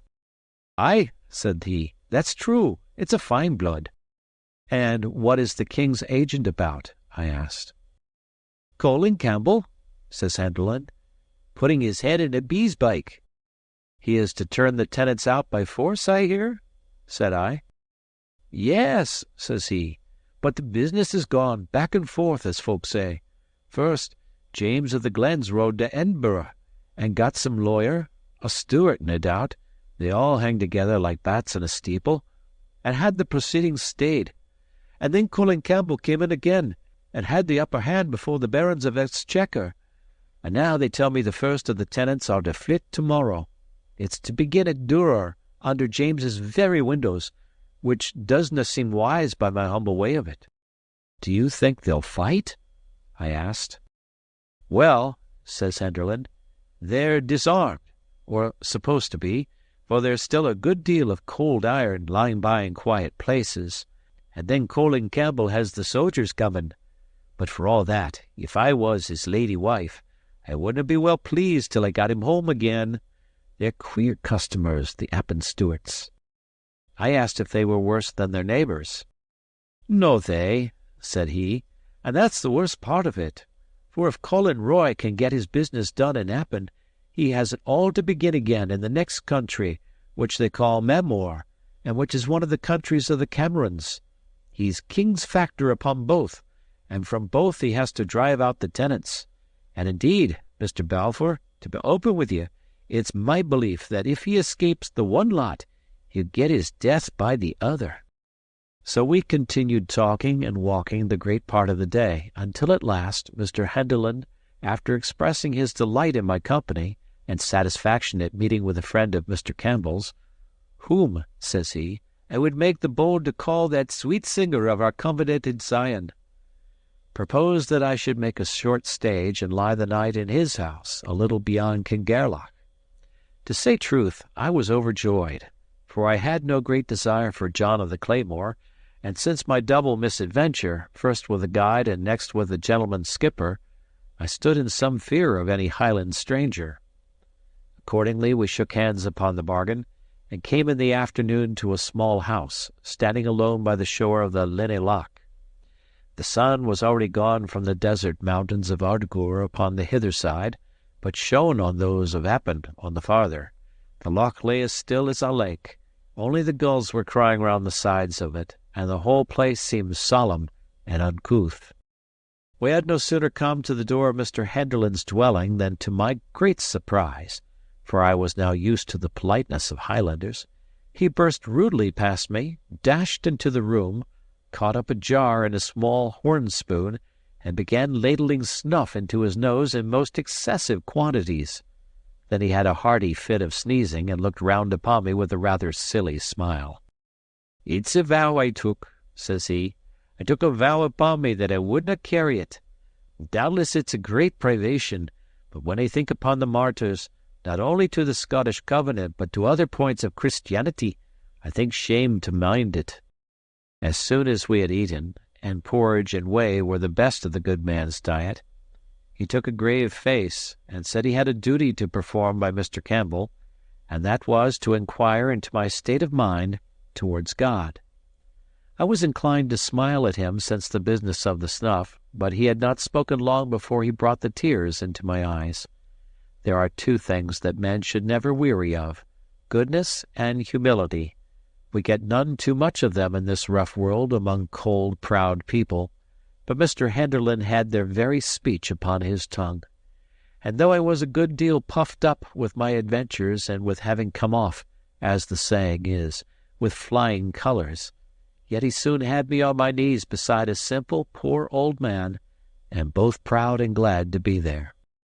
Before we went to bed he offered me sixpence to help me on my way, out of a scanty store he kept in the turf wall of his house, at which excess of goodness I knew not what to do. But at last he was so earnest with me that I thought it the more mannerly part to let him have his way, and so left him poorer than myself. Chapter 17. The Death of the Red Fox. The next day Mr. Henderland found for me a man who had a boat of his own, and was to cross the Linnhe Loch that afternoon into Appin, fishing. Him he prevailed on to take me, for he was one of his flock, and in this way I saved a long day's travel, and the price of the 2 public ferries I must otherwise have passed. It was near noon before we set out, a dark day with clouds, and the sun shining upon little patches. The sea was here very deep and still, and had scarce a wave upon it, so that I must put the water to my lips before I could believe it to be truly salt. The mountains on either side were high, rough, and barren, very black and gloomy in the shadow of the clouds, but all silver-laced with little watercourses where the sun shone upon them.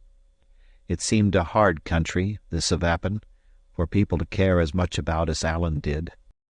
There was but one thing to mention. A little after we had started, the sun shone upon a little moving clump of scarlet close in along the waterside to the north. It was much of the same red as soldiers' coats, every now and then, too, there came little sparks and lightnings, as though the sun had struck upon bright steel. I asked my boatman what it should be, and he answered he supposed it was some of the red soldiers coming from Fort William into Appin, against the poor tenantry of the country. Well, it was a sad sight to me, and whether it was because of my thoughts of Allen, or from something prophetic in my bosom, although this was but the second time I had seen King George's troops, I had no good will to them. At last we came so near the point of land at the entering in of Loch Leven that I begged to be set on shore.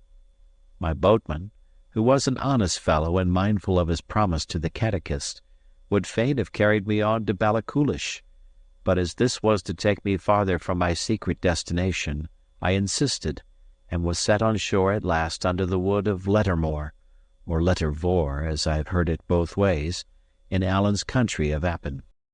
This was a wood of birches growing on a steep craggy side of a mountain that overhung the loch.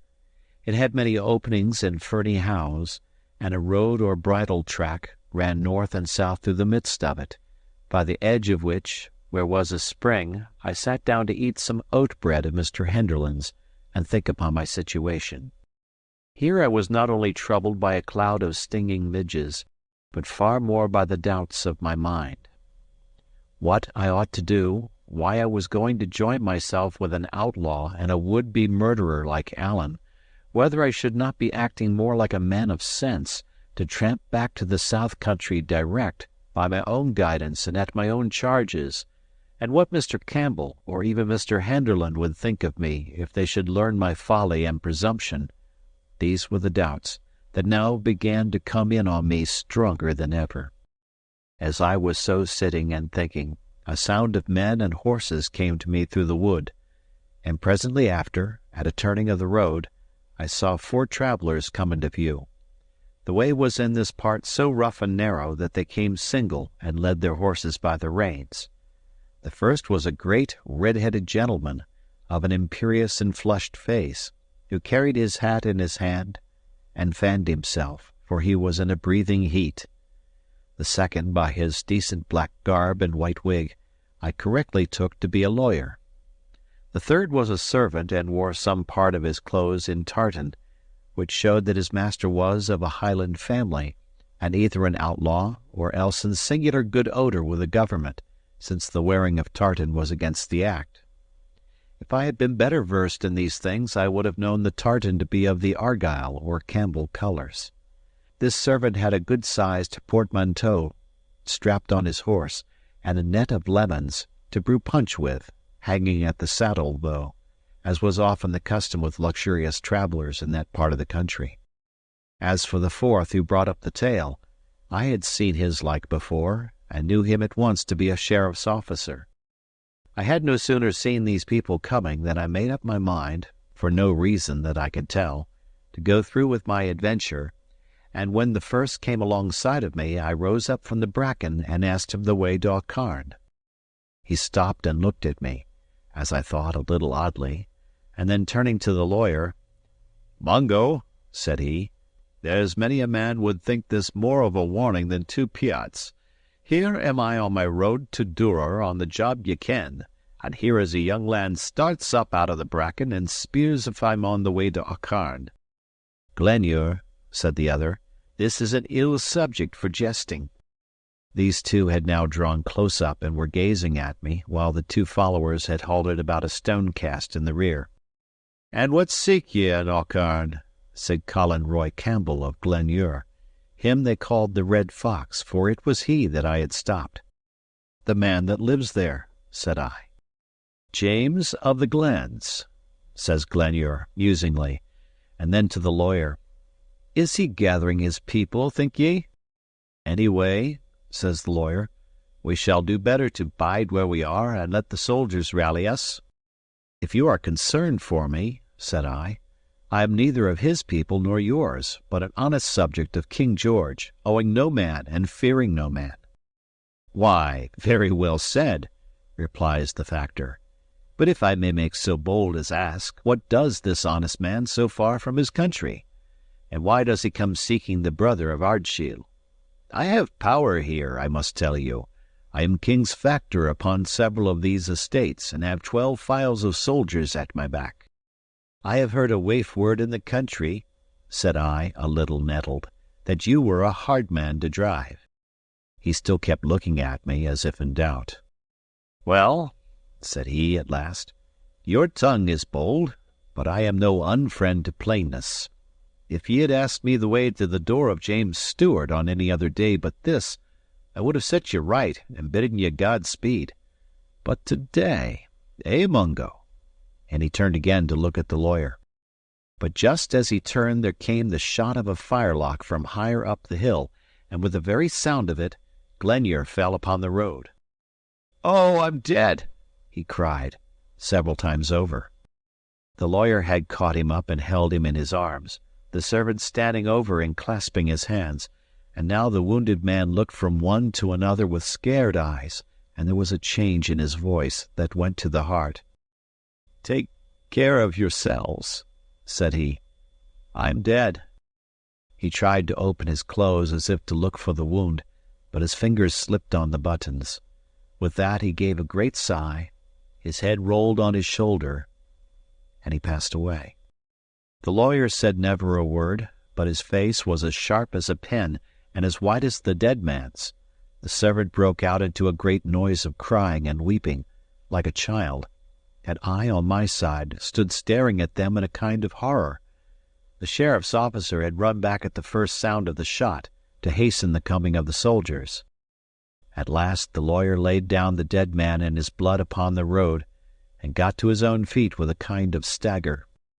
I believe it was his movement that brought me to my senses, for he had no sooner done so than I began to scramble up the hill, crying out, "The murderer! The murderer!"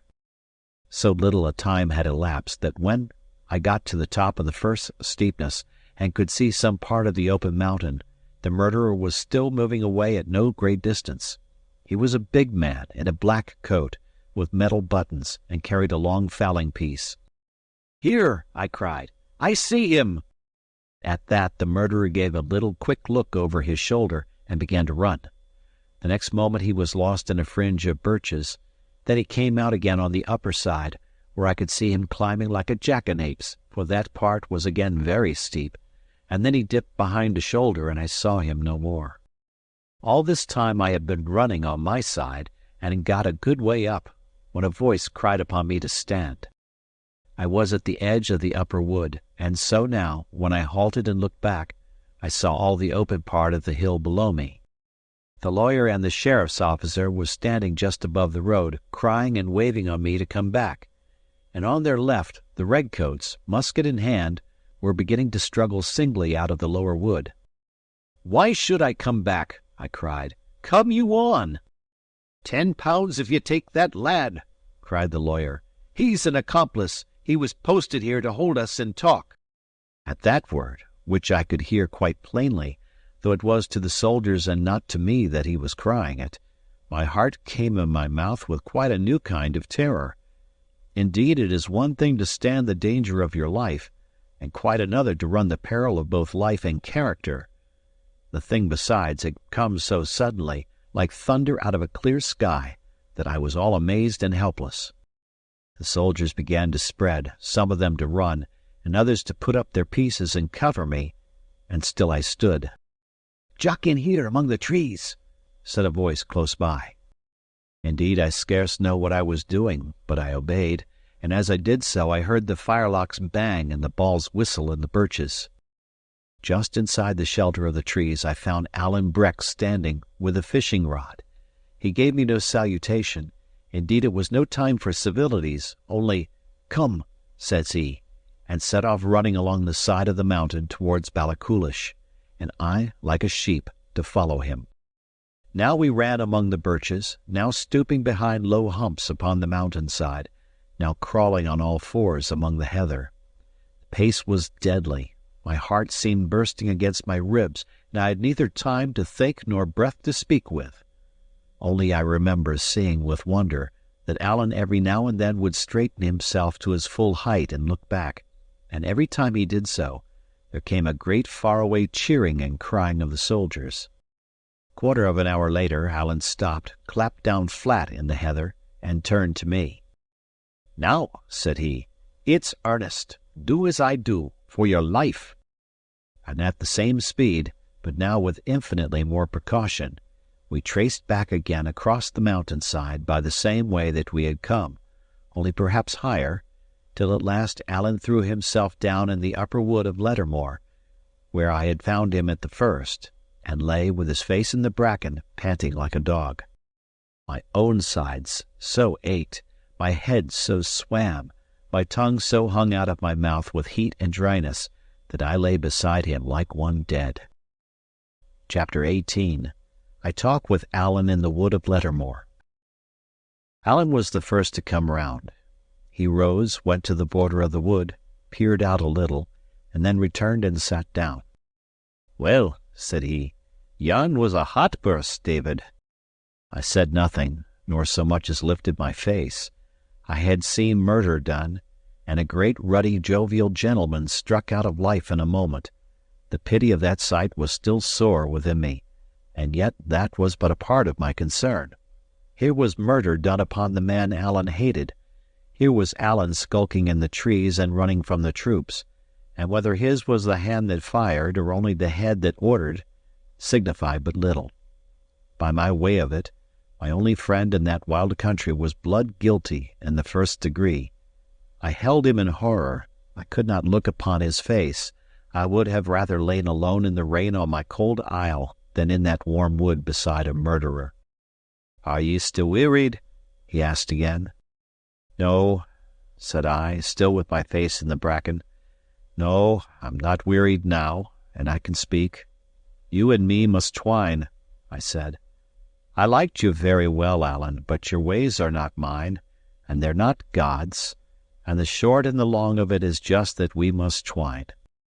"I will hardly twine from ye, David, without some kind of reason for the same," said Allen, mighty gravely. "If ye ken anything against my reputation, it's the least thing that you should do, for old acquaintance' sake, to let me hear the name of it, and if ye have only taken a distaste to my society, it will be proper for me to judge if I'm insulted." "Allen," said I, "what is the sense of this? Ye ken very well yon Campbell man lies in his blood upon the road." He was silent for a little. Then says he, "Did ye ever hear tell of the story of the man and the good people?" By which he meant the fairies. "No," said I, "nor do I want to hear it." "With your permission, Mr. Balfour, I will tell it you whatever," says Allen. "The man, ye should ken, was cast upon a rock in the sea, where it appears the good people were in used to come and rest as they went through to Ireland. The name of this rock is called the Skerryvore, and it's not far from where we suffered shipwreck. Well, it seems the man cried so sore, if he could just see his little bairn before he died. Then at last the king of the good people took pity upon him, and sent one flying that brought back the bairn in a poke, and laid it down beside the man where he lay sleeping. So when the man woke, there was a poke beside him and something into the inside of it that moved. Well, it seems he was one of these gentry that think I the worst of things, and for greater security he stuck his dirk throughout that poke before he opened it, and there was his bairn dead. I am thinking to myself, Mr. Balfour, that you and the man are very much alike." "Do you mean you had no hand in it?" cried I, sitting up. "I will tell you first of all, Mr. Balfour of Shaw's, as one friend to another," said Allen, "that if I were going to kill a gentleman, it would not be in my own country, to bring trouble on my clan, and I would not go wanting sword and gun, and with a long fishing rod upon my back." "Well," said I, "that's true." "And now," continued Allen, taking out his dirk and laying his hand upon it in a certain manner, "I swear upon the holy iron I had neither art nor part, act nor thought in it." "I thank God for that," cried I, and offered him my hand. He did not appear to see it. "And here is a great deal of work about a Campbell," said he. "They're not so scarce that I ken." "At least," said I, "you cannot justly blame me, for you know very well what you told me in the brig. But the temptation and the act are different. I thank God again for that. We may all be tempted, but to take a life in cold blood, Allen—" And I could say no more for the moment. "And do you know who did it?" I added. "Do you know that man in the black coat?" "I have nae clear mind about his coat," said Allen cunningly, "but it sticks in my head that it was blue." "Blue or black, do you know him?" said I. "I couldn't just conscientiously swear to him," says Allen.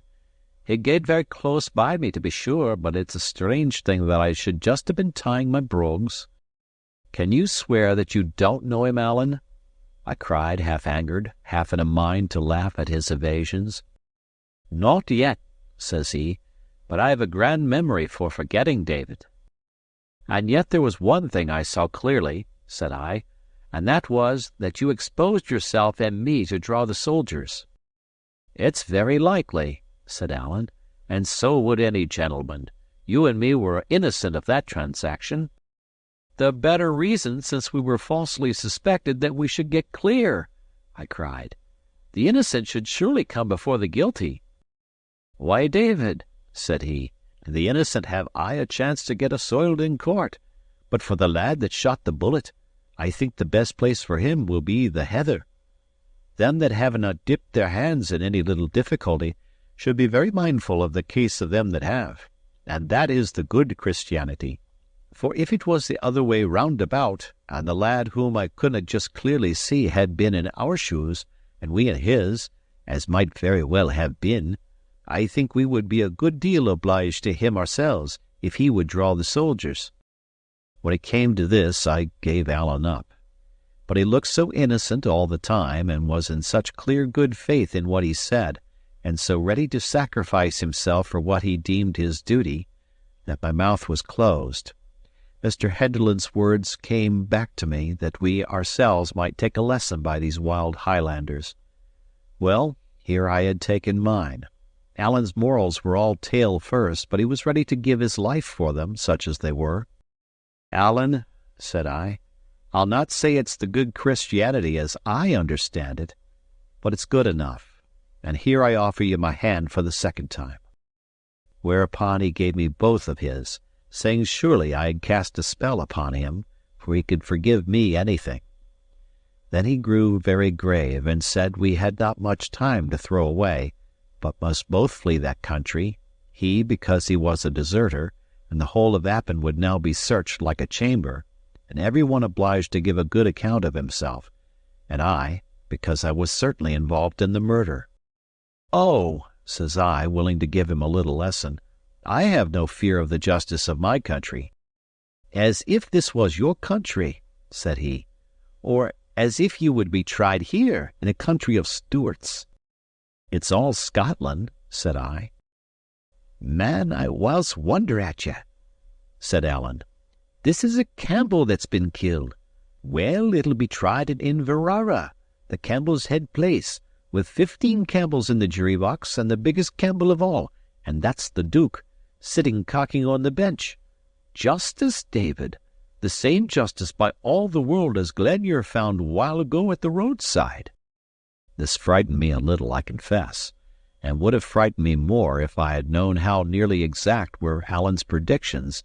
Indeed, it was but in one point that he exaggerated, there being but 11 Campbells on the jury, though as the other 4 were equally in the Duke's dependence, it mattered less than might appear. Still, I cried out that he was unjust to the Duke of Argyll, who, for all he was a Whig, was yet a wise and honest nobleman. "Hoot," said Allen, "the man's a Whig, no doubt, but I would never deny he was a good chieftain to his clan. And what would the clan think if there was a Campbell shot and nobody hanged, and their own chief the Justice General? But I have often observed," said Allen, "that you low country bodies have no clear idea of what's right and wrong." At this I did at last laugh out aloud, when to my surprise Allen joined in, and laughed as merrily as— "Nah, nah," said he, "we in the Highlands, David, and when I tell you to run, take my word and run. No doubt it's a hard thing to skulk and starve in the heather, but it's harder yet to lie shackled in a redcoat prison." I asked him whither we should flee, and as he told me to the Lowlands, I was a little better inclined to go with him, for indeed I was growing impatient to get back and have the upper hand of my uncle. Besides, Allen made so sure there would be no question of justice in the matter that I began to be afraid he might be right. Of all deaths, I would truly like least to die by the gallows, and the picture of that uncanny instrument came into my head with extraordinary clearness, as I had once seen it engraved at the top of a peddler's ballad. It took away my appetite for courts of justice. "I'll chance it, Allen," said I. "I'll go with you." "But mind ye," said Allen, "it's no small thing. Ye maun lie bare and hard, and brook many an empty belly. Your bed shall be the moorcocks, and your life shall be like the haunted deer's, and ye shall sleep with your hand upon your weapons. Aye, man, ye shall taggle many a weary foot, or we get clear. I tell you this at the start, for it's a life that I ken well. But if ye ask what other chance ye have, I answer, none. Either take to the heather with me, or else hang." "And that's a choice very easily made," said I, and we shook hands upon it. "And now let's take another keek at the redcoats," says Allen, and he led me to the northeastern fringe of the wood. Looking out between the trees, we could see a great side of mountain running down exceeding steep into the waters of the loch. It was a rough part, all hanging stone and heather and big scrogs of birchwood, and away at the far end towards Ballachulish, little wee red soldiers were dipping up and down over hill and howe, and growing smaller every minute. There was no cheering now, for I think they had other uses for what breath was left them, but they still stuck to the trail, and doubtless thought that we were close in front of them. Allen watched them, smiling to himself. "Aye," said he, "they'll be gay weary before they've got to the end of that employ. And so you and me, David, can sit down and eat a bite, and breathe a bit longer, and take a dram from my bottle. Then we'll strike for Aucharn, the house of my kinsman, James of the Glens, where I must get my clothes and my arms, and money to carry us along, and then, David, we'll cry, 'Forth, fortune!' and take a cast among the heather." So we sat again and ate and drank in a place whence we could see the sun going down into a field of great, wild, and houseless mountains, such as I was now condemned to wander in with my companion. Partly as we so sat, and partly afterwards, on the way to Aucharn, each of us narrated his adventures, and I shall here set down so much of Allen's as seems either curious or needful. It appears he ran to the bulwarks as soon as the wave was past, saw me and lost me, and saw me again as I tumbled in the roost, and at last had one glimpse of me clinging on the yard. It was this that put him in some hope I would maybe get to land after all, and made him leave those clues and messages which had brought me, for my sins, to that unlucky country of Appin. In the meanwhile, those still on the brig had got the skiff launched, and one or two were on board of her already, when there came a second wave greater than the first, and heaved the brig out of her place, and would certainly have sent her to the bottom, had she not struck and caught on some projection of the reef. When she had struck first, it had been bows on, so that the stern had hitherto been lowest. But now her stern was thrown in the air, and the bows plunged under the sea, and with that the water began to pour into the forescuttle like the pouring of a mill dam. It took the color out of Allen's face even to tell what followed. For there were still two men lying impotent in their bunks, and these, seeing the water pour in and thinking the ship had foundered, began to cry out aloud, and that with such harrowing cries that all who were on deck tumbled one after another into the skiff and fell to their oars.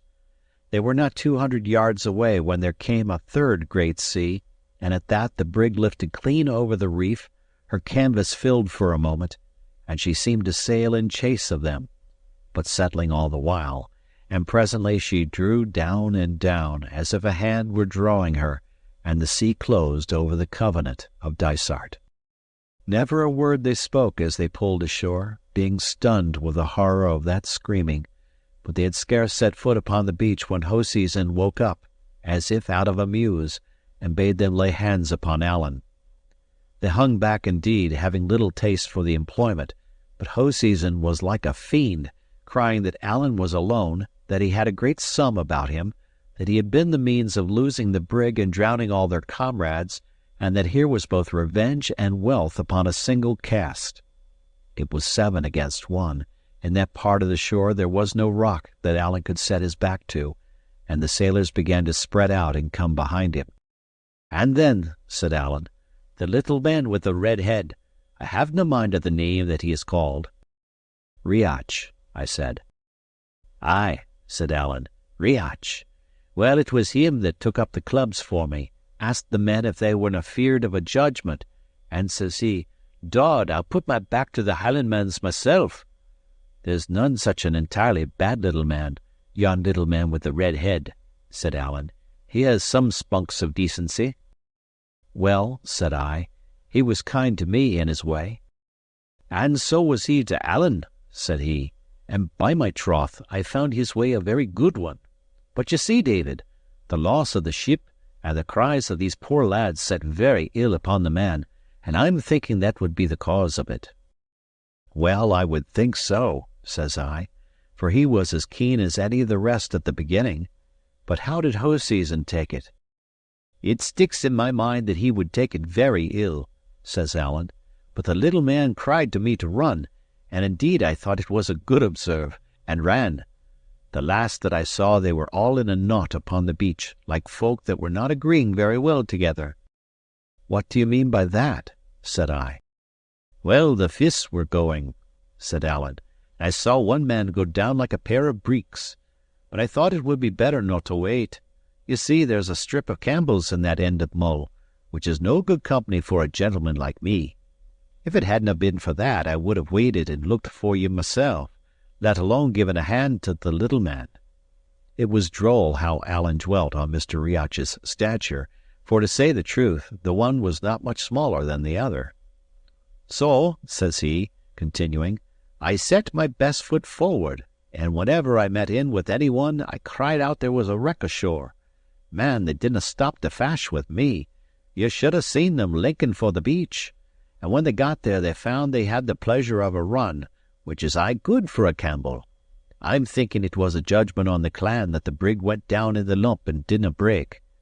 But it was a very unlucky thing for you, that same, for if any wreck had come ashore, they would have hunted high and low, and would soon have found you." Chapter 19. The House of Fear. Night fell as we were walking, and the clouds, which had broken up in the afternoon, settled in and thickened, so that it fell, for the season of the year, extremely dark. The way we went was over rough mountain-sides, and though Allen pushed on with an assured manner, I could by no means see how he directed himself. At last, about 10:30 of the clock, we came to the top of a brae, and saw lights below us. It seemed a house door stood open and let out a beam of fire and candlelight, and all round the house and steading 5 or 6 persons were moving hurriedly about, each carrying a lighted brand. "James must have tint his wits," said Allen. "If this was the soldiers instead of you and me, he would be in a bonny mess. But I dare say he'll have a sentry on the road, and he would ken well enough no soldiers would find the way that we came." Hereupon he whistled 3 times in a particular manner. It was strange to see how, at the first sound of it, all the moving torches came to a stand, as if the bearers were affrighted, and how, at the third, the bustle began again as before. Having thus set folks' minds at rest, we came down the brae, and were met at the yard gate, for this place was like a well-doing farm, by a tall, handsome man of more than 50, who cried out to Allen in the Gaelic. "James Stewart," said Allen, "I will ask you to speak in Scotch, for here is a young gentleman with me that has none of the other. This is him," he added, putting his arm through mine, "a young gentleman of the Lowlands, and a laird in his country too, but I'm thinking it will be the better for his health if we give his name the go-by." James of the Glens turned to me for a moment, and greeted me courteously enough. The next he had turned to Allen. "This has been a dreadful accident," he cried. "It will bring trouble on the country," and he wrung his hands. "Hoots," said Allen, "you must take the sorrow with a sweet man. Colin Roy is dead, and be thankful for that." "Aye," said James, "and by my troth I wish he was alive again. It's all very fine to blow and boast beforehand, but now it's done, Allen, and who's to bear the weight of it? The accident fell out in Appin. Mind you that, Allen. It's Appin that must pay, and I am a man that has a family." While this was going on, I looked about me at the servants. Some were on ladders, digging in the thatch of the house or the farm buildings, from which they brought out guns, swords, and different weapons of war. Others carried them away, and by the sound of mattock blows from somewhere farther down the brae, I supposed they buried them. Though they were all so busy, there prevailed no kind of order in their efforts.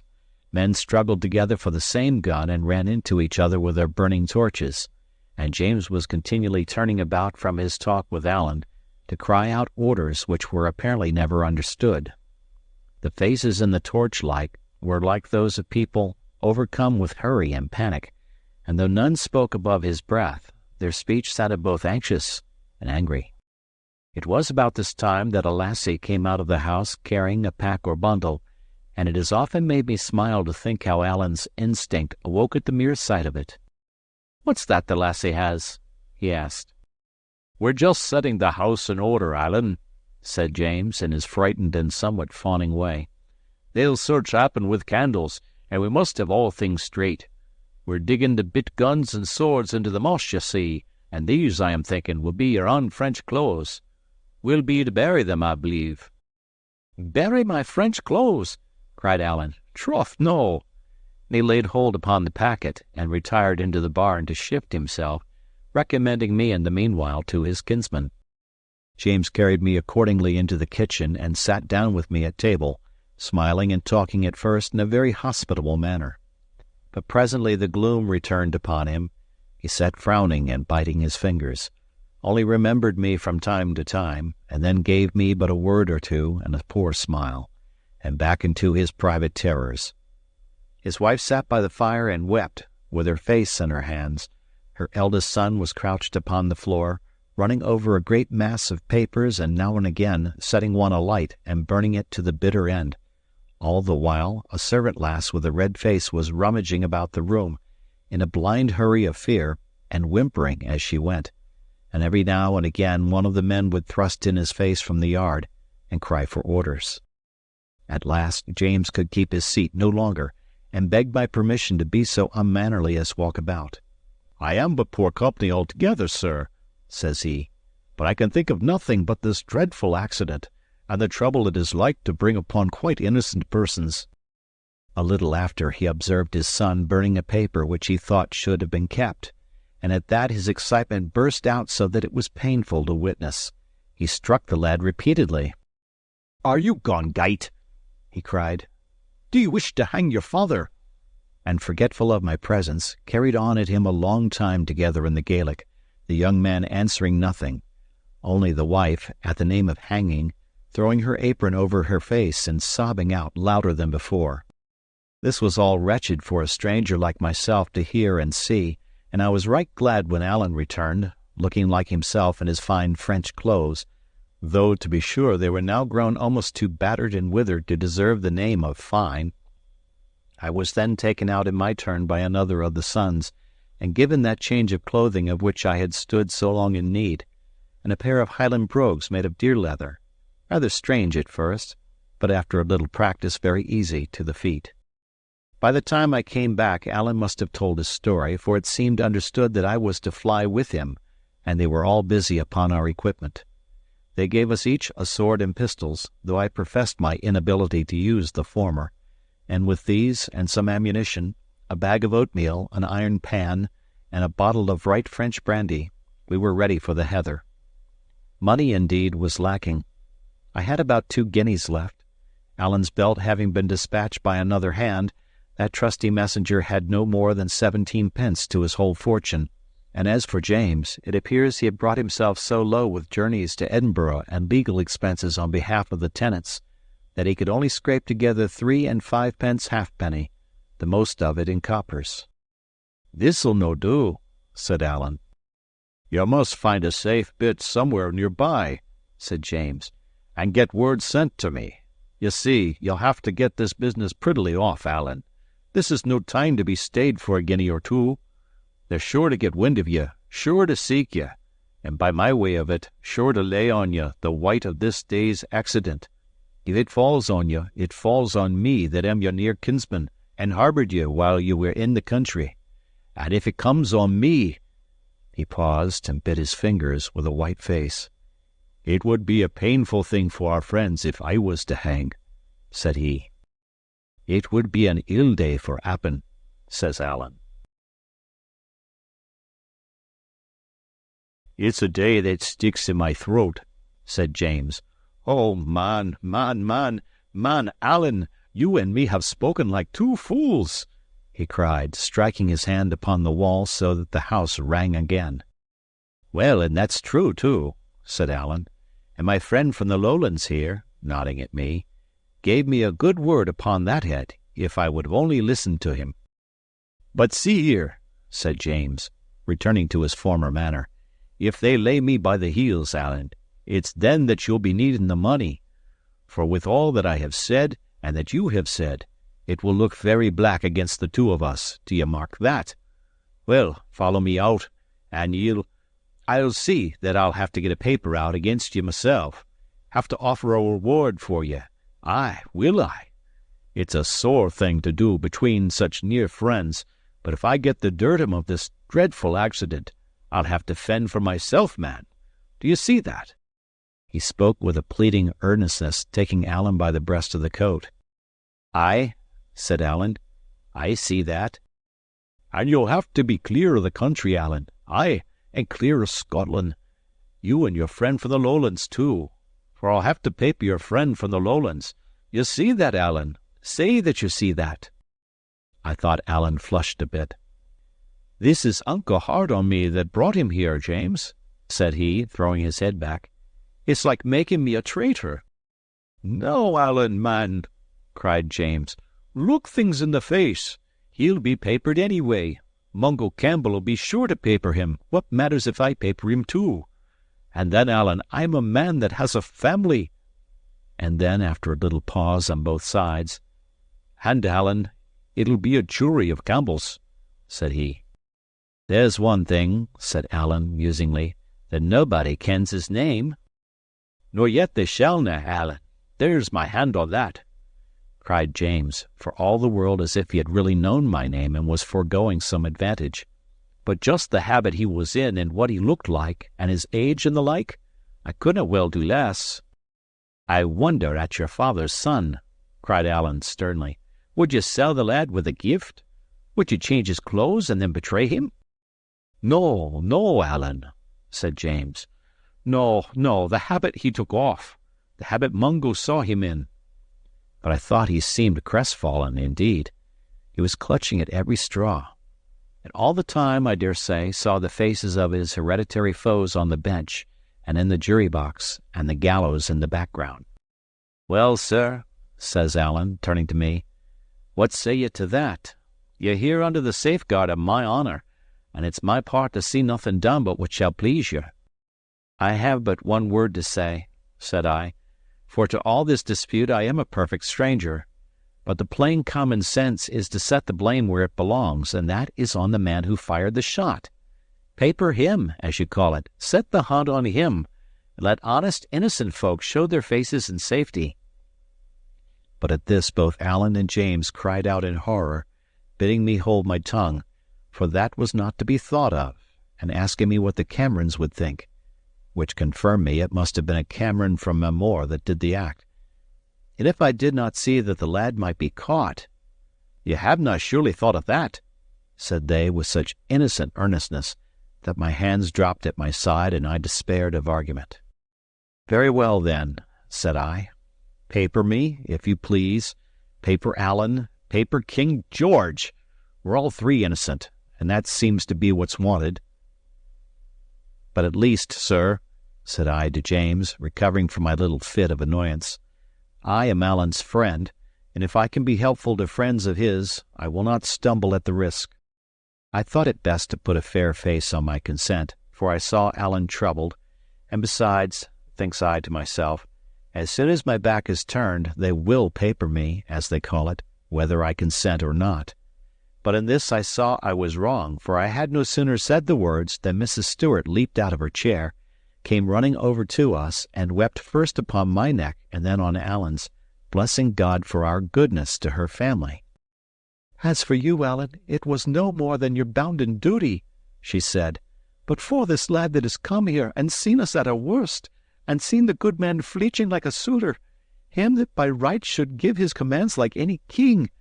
As for you, my lad," she says, "my heart is sworn not to have your name, but I have your face, and as long as my heart beats under my bosom, I will keep it, and think of it, and bless it."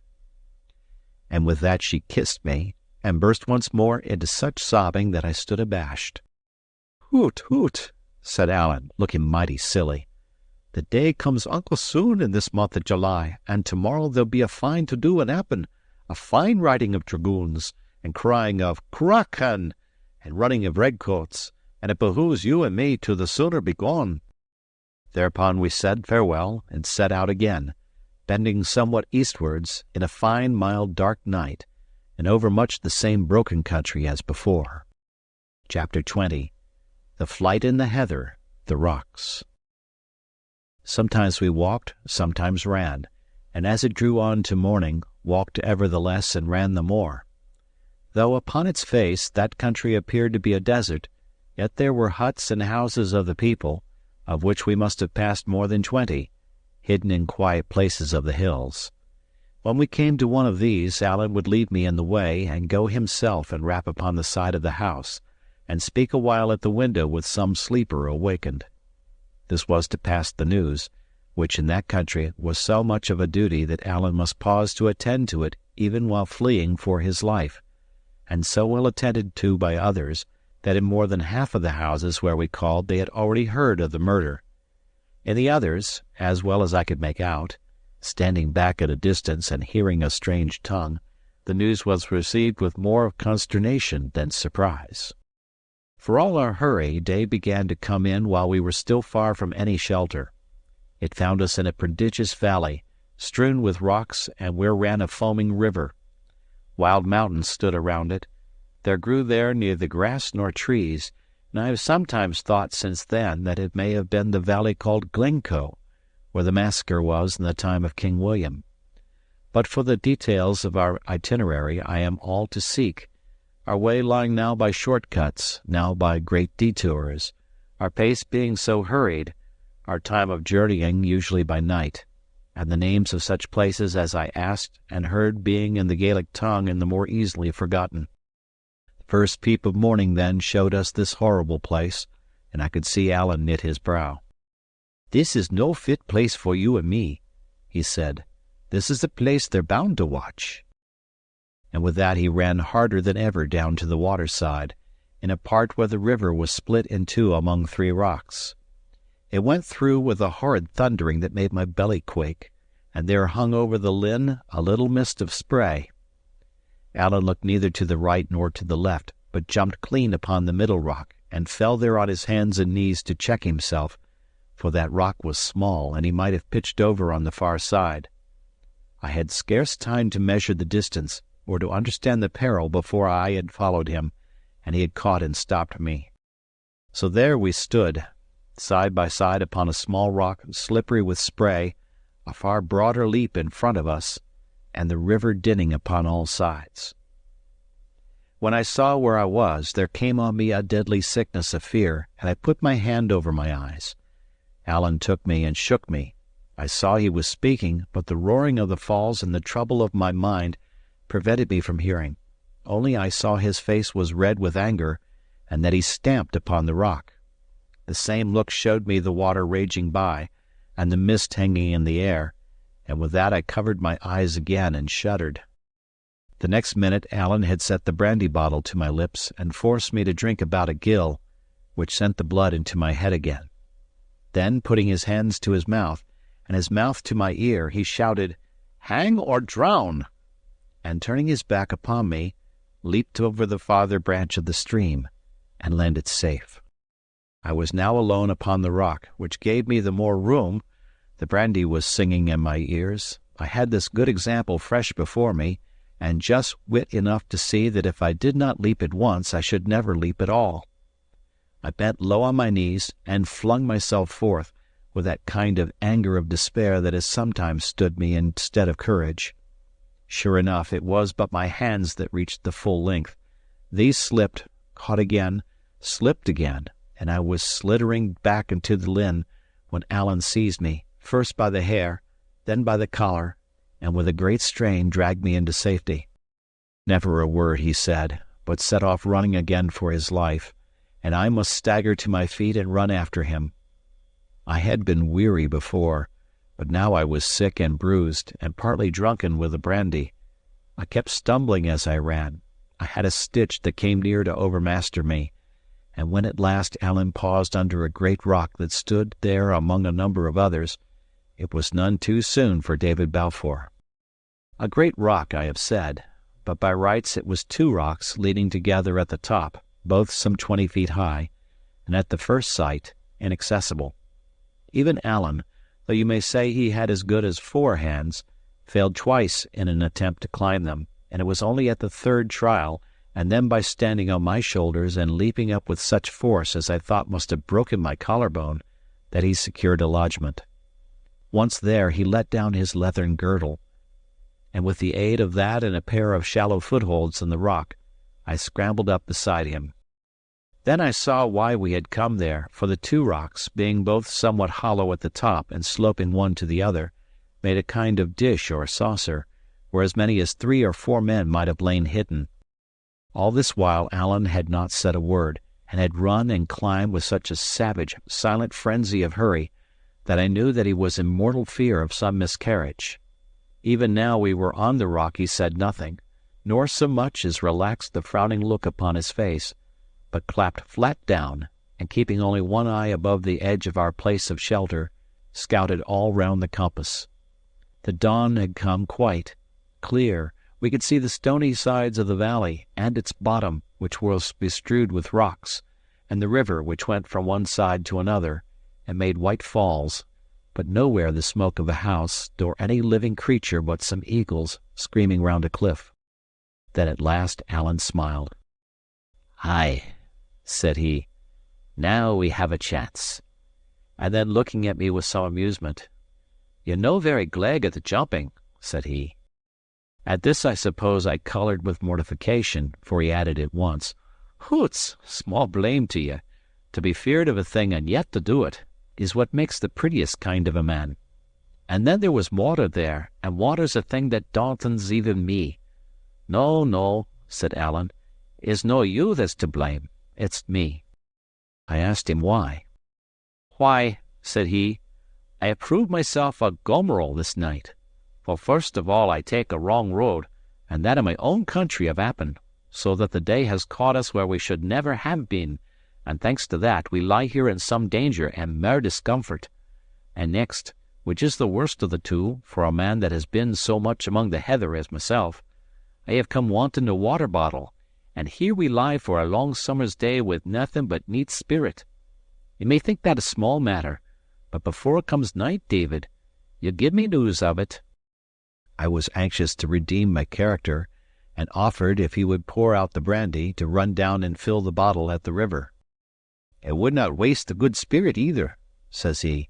"It's been a good friend to you this night, or in my poor opinion you would still be cocking on yon stone. And what's more," says he, "you may have observed, you that's a man of so much penetration, that Allan Breck Stewart was perhaps walking quicker than his ordinary." "You?" I cried. "You were running fit to burst." "Was I so?" says he. "Well then, you may depend upon it, there was no time to be lost. And now here is enough said. Gang you to your sleep, lad, and I'll watch."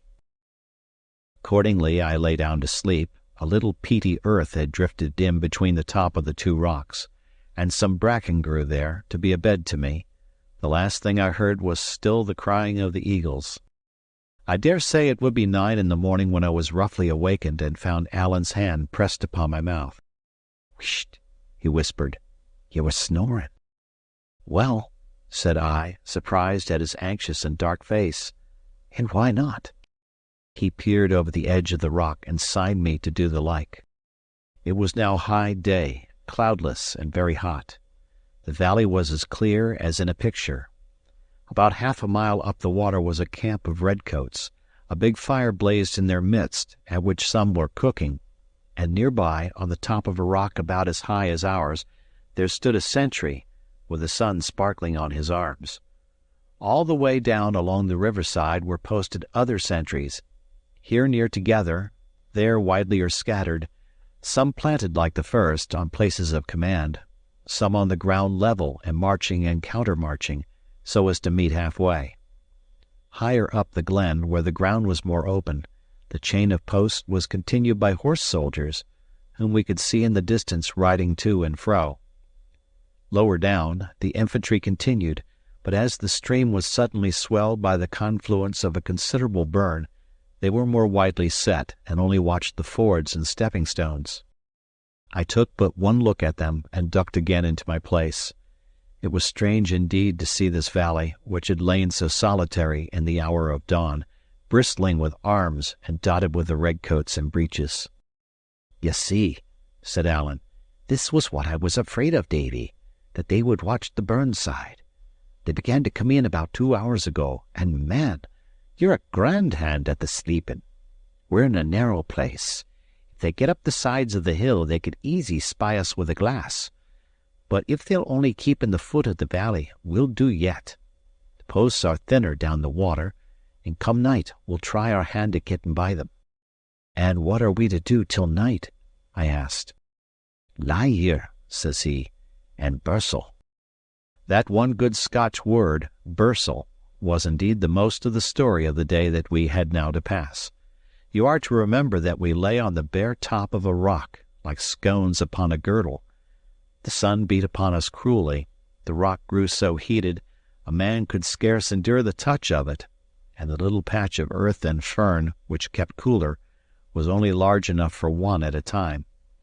We took turn about to lie on the naked rock, which was indeed like the position of that saint that was martyred on a gridiron, and it ran in my mind how strange it was that in the same climate, and at only a few days' distance, I should have suffered so cruelly, first from cold upon my island, and now from heat upon this rock. All the while we had no water, only raw brandy for a drink, which was worse than nothing, but we kept the bottle as cool as we could, burying it in the earth, and got some relief by bathing our breasts and temples. The soldiers kept stirring all day in the bottom of the valley, now changing guard, now in patrolling parties hunting among the rocks. These lay around in so great a number that to look for men among them was like looking for a needle in a bottle of hay, and being so hopeless a task, it was gone about with the less care. Yet we could see the soldiers poke their bayonets among the heather, which sent a cold thrill into my vitals, and they would sometimes hang about our rock, so that we scarce dared to breathe. It was in this way that I first heard the right English speech, one fellow as he went by actually clapping his hand upon the sunny face of the rock on which we lay, and plucking it off again with an oath. "I tell you it's hot," says he, and I was amazed at the clipping tones and the odd sing-song in which he spoke, and no less at that strange trick of dropping out the letter H. To be sure, I had heard Ransom, but he had taken his ways from all sorts of people, and spoke so imperfectly at the best, that I set down the most of it to childishness. My surprise was all the greater to hear that manner of speaking in the mouth of a grown man, and indeed I have never grown used to it, nor yet altogether with the English grammar, as perhaps a very critical eye might here and there spy out even in these memoirs. The tediousness and pain of these hours upon the rock grew only the greater as the day went on, the rock getting still the hotter and the sun fiercer. There were giddiness and sickness and sharp pangs like rheumatism to be supported. I minded then, and have often minded since, on the lines in our Scotch psalm, "The moon by night thee shall not smite, nor yet the sun by day." And indeed it was only by God's blessing that we were neither of us sun-smitten. At last, about 2, it was beyond men's bearing, and there was now temptation to resist, as well as pain to thole. For the sun being now got a little into the west, there came a patch of shade on the east side of our rock, which was the side sheltered from the soldiers. "As well one death as another," said Allen, and slipped over the edge and dropped on the ground on the shadowy side. I followed him at once, and instantly fell all my length, so weak was I, and so giddy with that long exposure. Here then we lay for an hour or two, aching from head to foot, as weak as water, and lying quite naked to the eye of any soldier who should have strolled that way. None came, however, all passing by on the other side, so that our rock continued to be our shield even in this new position. Presently we began again to get a little strength, and as the soldiers were now lying closer along the riverside, Allen proposed that we should try a start.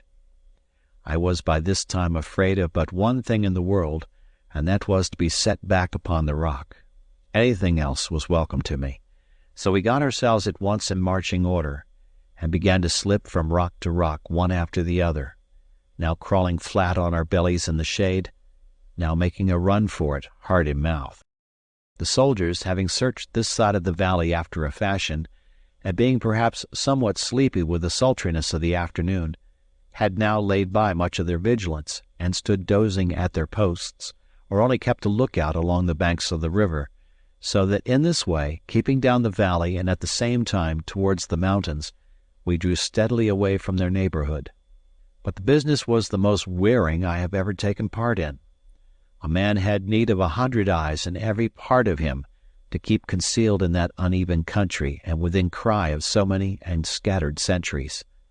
When we must pass an open place, quickness was not all, but a swift judgment not only of the lie of the whole country, but of the solidity of every stone on which we must set foot, for the afternoon was now fallen so breathless that the rolling of a pebble sounded abroad like a pistol shot, and would start the echo calling among the hills and cliffs. By sundown we had made some distance, even by our slow rate of progress, though to be sure the sentry on the rock was still plainly in our view. But now we came on something that put all fears out of season, and that was a deep rushing burn that tore down in that part to join the Glen River. At the sight of this we cast ourselves on the ground and plunged head and shoulders in the water, and I cannot tell which was the more pleasant, the great shock as the cool stream went over us, or the greed with which we drank of it. We lay there, for the banks hid us, drank again and again, bathed our chests, let our wrists trail in the running water till they ached with the chill, and at last, being wonderfully renewed, we got out the meal bag and made drummock in the iron pan. This, though it is but cold water mingled with oatmeal, yet makes a good enough dish for a hungry man, and where there are no means of making fire, or, as in our case, good reason for not making one, it is the chief standby of those who have taken to the heather. As soon as the shadow of the night had fallen, we set forth again, at first with the same caution, but presently with more boldness, standing our full height and stepping out at a good pace of walking. The way was very intricate, lying up the steep sides of mountains and along the brows of cliffs. Clouds had come in with the sunset, and the night was dark and cool, so that I walked without much fatigue, but in continual fear of falling and rolling down the mountains, and with no guess at our direction. The moon rose at last and found us still on the road. It was in its last quarter, and was long beset with clouds, but after a while shone out and showed me many dark heads of mountains, and was reflected far underneath us on the narrow arm of a sea loch. At this sight we both paused, I struck with wonder to find myself so high, and walking, as it seemed to me, upon clouds, Allen to make sure of his direction. Seemingly he was well pleased, and he must certainly have judged us out of earshot of all our enemies, for throughout the rest of our night march he beguiled the way with whistling of many tunes, warlike, merry, plaintive, real tunes that made the foot go faster, tunes of my own south country that made me fain to be home from my adventures, and all these, on the great, dark, desert mountains, making company upon the way. Chapter 21. The Flight in the Heather. The Hugh of Corrynakiegh. Early as day comes in the beginning of July, it was still dark when we reached our destination, a cleft in the head of a great mountain, with a water running through the midst, and upon the one hand a shallow cave in a rock. Birches grew there in a thin, pretty wood, which a little farther on was changed into a wood of pines. The burn was full of trout, the wood of cushat doves. On the open side of the mountain beyond, whaups would be always whistling, and cuckoos were plentiful. From the mouth of the cleft we looked down upon a part of Moor, and on the sea loch that divides that country from Appin, and this from so great a height as made it my continual wonder and pleasure to sit and behold them.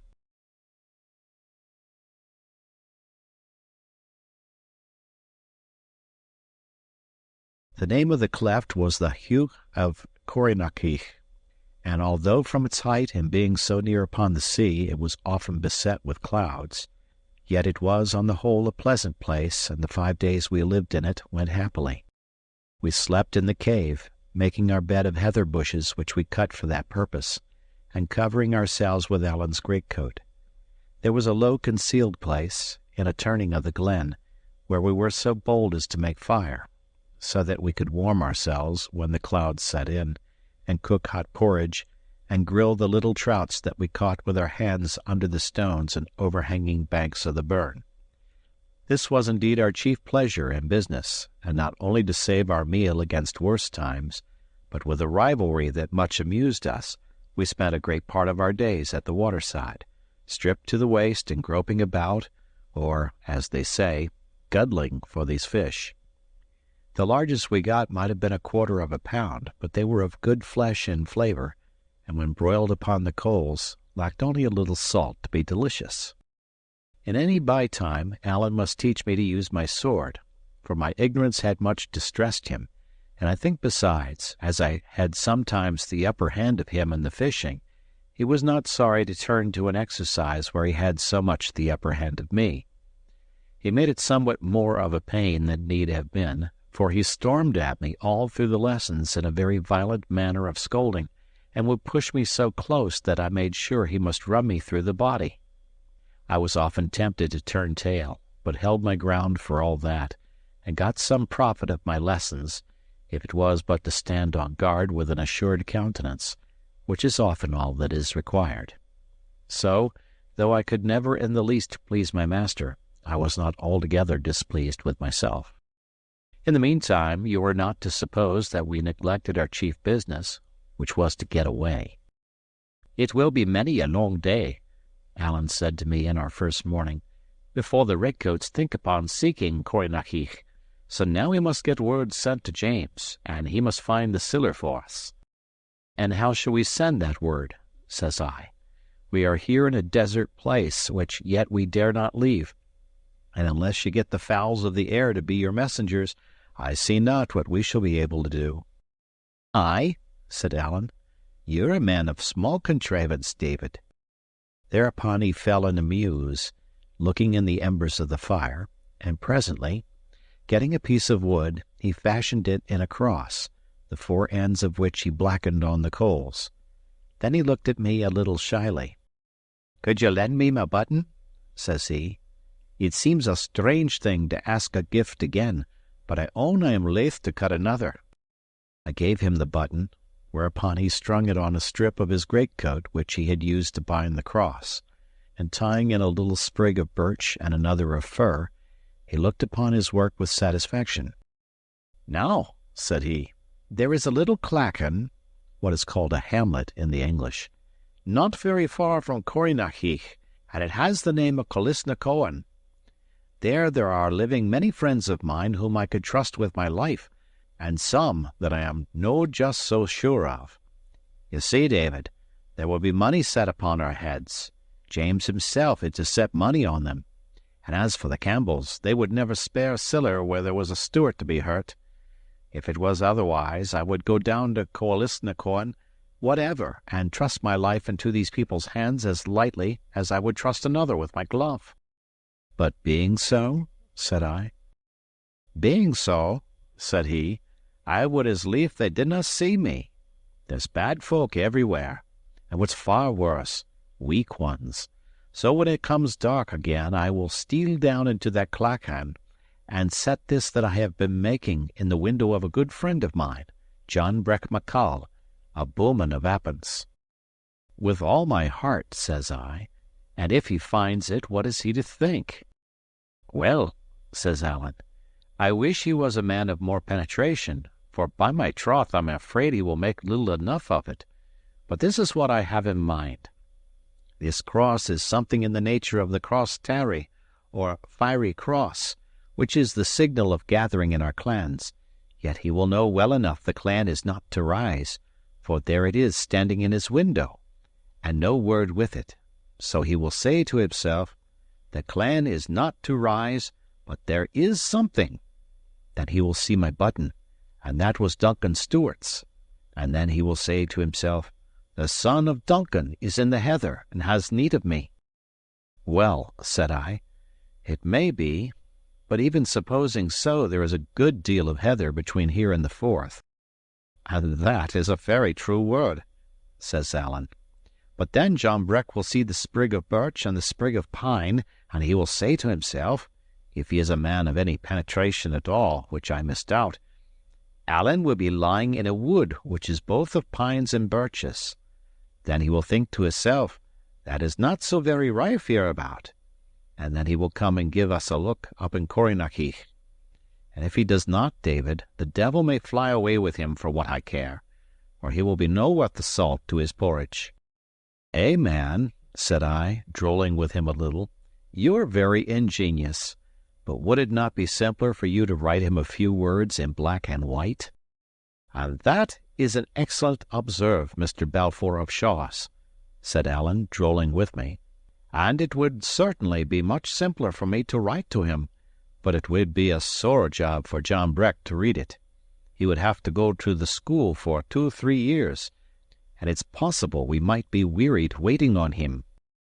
So that night Allen carried down his fiery cross and set it in the bowman's window.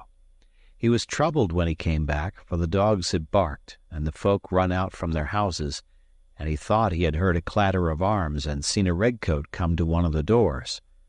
On all accounts, we lay the next day in the borders of the wood and kept a close lookout, so that if it was John Breck that came, we might be ready to guide him, and if it was the redcoats, we should have time to get away. About noon a man was to be spied, straggling up the open side of the mountain in the sun, and looking round him as he came from under his hand. No sooner had Allen seen him than he whistled. The man turned and came a little towards us. Then Allen would give another peep, and the man would come still nearer, and so by the sound of whistling he was guided to the spot where we lay. He was a ragged, wild, bearded man, about 40, grossly disfigured with the smallpox, and looked both dull and savage. Although his English was very bad and broken, yet Allen, according to his very handsome use whenever I was by, would suffer him to speak no Gaelic. Perhaps the strange language made him appear more backward than he really was, but I thought he had little goodwill to serve us, and what he had was the child of terror. Allen would have had him carry a message to James, but the bowman would hear of no message. "She was forget it," he said in his screaming voice, and would either have a letter or wash his hands of us. I thought Allen would be gravelled at that, for we lacked the means of writing in that desert. But he was a man of more resources than I knew, searched the wood until he found the quill of a cushat dove, which he shaped into a pen, made himself a kind of ink with gunpowder from his horn and water from the running stream, and tearing a corner from his French military commission, which he carried in his pocket like a talisman to keep him from the gallows, he sat down and wrote as follows: "Dear kinsman, please send the money by the bearer to the place he kens of. Your affectionate cousin, A.S." This he entrusted to the bowman, who promised to make what manner of speed he best could, and carried it off with him down the hill. He was 3 full days gone, but about 5 in the evening of the 3rd we heard a whistling in the wood, which Allen answered, and presently the bowman came up the waterside, looking for us right and left. He seemed less sulky than before, and indeed he was no doubt well pleased to have got to the end of such a dangerous commission. He gave us the news of the country, that it was alive with redcoats, that arms were being found, and poor folk brought in trouble daily, and that James and some of his servants were already clapped in prison at Fort William under strong suspicion of complicity. It seemed it was noised on all sides that Allen Breck had fired the shot, and there was a bill issued for both him and me, with £100 reward. This was all as bad as could be, and the little note the bowman had carried us from Mrs. Stewart was of a miserable sadness. In it she besought Allen not to let himself be captured, assuring him if he fell in the hands of the troops, both he and James were no better than dead men. The money she had sent was all that she could beg or borrow, and she prayed heaven we could be doing with it. Lastly, she said, she enclosed us one of the bills in which we were described. This we looked upon with great curiosity and not a little fear, partly as a man may look in a mirror, partly as he might look into the barrel of an enemy's gun to judge if it be truly aimed. Allen was advertised as a small, pock-marked, active man of 35 or thereby, dressed in a feathered hat, a French side coat of blue with silver buttons, and lace a great deal tarnished, a red waistcoat and breeches of black shag, and I as a tall, strong lad of about 18, wearing an old blue coat, very ragged, an old Highland bonnet, a long homespun waistcoat, blue breeches, his legs bare, low-country shoes wanting the toes, speaks like a lowlander, and has no beard. Allen was well enough pleased to see his finery so fully remembered and set down, only when he came to the word tarnish, he looked upon his lace like one a little mortified. As for myself, I thought I cut a miserable figure in the bill, and yet was well enough pleased too, for since I had changed these rags, the description had ceased to be a danger, and became a source of safety. "Allen," said I, "you should change your clothes." "Na troth," said Allen, "I have na others. A fine sight it would be if I went back to France in a bonnet." This put a second reflection in my mind, that if I were to separate from Allen and his telltale clothes, I should be safe against arrest, and might go openly about my business. Nor was this all, for suppose I was arrested when I was alone, there was little against me. But suppose I was taken in company with a reputed murderer, my case would begin to be grave. For generosity's sake I dare not speak my mind upon this head, but I thought of it none the less. I thought of it all the more, too, when the bowman brought out a green purse with 4 guineas in gold, and the best part of another in small change. True, it was more than I had, but then Allen, with less than 5 guineas, had to get as far as France. I, with my less than 2, not beyond Queensferry. So that taking things in their proportion, Allen's society was not only a peril to my life, but a burden on my purse. But there was no thought of the sort in the honest head of my companion. He believed he was serving, helping, and protecting me, and what could I do but hold my peace, and chafe, and take my chance of it? "It's little enough," said Allen, putting the purse in his pocket, "but it'll do my business. And now, John Breck, if you will hand me over my button, this gentleman and me will be for taking the road."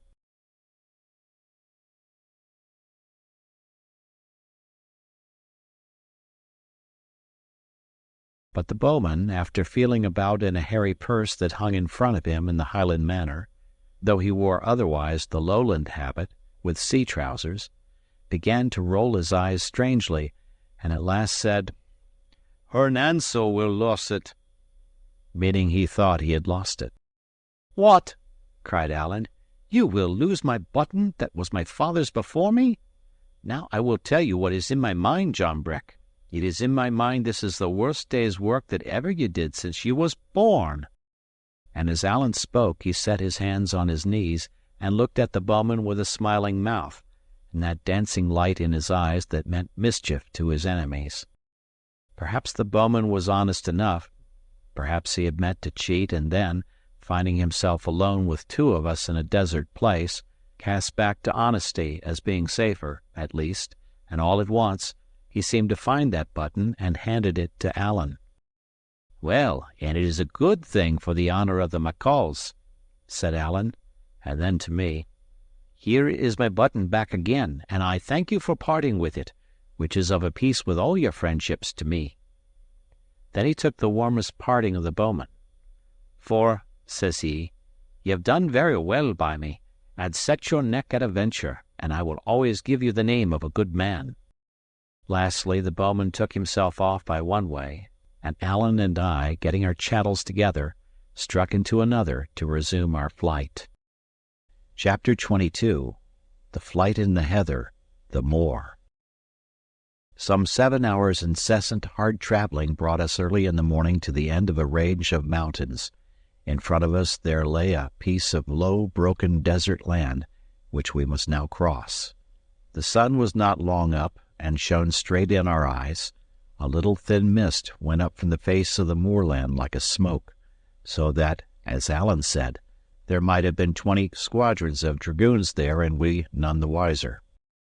We sat down, therefore, in a howe of the hillside till the mist should have risen, and made ourselves a dish of drammach, and held a council of war. "David," said Allen, "this is a kittle bit. Shall we lie here till it comes night, or shall we risk it and stave on ahead?" "Well," said I am tired indeed, but I could walk as far again, if that was all.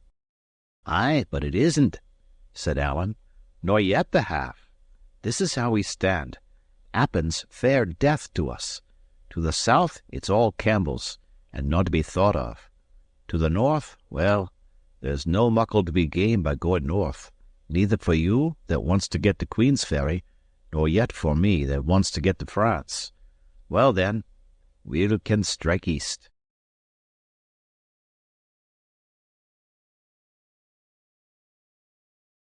"East be it," says I quite cheerily, but I was thinking in to myself, "Oh, man, if you would only take one point of the compass and let me take any other, it would be the best for both of us."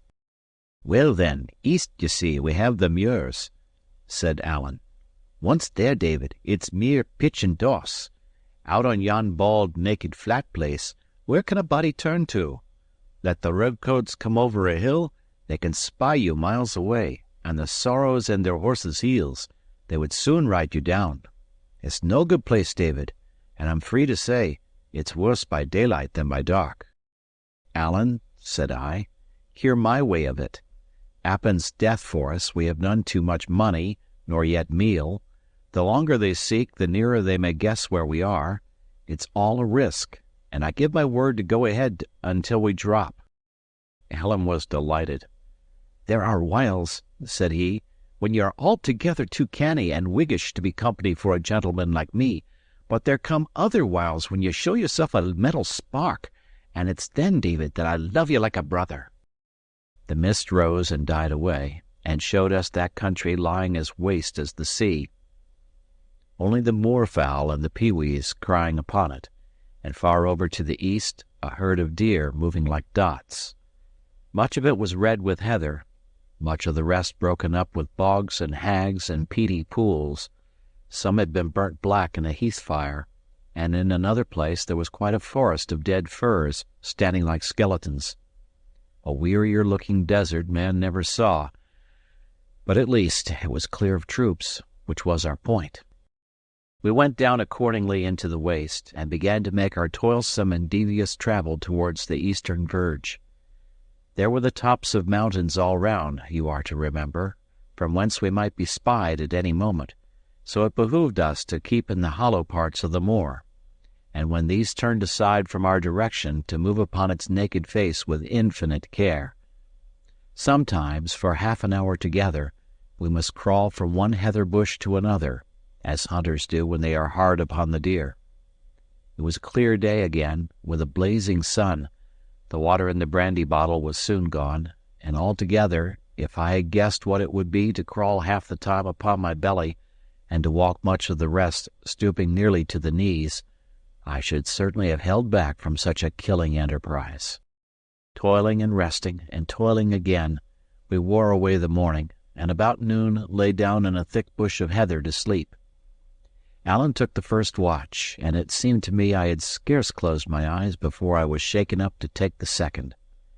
We had no clock to go by, and Allen stuck a sprig of heath in the ground to serve instead, so that as soon as the shadow of the bush should fall so far to the east, I might know to rouse him. But I was by this time so weary that I could have slept 12 hours at a stretch. I had the taste of sleep in my throat. My joints slept even when my mind was waking. The hot smell of the heather and the drone of the wild bees were like possets to me, and every now and again I would give a jump and find I had been dozing. The last time I awoke, I seemed to come back from farther away, and thought the sun had taken a great start in the heavens. I looked at the sprig of heath, and at that I could have cried aloud, for I saw I had betrayed my trust. My head was nearly burned with fear and shame, and at what I saw when I looked out around me on the moor, my heart was like dying in my body. For sure enough, a body of horse soldiers had come down during my sleep and were drawing near to us from the southeast, spread out in the shape of a fan and riding their horses to and fro in the deep parts of the heather. When I waked Allen, he glanced first at the soldiers, then at the mark and the position of the sun, and knitted his brows with a sudden quick look, both ugly and anxious, which was all the reproach I had of him. "What are we to do now?" I asked. "We'll have to play at being hares," said he. "Do you see yon mountain?" Pointing to one on the northeastern sky. "Aye," said I. "Well then," says he, "let us strike for that. Its name is Ben Alder.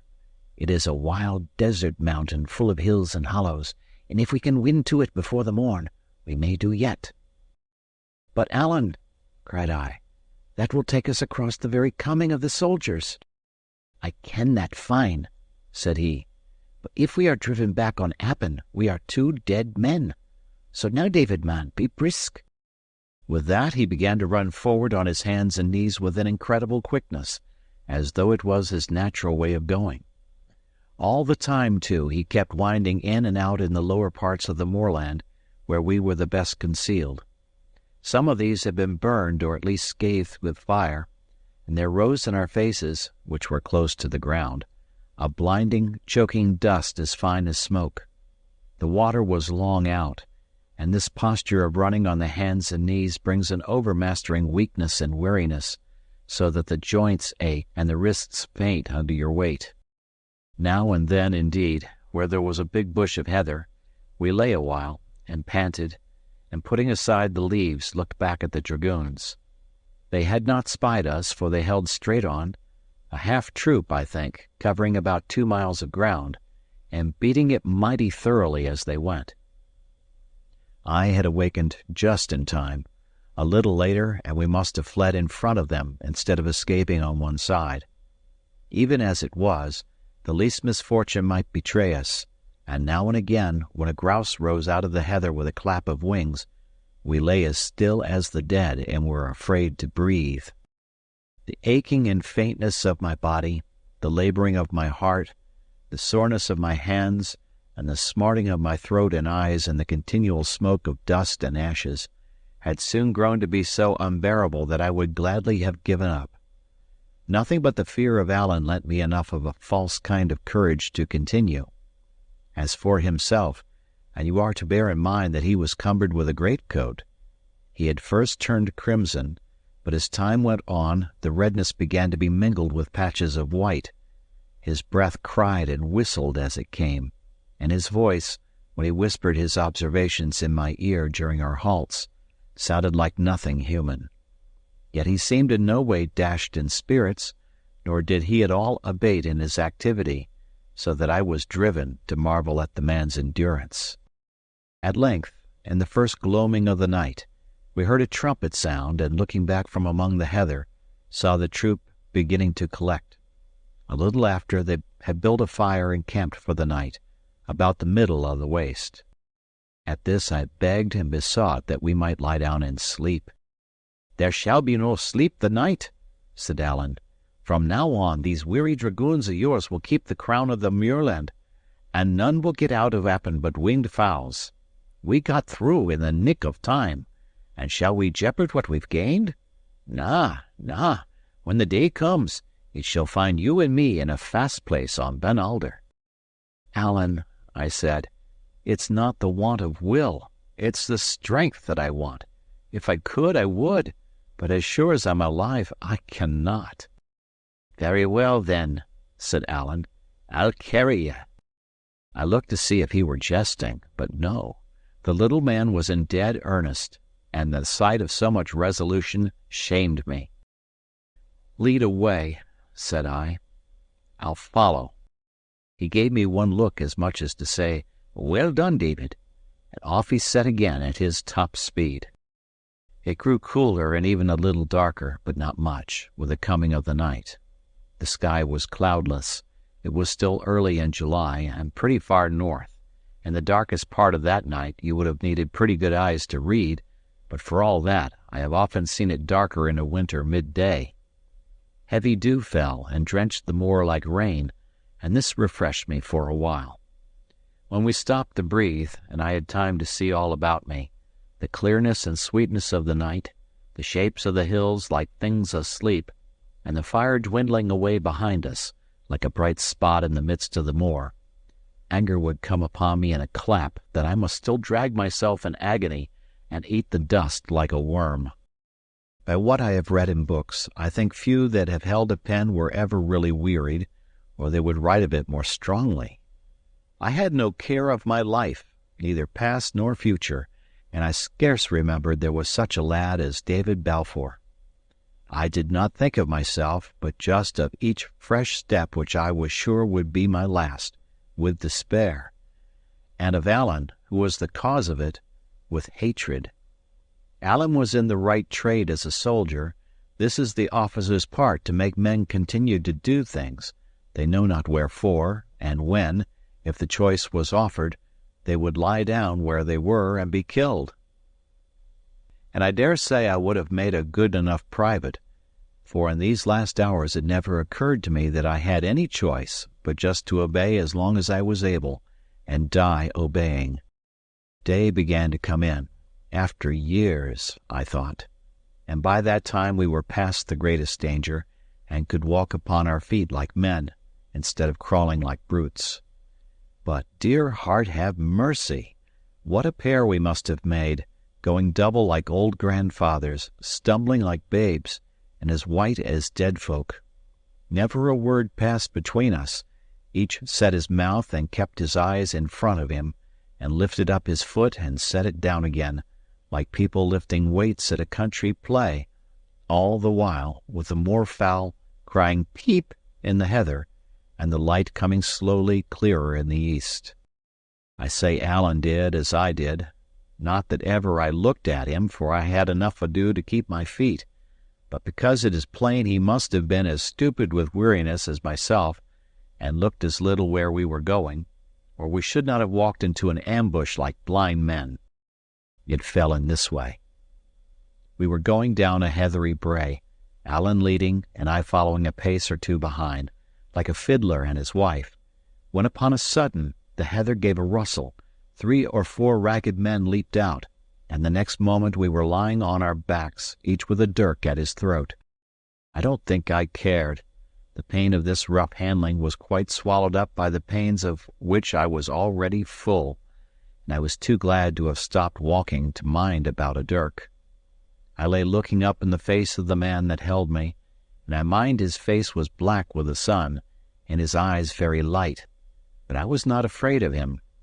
I heard Allen and another whispering in the Gaelic, and what they said was all one to me. Then the dirks were put up, our weapons were taken away, and we were set face to face, sitting in the heather.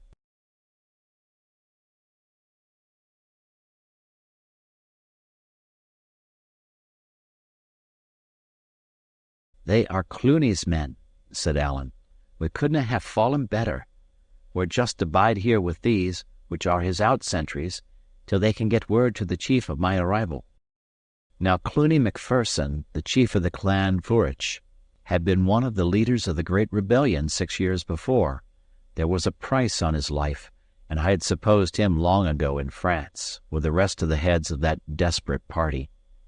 Even tired as I was, the surprise of what I heard half wakened me. "What?" I cried. "Is Cluny still here?" "Aye, is he so?" said Allen. "Still in his own country and kept by his own clan. King George can do no more." I think I would have asked farther, but Allen gave me the put-off. "I am rather wearied," he said, "and I would like fine to get a sleep." and without more words he rolled on his face in a deep heather bush and seemed to sleep at once. There was no such thing possible for me. You have heard grasshoppers whirring in the grass in the summer-time? Well, I had no sooner closed my eyes than my body, and above all my head, belly, and wrists, seemed to be filled with whirring grasshoppers, and I must open my eyes again at once, and tumble and toss, and sit up and lie down, and look at the sky which dazzled me, or at Cluny's wild and dirty sentries, peering out over the top of the brae and chattering to each other in the Gaelic. That was all the rest I had, until the messenger returned, when, as it appeared that Cluny would be glad to receive us, we must get once more upon our feet and set forward. Allen was in excellent good spirits, much refreshed by his sleep, very hungry, and looking pleasantly forward to a dram and a dish of hot collops, of which, it seems, the messenger had brought him word. For my part, it made me sick to hear of eating.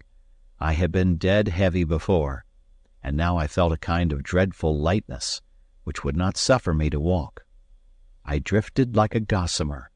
The ground seemed to me a cloud, the hills a featherweight, the air to have a current like a running burn, which carried me to and fro. With all that, a sort of horror of despair sat on my mind, so that I could have wept at my own helplessness. I saw Allen knitting his brows at me, and supposed it was in anger, and that gave me a pang of light-headed fear, like what a child may have. I remember, too, that I was smiling, and could not stop smiling, hard as I tried, for I thought it was out of place at such a time. But my good companion had nothing in his mind but kindness, and the next moment 2 of the gillies had me by the arms, and I began to be carried forward with great swiftness, or so it appeared to me, although I dare say it was slowly enough in truth, through a labyrinth of dreary glens and hollows, and into the heart of that dismal mountain of Ben Alder. Chapter 23. Cluny's Cage. We came at last to the foot of an exceeding steep wood, which scrambled up a craggy hillside, and was crowned by a naked precipice. "It's here," said one of the guides, and we struck uphill. The trees clung upon the slope, like sailors on the shrouds of a ship, and their trunks were like the rounds of the ladder, by which we mounted. Quite at the top, and just before the rocky face of the cliff sprang above the foliage, we found that strange house which was known in the country as Cluny's Cage. The trunks of several trees had been wattled across, the intervals strengthened with stakes, and the ground behind this barricade levelled up with earth to make the floor. A tree which grew out from the hillside was the living center beam of the roof. The walls were of wattle and covered with moss. The whole house had something of an egg shape, and it half hung, half stood in that steep hillside thicket, like a wasp's nest in a green hawthorn. Within, it was large enough to shelter 5 or 6 persons with some comfort. A projection of the cliff had been cunningly employed to be the fireplace, and the smoke rising against the face of the rock, and being not dissimilar in color, readily escaped notice from below. This was but one of Cluny's hiding places. He had caves besides, and underground chambers in several parts of his country, and following the reports of his scouts, he moved from one to another as the soldiers drew near or moved away. By this manner of living, and thanks to the affection of his clan, he had not only stayed all this time in safety, while so many others had fled or been taken and slain, but stayed 4 or 5 years longer, and only went to France at last by the express command of his master. There he soon died, and it is strange to reflect that he may have regretted his cage upon Ben Alder. When we came to the door, he was seated by his rock chimney, watching a gillie about some cookery. He was mighty plainly habited, with a knitted nightcap drawn over his ears, and smoked a foul cutty pipe. For all that, he had the manners of a king, and it was quite a sight to see him rise out of his place to welcome us. "Well, Mr. Stewart, come away, sir," said he, "and bring in your friend that as yet I dinna ken the name of." "And how is yourself, Cluny?" said Allen. "I hope you do brawly, sir, and I am proud to see you, and to present to you my friend the Laird of Shaw's, Mr. David Balfour." Allen never referred to my estate without a touch of a sneer when we were alone, but with strangers he rang the words out like a herald. "Step in by, the both of you gentlemen," says Cluny. "I make you welcome to my house, which is a queer, rude place for certain, but one where I have entertained a royal personage, Mr. Stewart. You doubtless ken the personage I have in my eye. We'll take a dram for luck, and as soon as this handless man of mine has the collops ready, we'll dine and take a hand at the carts as gentlemen should. My life is a bit dry," says he, pouring out the brandy. "I see little company, and sit and twirl my thumbs, and mind upon a great day that is gone by, and weary for another great day that we all hope will be upon the road. So here's a toast to you, the Restoration." Thereupon we all touched glasses and drank. I am sure I wished no ill to King George, and if he had been there himself in proper person, it's like he would have done as I did. No sooner had I taken out the drain than I felt hugely better, and could look on and listen, still a little mistily perhaps, but no longer with the same groundless horror and distress of mind. It was certainly a strange place, and we had a strange host. In his long hiding, Cluny had grown to have all manner of precise habits, like those of an old maid. He had a particular place where no one else must sit. The cage was arranged in a particular way, which none must disturb. Cookery was one of his chief fancies, and even while he was greeting us in, he kept an eye to the collops. It appears he sometimes visited or received visits from his wife and one or two of his nearest friends, under the cover of night, but for the more part lived quite alone, and communicated only with his sentinels and the gillies that waited on him in the cage. The first thing in the morning, one of them, who was a barber, came and shaved him, and gave him the news of the country, of which he was immoderately greedy. There was no end to his questions. He put them as earnestly as a child, and at some of the answers laughed out of all bounds of reason, and would break out again laughing at the mere memory, hours after the barber was gone. To be sure, there might have been a purpose in his questions, for though he was thus sequestered, and like the other landed gentlemen of Scotland, stripped by the late Act of Parliament of legal powers, he still exercised a patriarchal justice in his clan. Disputes were brought to him in his hiding-hole to be decided, and the men of his country, who would have snapped their fingers at the court of session, laid aside revenge and paid down money at the bare word of this forfeited and hunted outlaw. When he was angered, which was often enough, he gave his commands and breathed threats of punishment like any king, and his gillies trembled and crouched away from him like children before a hasty father. With each of them, as he entered, he ceremoniously shook hands, both parties touching their bonnets at the same time in a military manner.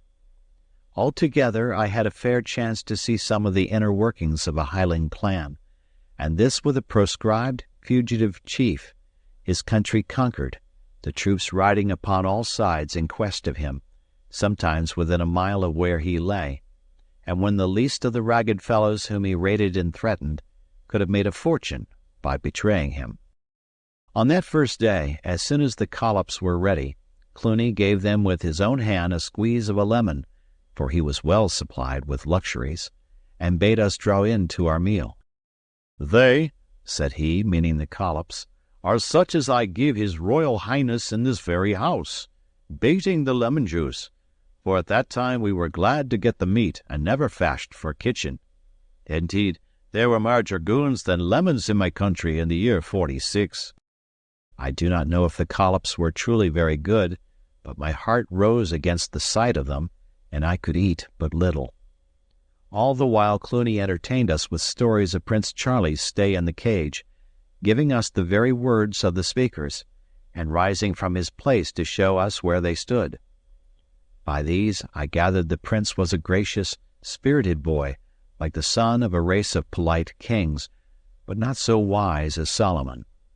I gathered, too, that while he was in the cage, he was often drunk, so the fault that has since, by all accounts, made such a wreck of him, had even then begun to show itself.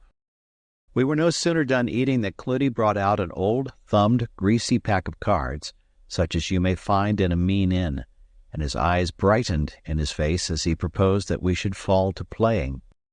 Now this was one of the things I had been brought up to eschew like disgrace, it being held by my father neither the part of a Christian nor yet of a gentleman to set his own livelihood and fish for that of others, on the cast of painted pasteboard. To be sure, I might have pleaded my fatigue, which was excuse enough, but I thought it behooved that I should bear a testimony.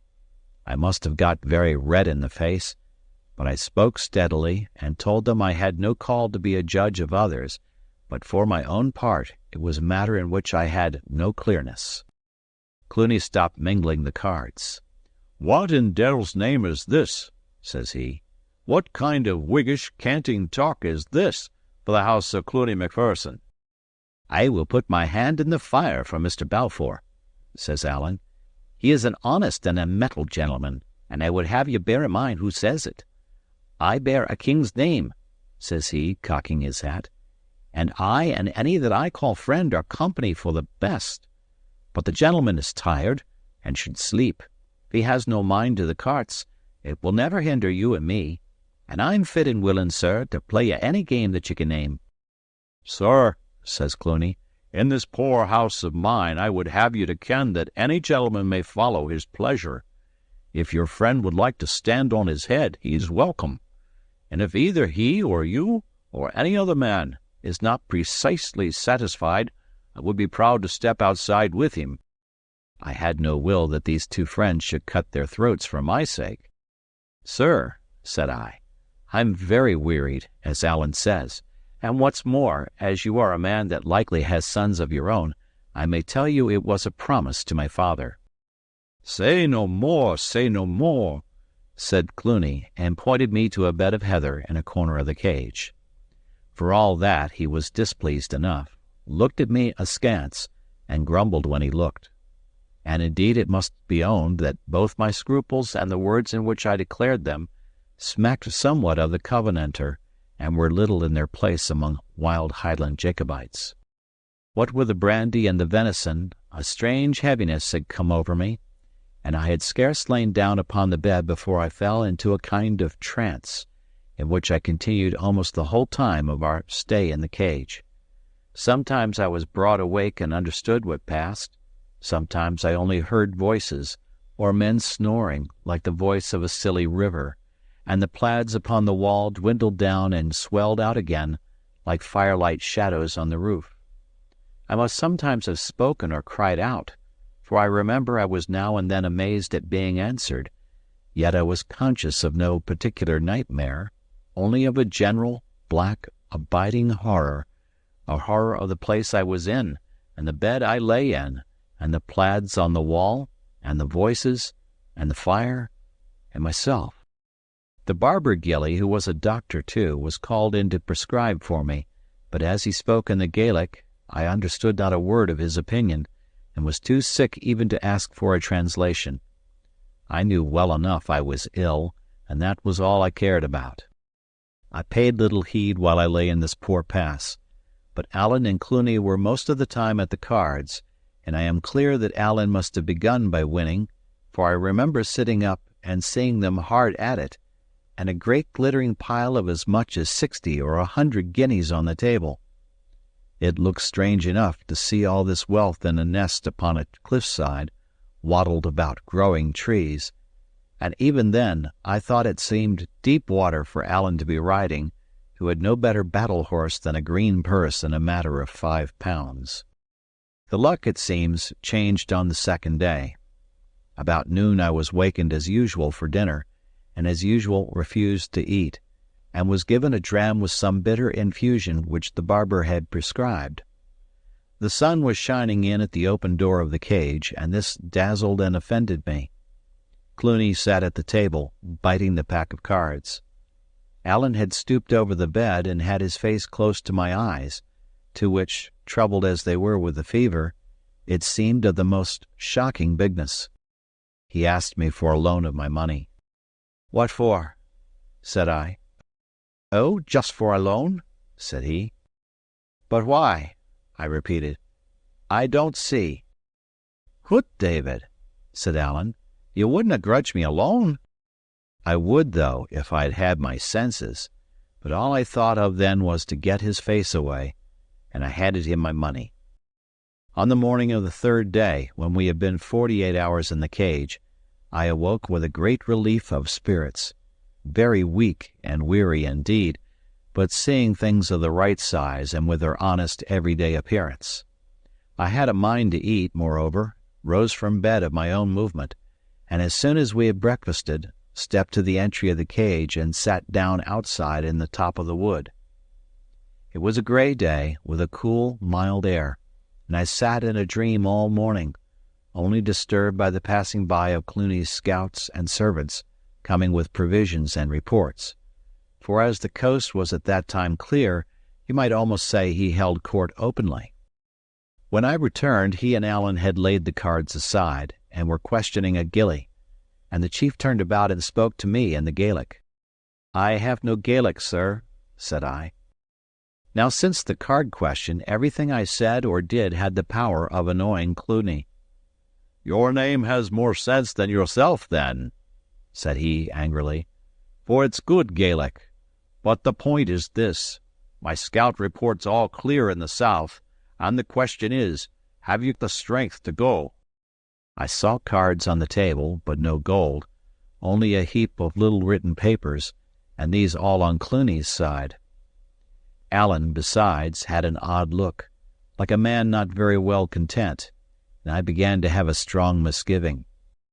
"I do not know if I'm as well as I should be," said I, looking at Allen, "but the little money we have has a long way to carry us." Allen took his underlip into his mouth and looked upon the ground. "David," says he at last, "I've lost it, there's the naked truth." "My money too?"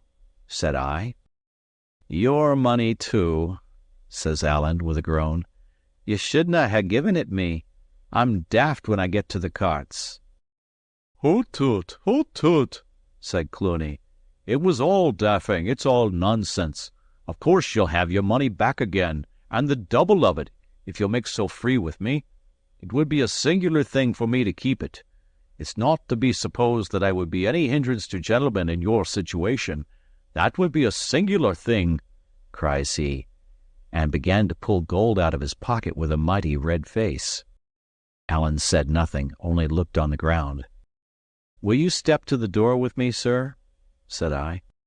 Cluny said he would be very glad, and followed me readily enough, but he looked flustered and put out. "And now, sir," says I must first acknowledge your generosity." "Nonsensical nonsense," cries Cluny. "Where's the generosity? This is just a most unfortunate affair, but what would you have me do? Boxed up in this bee-skip of a cage of mine, but just set my friends to the carts. When can I get them? And if they lose, of course, it's not to be supposed—" And here he came to a pause. "Yes," said I, "if they lose, you give them back their money, and if they win, they carry away yours in their pouches. I have said before that I grant your generosity, but to me, sir, it's a very painful thing to be placed in this position." There was a little silence, in which Cluny seemed always as if he were about to speak, but said nothing. All the time he grew redder and redder in the face. "I am a young man," said I, "and I ask your advice. Advise me as you would your son. My friend fairly lost his money, after having fairly gained a far greater sum of yours. Can I accept it back again? Would that be the right part for me to play? Whatever I do, you can see for yourself it must be hard upon a man of any pride." "It's rather hard on me too, Mr. Balfour," said Cluny, "and you give me very much the look of a man that has entrapped poor people to their hurt. I wouldn't have my friends come to any house of mine to accept affronts. No," he cried with a sudden heat of anger, "nor yet to give them." "And so you see, sir," said I, "there is something to be said upon my side, and this gambling is a very poor employ for gentlefolks. But I am still waiting your opinion. I am sure if ever Cluny hated any man, it was David Balfour. He looked me all over with a warlike eye, and I saw the challenge at his lips. but either my youth disarmed him or perhaps his own sense of justice. Certainly it was a mortifying matter for all concerned, and not least Cluny, more credit that he took it as he did. "Mr. Balfour," said he, "I think you are too nice and covenanting, but for all that you have the spirit of a very pretty gentleman.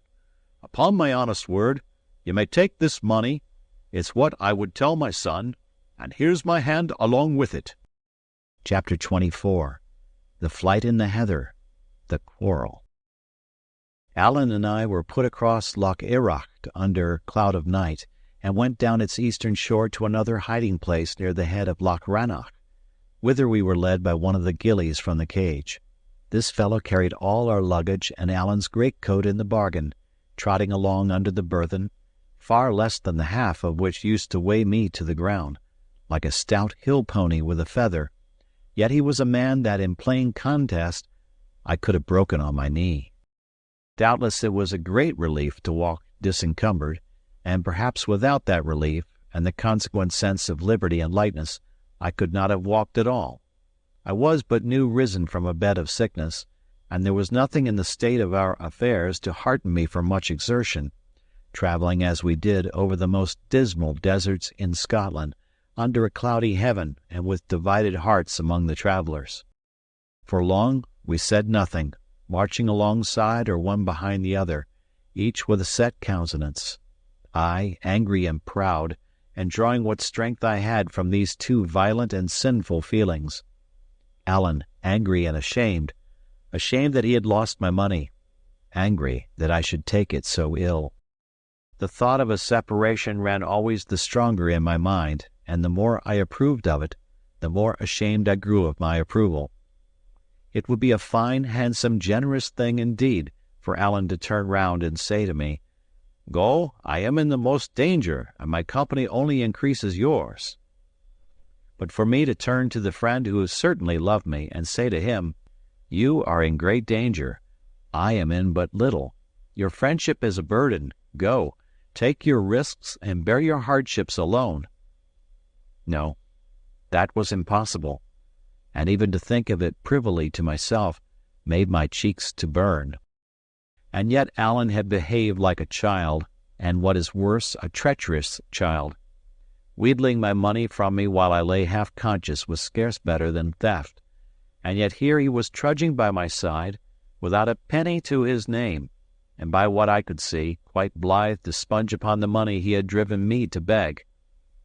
True, I was ready to share it with him, but it made me rage to see him count upon my readiness. These were the two things uppermost in my mind, and I could open my mouth upon neither without black ungenerosity. So I did the next worst, and said nothing, nor so much as looked once at my companion, save with the tail of my eye. At last, upon the other side of Loch Errocht, going over a smooth, rushy place, where the walking was easy, he could bear it no longer, and came close to me. "David," says he, "this is no way for two friends to take a small accident. I have to say that I'm sorry, and so that's said. And now if you have anything, you'd better say it." "Oh," says I have nothing." He seemed disconcerted, at which I was meanly pleased. "No," said he, with rather a trembling voice, "but when I say I was to blame—" "Why, of course you were to blame," said I, coolly, "and you will bear me out that I have never reproached you." "Never," says he, "but you ken very well that you've done worse. Are we to part? You said so once before. Are ye to say it again? There's hills and heather enough between here and the two seas, David, and I will own I'm no very keen to stay where I'm no wanted." This pierced me like a sword, and seemed to lay bare my private disloyalty. "Allen Breck," I cried, and then, "do you think I am one to turn my back on you in your chief need?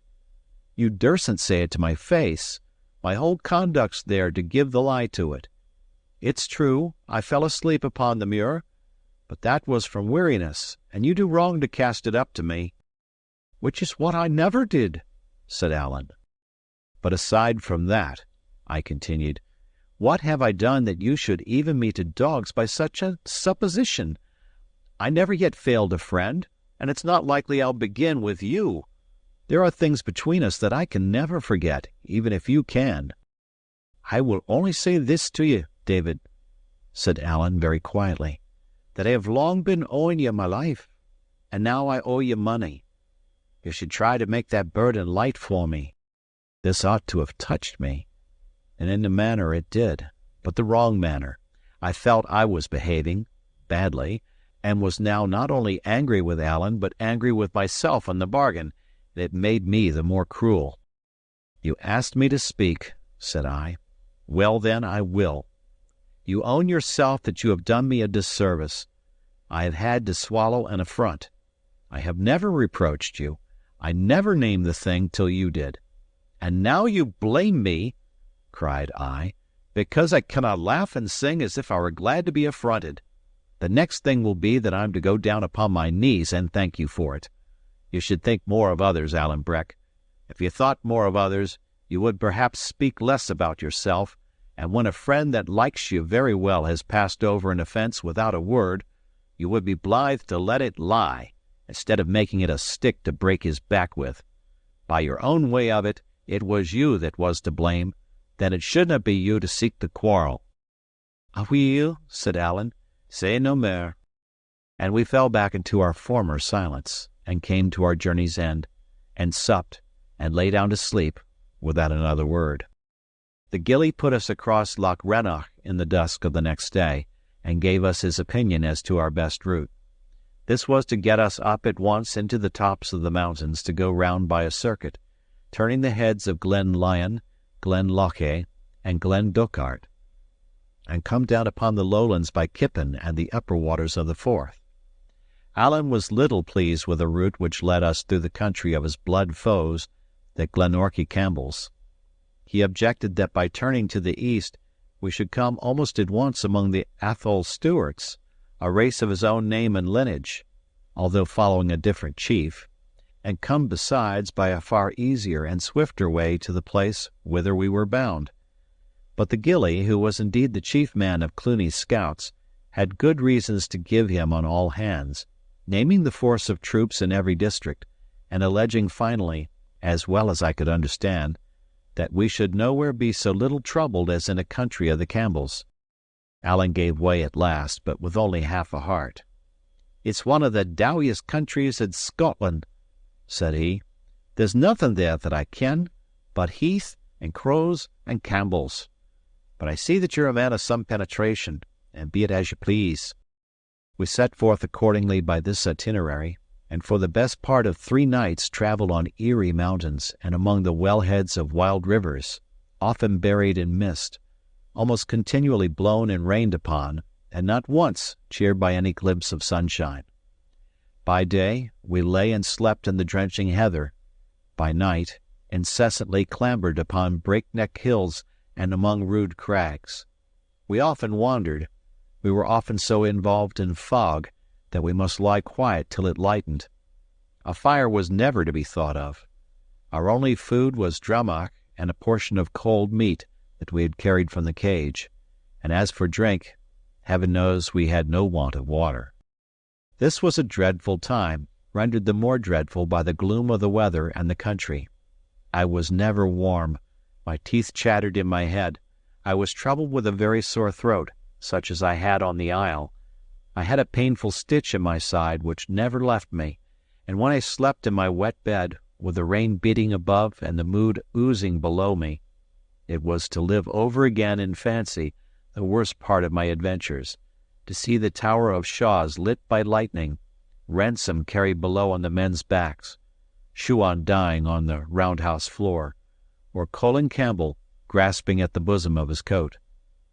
From such broken slumbers I would be aroused in the gloaming to sit up in the same puddle where I had slept, and sup cold drammach, the rain driving sharp in my face, or running down my back in icy trickles, the mist enfolding us like as in a gloomy chamber, or perhaps, if the wind blew, falling suddenly apart and showing us the gulf of some dark valley where the streams were crying aloud.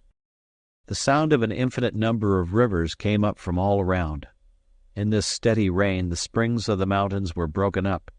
Every glen gushed water like a cistern, every stream was in high spate, and had filled and overflowed its channel. During our night tramps it was solemn to hear the voice of them below in the valleys, now booming like thunder, now with an angry cry.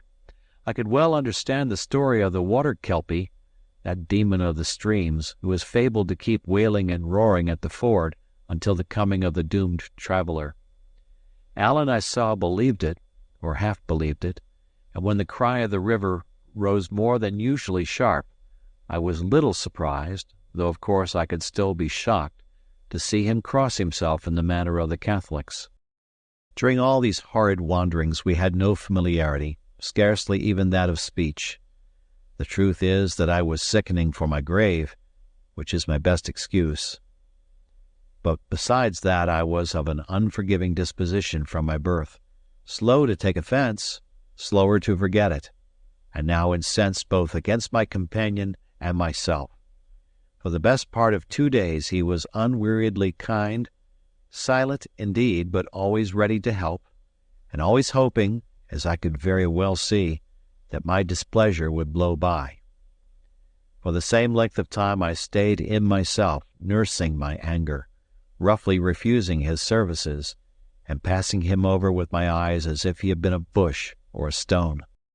The second night, or rather the peep of the third day, found us upon a very open hill, so that we could not follow our usual plan and lie down immediately to eat and sleep. Before we had reached a place of shelter, the gray had come pretty clear, but though it still rained, the clouds ran higher, and Allen, looking in my face, showed some marks of concern. "Ye had better let me take your pack," said he, for perhaps the 9th time since we had parted from the scout beside Loch Rannoch.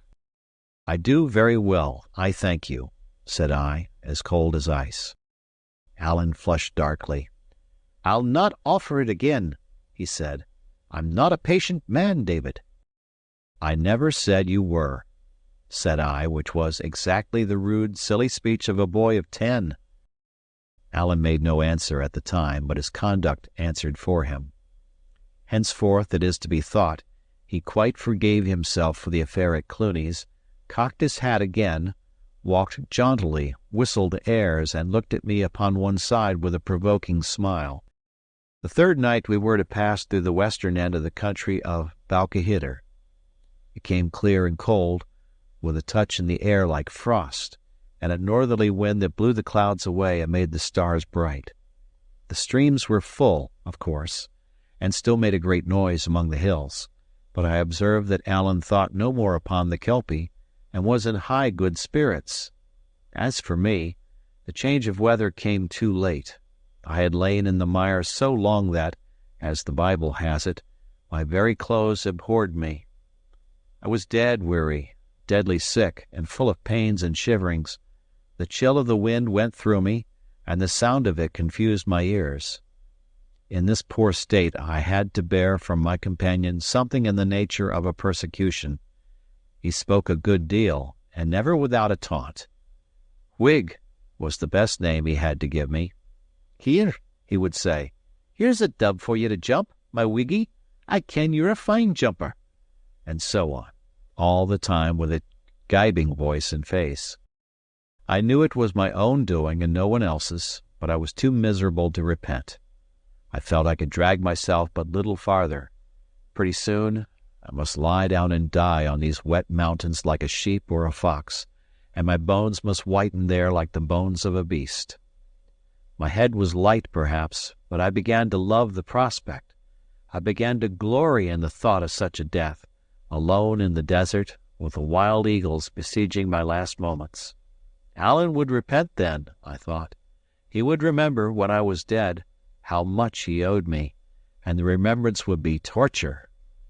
So I went like a sick, silly, and bad-hearted schoolboy, feeding my anger against a fellow man, when I would have been better on my knees, crying on God for mercy. And at each of Allen's taunts I hugged myself. "Ah," thinks I to myself, "I have a better taunt in readiness. When I lie down and die, you will feel it like a buffet in your face. Ah, what a revenge! Ah, how you will regret your ingratitude and cruelty." All the while I was growing worse and worse. Once I had fallen, my legs simply doubling under me, and this had struck Allen for the moment, but I was afoot so briskly and set off again with such a natural manner that he soon forgot the incident. Flushes of heat went over me, and then spasms of shuddering. The stitch in my side was hardly bearable. At last I began to feel that I could trail myself no farther, and with that there came on me all at once the wish to have it out with Allen, let my anger blaze, and be done with my life in a more sudden manner. He had just called me Whig. I stopped. "Mr. Stewart," said I, in a voice that quivered like a fiddle string, "you are older than I am, and should know your manners. Do you think it either very wise or very witty to cast my politics in my teeth? I thought, where folk differed, it was the part of gentlemen to differ civilly, and if I did not, I may tell you I could find a better taunt than some of yours." Allen had stopped opposite to me, his hat cocked, his hands in his breeches pockets, his head a little on one side. He listened, smiling evilly, as I could see by the starlight, and when I had done he began to whistle a Jacobite air. It was the air made in mockery of General Cope's defeat at Preston Pans. "Hey, Johnny Cope, are you walking yet? And are your drums a-beatin' yet?" And it came in my mind that Allen, on the day of that battle, had been engaged upon the royal side. "Why do you take that air, Mr. Stewart?" said I. "Is it to remind me you have been beaten on both sides?" The air stopped on Allen's lips. "David," said he. "But it's time these manners ceased," I continued, "and I mean you shall henceforth speak civilly of my king and my good friends the Campbells." "I am a Stewart," began Allen.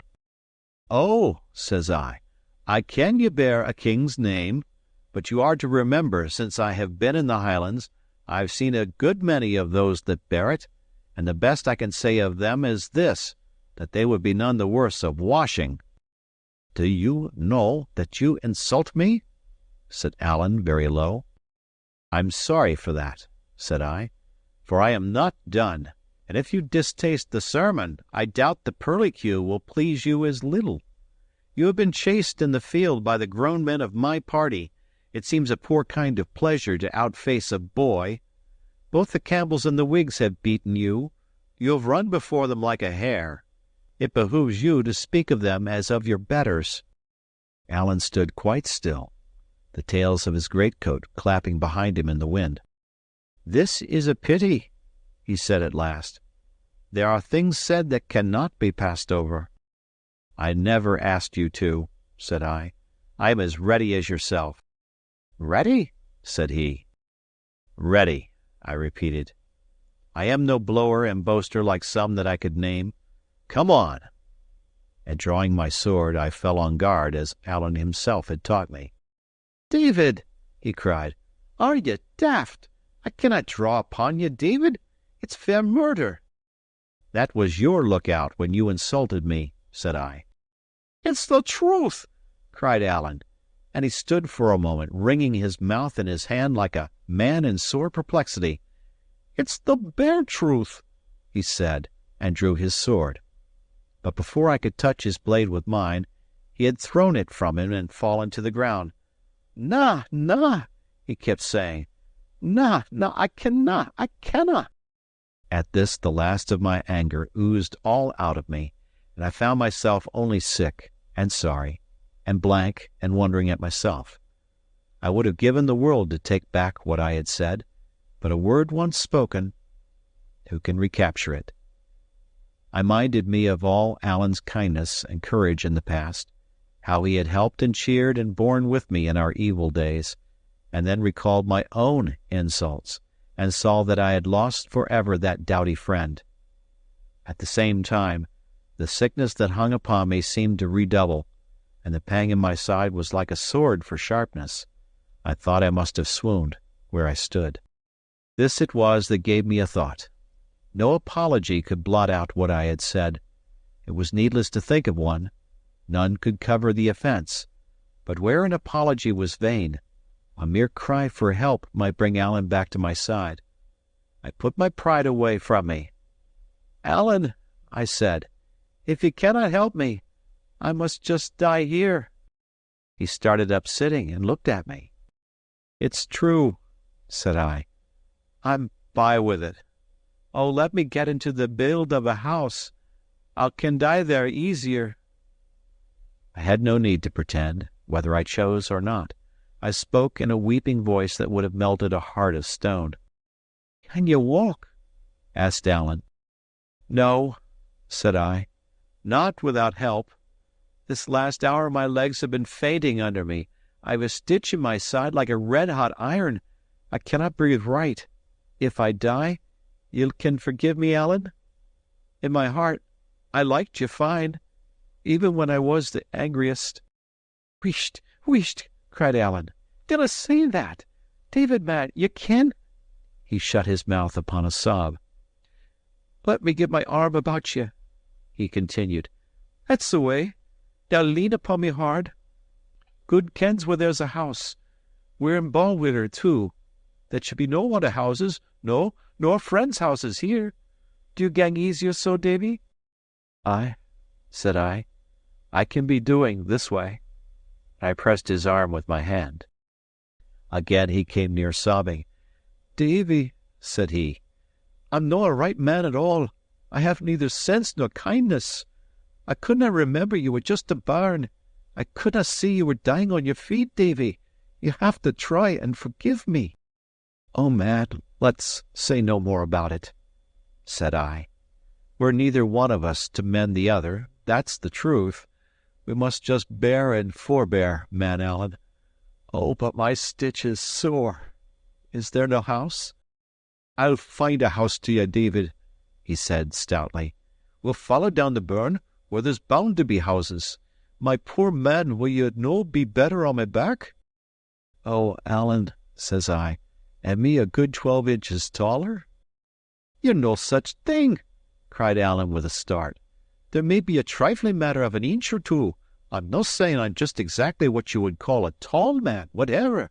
And I dare say," he added, his voice tailing off in a laughable manner, "now when I come to think of it, I dare say you'll be just about right.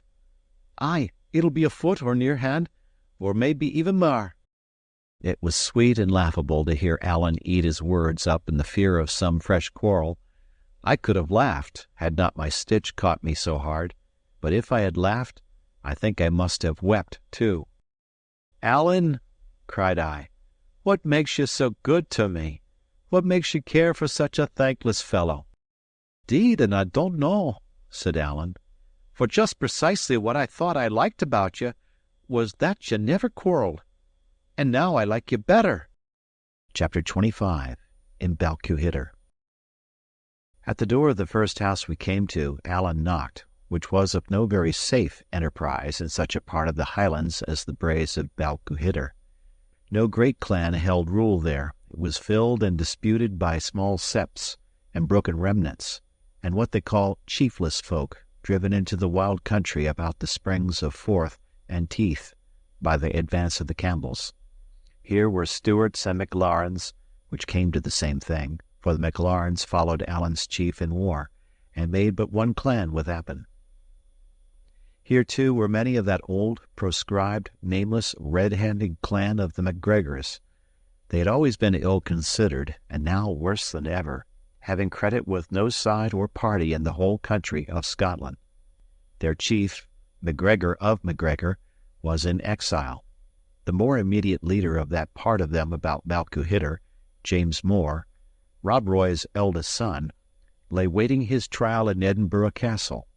They were in ill blood with Highlander and Lowlander, with the Grahams, the MacLarens, and the Stewarts, and Allen, who took up the quarrel of any friend, however distant, was extremely wishful to avoid them. Chance served us very well, for it was a household of MacLarens that we found, where Allen was not only welcome for his namesake, but known by reputation. Here then I was got to bed without delay, and a doctor fetched, who found me in a sorry plight. But whether because he was a very good doctor, or I a very young, strong man, I lay bedridden for no more than a week, and before a month I was able to take the road again with a good heart. All this time Allen would not leave me, though I often pressed him, and indeed his foolhardiness in staying was a common subject of outcry with the 2 or 3 friends that were let into the secret. He hid by day in a hole of the braes under a little wood, and at night, when the coast was clear, would come into the house to visit me. I need not say if I was pleased to see him. Mrs. McLaren, our hostess, thought nothing good enough for such a guest, and as Duncan Dhu, which was the name of our host, had a pair of pipes in his house, and was much a lover of music, this time of my recovery was quite a festival, and we commonly turned night into day. The soldiers let us be, although once a party of 2 companies and some dragoons went by in the bottom of the valley, where I could see them through the window as I lay in bed. What was much more astonishing, no magistrate came near me, and there was no question put of whence I came or whither I was going, and in that time of excitement I was as free of all inquiry as though I had lain in a desert.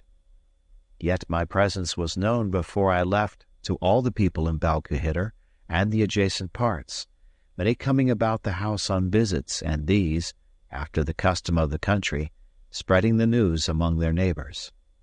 The bills, too, had now been printed. There was one pinned near the foot of my bed, where I could read my own not very flattering portrait, and, in larger characters, the amount of the blood money that had been set upon my life.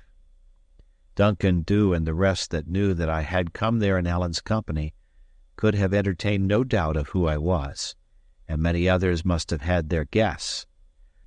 For though I had changed my clothes, I could not change my age or person, and Lowland boys of 18 were not so rife in these parts of the world, and above all about that time, that they could fail to put one thing with another and connect me with the bill. So it was, at least. Other folk keep a secret among 2 or 3 near friends, and somehow it leaks out, but among these clansmen it is told to a whole countryside, and they will keep it for a century. There was but one thing happening worth narrating, and that is the visit I had of Robin Oig, one of the sons of the notorious Rob Roy.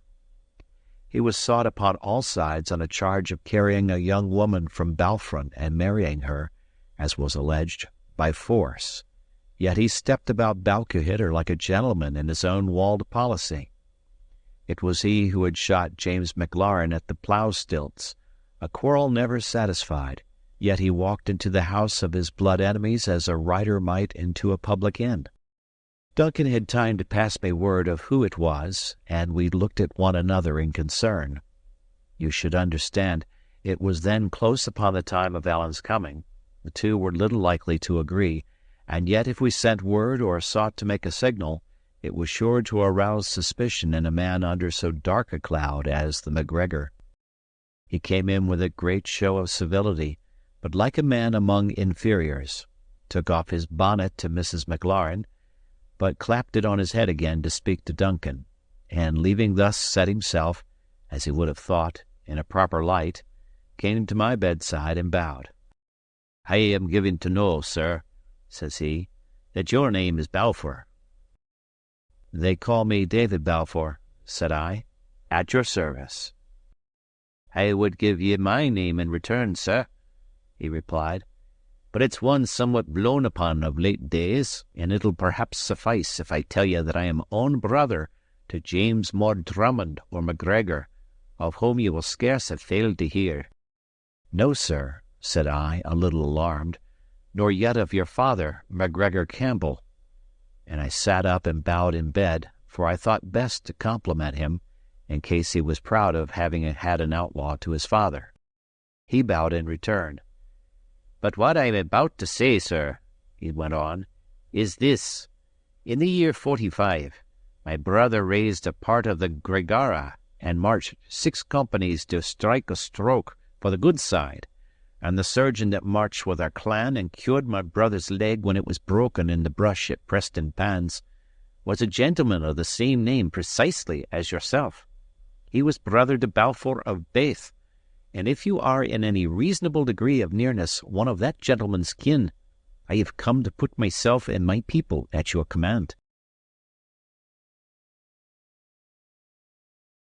You are to remember that I knew no more of my descent than any cadger's dog. My uncle, to be sure, had prated of some of our high connections, but nothing to the present purpose, and there was nothing left me but that bitter disgrace of owning that I could not tell. Robin told me shortly he was sorry he had put himself about, turned his back upon me without a sign of salutation, and as he went towards the door I could hear him telling Duncan that I was only some kinless loon that he didn't know his own father. Angry as I was at these words, and ashamed of my own ignorance, I could scarce keep from smiling that a man who was under the lash of the law, and was indeed hanged some 3 years later, should be so nice as to the descent of his acquaintances. Just in the door he met Allen coming in, and the two drew back and looked at each other like strange dogs. They were neither of them big men, but they seemed fairly to swell out with pride. Each wore a sword, and by a movement of his haunch thrust clear the hilt of it, so that it might be the more readily grasped and the blade drawn. "Mr. Stewart, I am thinking," says Robin. "Truth, Mr. MacGregor, it's not a name to be ashamed of," answered Allen. "I did not know you were in my country, sir," says Robin. "It sticks in my mind that I am in the country of my friends the Maclarens," says Allen. "That's a kittle point," returned the other. "There may be 2 words to say to that, but I think I will have heard that you are a man of your sword." "Unless you were born deaf, Mr. MacGregor, you would have heard a great deal more than that," says Allen. "I am not the only man that can draw steel in Appin, and when my kinsman and captain, Ardshiel, had a talk with a gentleman of your name, not so many years back, I could never hear that the MacGregor had the best of it." "Do you mean my father, sir?" says Robin.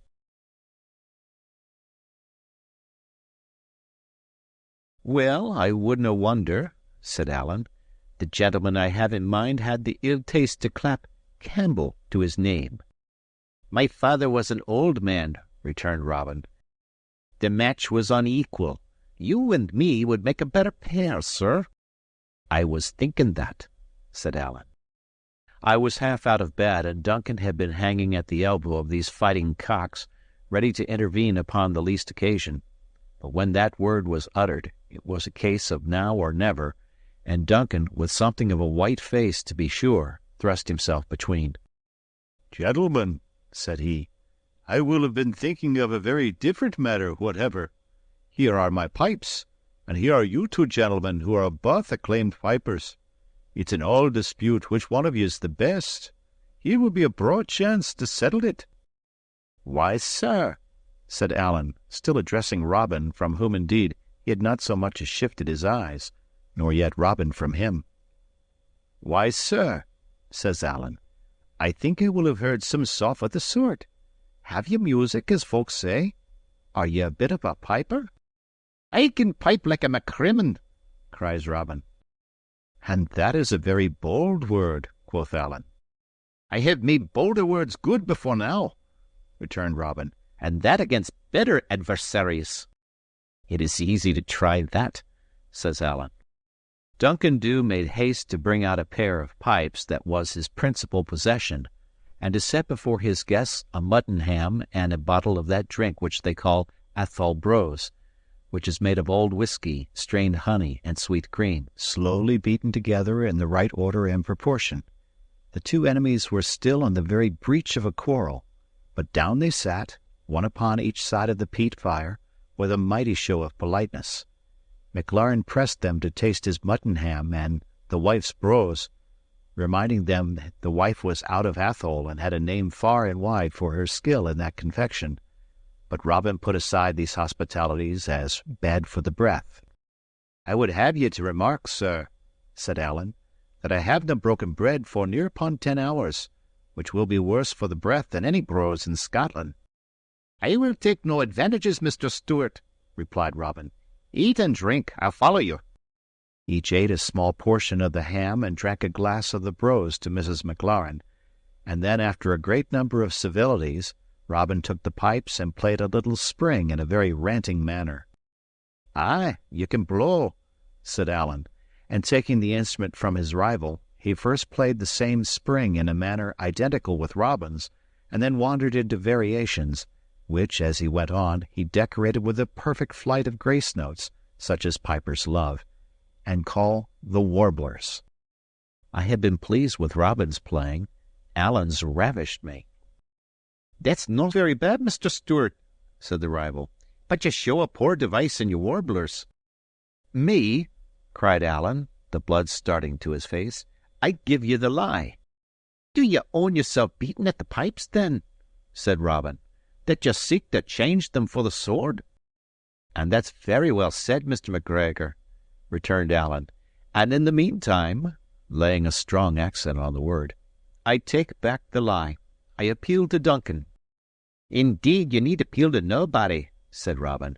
"You're a far better judge than any McLaren in Balquhidder, for it's a God's truth that you're a very creditable piper for a Stewart. Hand me the pipes." Allen did as he asked, and Robin proceeded to imitate and correct some part of Allen's variations, which it seemed that he remembered perfectly. "Aye, you have music," said Allen gloomily. "And now be the judge yourself, Mr. Stewart," said Robin, and taking up the variations from the beginning, he worked them throughout to so new a purpose, with such ingenuity and sentiment, and with so odd a fancy, and so quick a knack in the grace notes, that I was amazed to hear him. As for Allen, his face grew dark and hot, and he sat and gnawed his fingers like a man under some deep affront. "Enough!" he cried. "You can blow the pipes. Make the most of that." And he made as if to rise. But Robin only held out his hand as if to ask for silence, and struck into the slow measure of a pibroch. It was a fine piece of music in itself, and nobly played, but it seems, besides, it was a piece peculiar to the Appin Stewarts, and a chief favorite with Allen. The first notes were scarce out before there came a change in his face. When the time quickened, he seemed to grow restless in his seat, and long before that piece was at an end, the last signs of his anger died from him, and he had no thought but for the music. "Robin Oig," he said when it was done, "you're a great piper. I am not fit to blow in the same kingdom with ye. Body of me, you have more music in your sporran than I have in my head, and though it still sticks in my mind that I could maybe show you another of it with the cold steel, I warn you beforehand it'll no be fair. It would go against my heart to haggle a man that can blow the pipes as you can." Thereupon that quarrel was made up. All night long the brose was going, and the pipes changing hands, and the day had come pretty bright, and the three men were none the better for what they had been taking, before Robin as much as thought upon the road. Chapter 26. End of the flight. We passed the 4th. The month, as I have said, was not yet out, but it was already far through August, and beautiful warm weather, with every sign of an early and great harvest, when I was pronounced able for my journey. Our money was now run to so low an ebb that we must think first of all on speed, for if we came not too soon to Mr. Rankeillor's, or if when we came there he should fail to help me, we must surely starve. In Allen's view, besides, the hunt must now have greatly slackened, and the line of the Forth, and even Stirling Bridge, which is the main pass over that river, would be watched with little interest. "It's a chief principle in military affairs," said he, "to go where ye are least expected. Forth is our trouble. You ken the saying, Forth bridles the wild Highlandman. Well, if we seek to creep round about the head of that river and come down by Kippen or Balfron, it's just precisely there that they'll be looking to lay hands on us. But if we stave on straight to the old brig of Stirling, I'll lay my sword they'll let us pass unchallenged." The first night, accordingly, we pushed to the house of a McLaren in Strathire, a friend of Duncan's, where we slept the 21st of the month, and whence we set forth again about the fall of night to make another easy stage. The 22nd we lay in a heather bush on the hillside in Var, within view of a herd of deer, the happiest 10 hours of sleep in a fine, breathing sunshine and on bone-dry ground that I have ever tasted. That night we struck Allen Water and followed it down, and coming to the edge of the hills saw the whole Carse of Stirling underfoot, as flat as a pancake, with the town and castle on a hill in the midst of it, and the moon shining on the links of Forth. "Now," said Allen, "I kenna if you care, but you're on your own land again. We passed the Highland line in that first hour, and now if we could but pass yon crooked water, we might cast our bonnets in the air." In Allen Water, near by where it falls into the Forth, we found a little sandy islet, overgrown with burdock, butterbur, and the like low plants, that would just cover us if we lay flat. Here it was we made our camp, within plain view of Stirling Castle, whence we could hear the drums beat as some part of the garrison paraded. And we could hear the stones going on the hooks, and the voices, and even the words of the men talking. It behooved to lie close and keep silent. But the sand of the little isle was sun-warm, the green plants gave us shelter for our heads, we had food and drink in plenty, and to crown all, we were within sight of safety. As soon as the shearers quit their work and the dusk began to fall, we waded ashore and struck for the bridge of Stirling, keeping to the fields and under the field fences. The bridge is close under the castle hill, an old, high, narrow bridge with pinnacles along the parapet, and you may conceive with how much interest I looked upon it, not only as a place famous in history, but as the very doors of salvation to Allen and myself. The moon was not yet up when we came there. A few lights shone along the front of the fortress, and lower down a few lighted windows in the town, but it was all mighty still, and there seemed to be no guard upon the passage. I was for pushing straight across, but Allen was more wary. "It looks unco quiet," said he, "but for all that we'll lie down here cannily behind a dyke, and make sure." So we lay for about a quarter of an hour, whilst whispering, whilst lying still, and hearing nothing earthly but the washing of the water on the piers. At last there came by an old hobbling woman with a crutch stick, who first stopped a little, close to where we lay, and bemoaned herself and the long way she had travelled, and then set forth again up the steep spring of the bridge. The woman was so little, and the night still so dark, that we soon lost sight of her, only heard the sound of her steps, and her stick, and a cough that she had by fits, draw slowly farther away. "She's bound to be across now," I whispered. "Na," said Allen, "her foot still sounds boss upon the breach." And just then, "Who goes?" cried a voice, and we heard the butt of a musket rattle on the stones. I must suppose the sentry had been sleeping, so that had we tried we might have passed unseen, but he was awake now, and the chance forfeited. "This'll never do," said Allen. "This'll never, never do for us, David." And without another word, he began to crawl away through the fields, and a little after, being well out of eyeshot, got to his feet again, and struck along a road that led to the eastward. I could not conceive what he was doing, and indeed I was so sharply cut by the disappointment that I was little likely to be pleased with anything. A moment back, and I had seen myself knocking at Mr. Rankeillor's door to claim my inheritance, like a hero in a ballad, and here was I back again, a wandering, hunted blackguard, on the wrong side of Forth. "Well?" said I. "Well," said Allen, "what would you have? They're none such fools as I took 'em for. We have still the Forth to pass, Davy. We refollowed the rains that fed and the hillsides that guided it." "And why go east?" said I. "Oh, just upon the chance," said he. "If we cannot pass the river, we'll have to see what we can do for the Firth." "There are fords upon the river, and none upon the Firth," said I. "To be sure there are fords, and a bridge forby," quoth Allen. "And of what service when they are watched?" "Well," said I, "but a river can be swum." "By them that have the skill of it," returned he. "But I have yet to hear that either you or me is much of a hand at that exercise, and for my own part I swim like a stone." "I'm not up to you in talking back, Allen," I said, "but I can see we're making bad worse. If it's hard to pass a river, it stands to reason it must be worse to pass a sea." "But there's such a thing as a boat," says Allen. or I'm the more deceived. Aye, and such a thing as money, says I, but for us that have neither one nor other, they might just as well not have been invented. You think so? Said Allen. I do that, said I. David, says he, you're a man of small invention and less faith.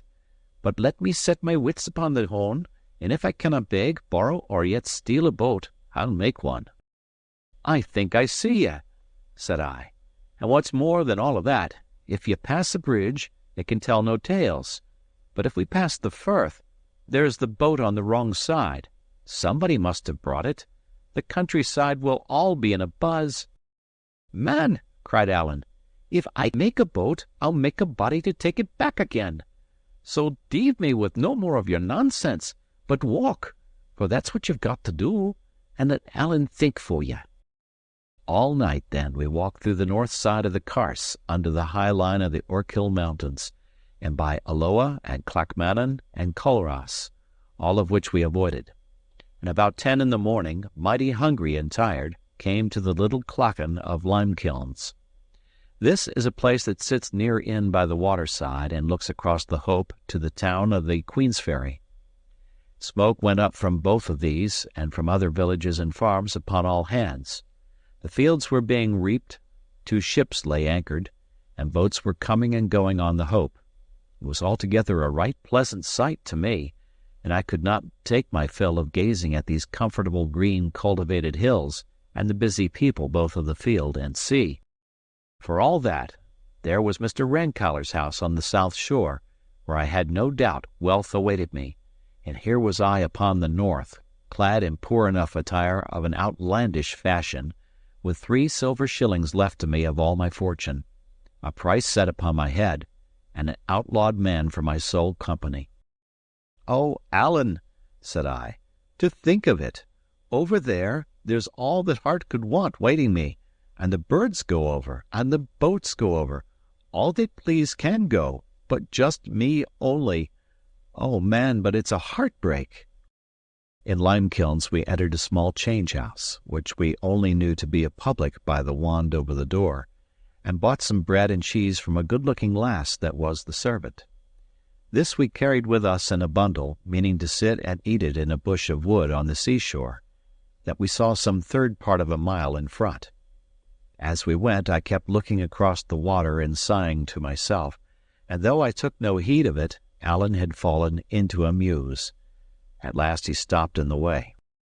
"Do you take heed of the lass we bought this of?" says he, tapping on the bread and cheese. "To be sure," said I, "and a bonny lass she was." "You thought that?" cries he. "Man, David, that's good news." "In the name of all that's wonderful, why so?" says I. "What good can that do?"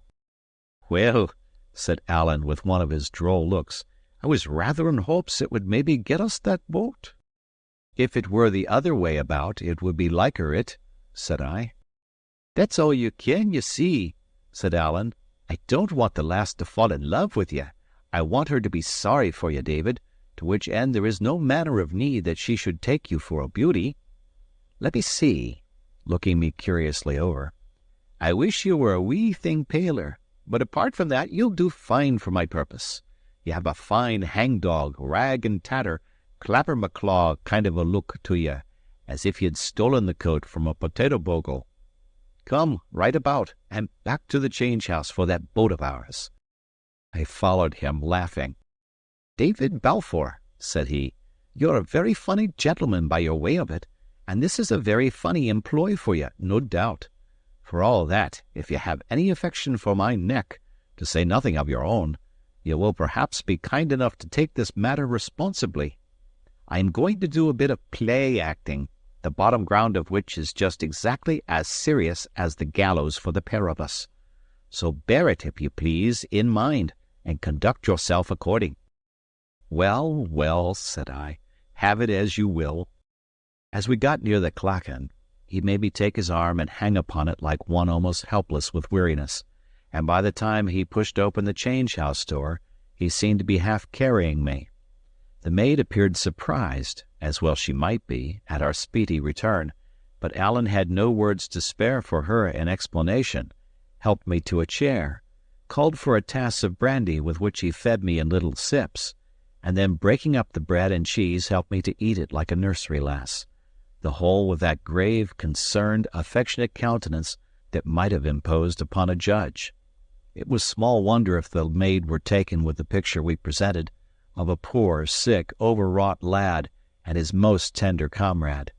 She drew quite near and stood leaning with her back on the next table. "What's like wrong with him?" said she at last. Allen turned upon her, to my great wonder, with a kind of fury. "Wrong!"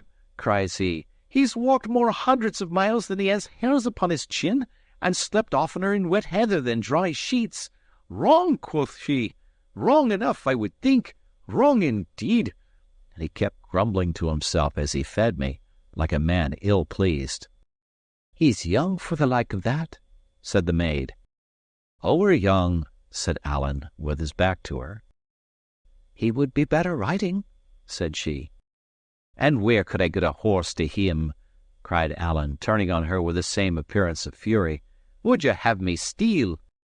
I thought this roughness would have sent her off in dudgeon, as indeed it closed her mouth for the time.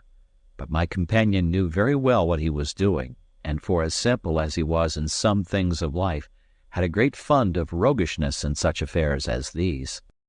"You needna tell me," she said at last. "You're gentry."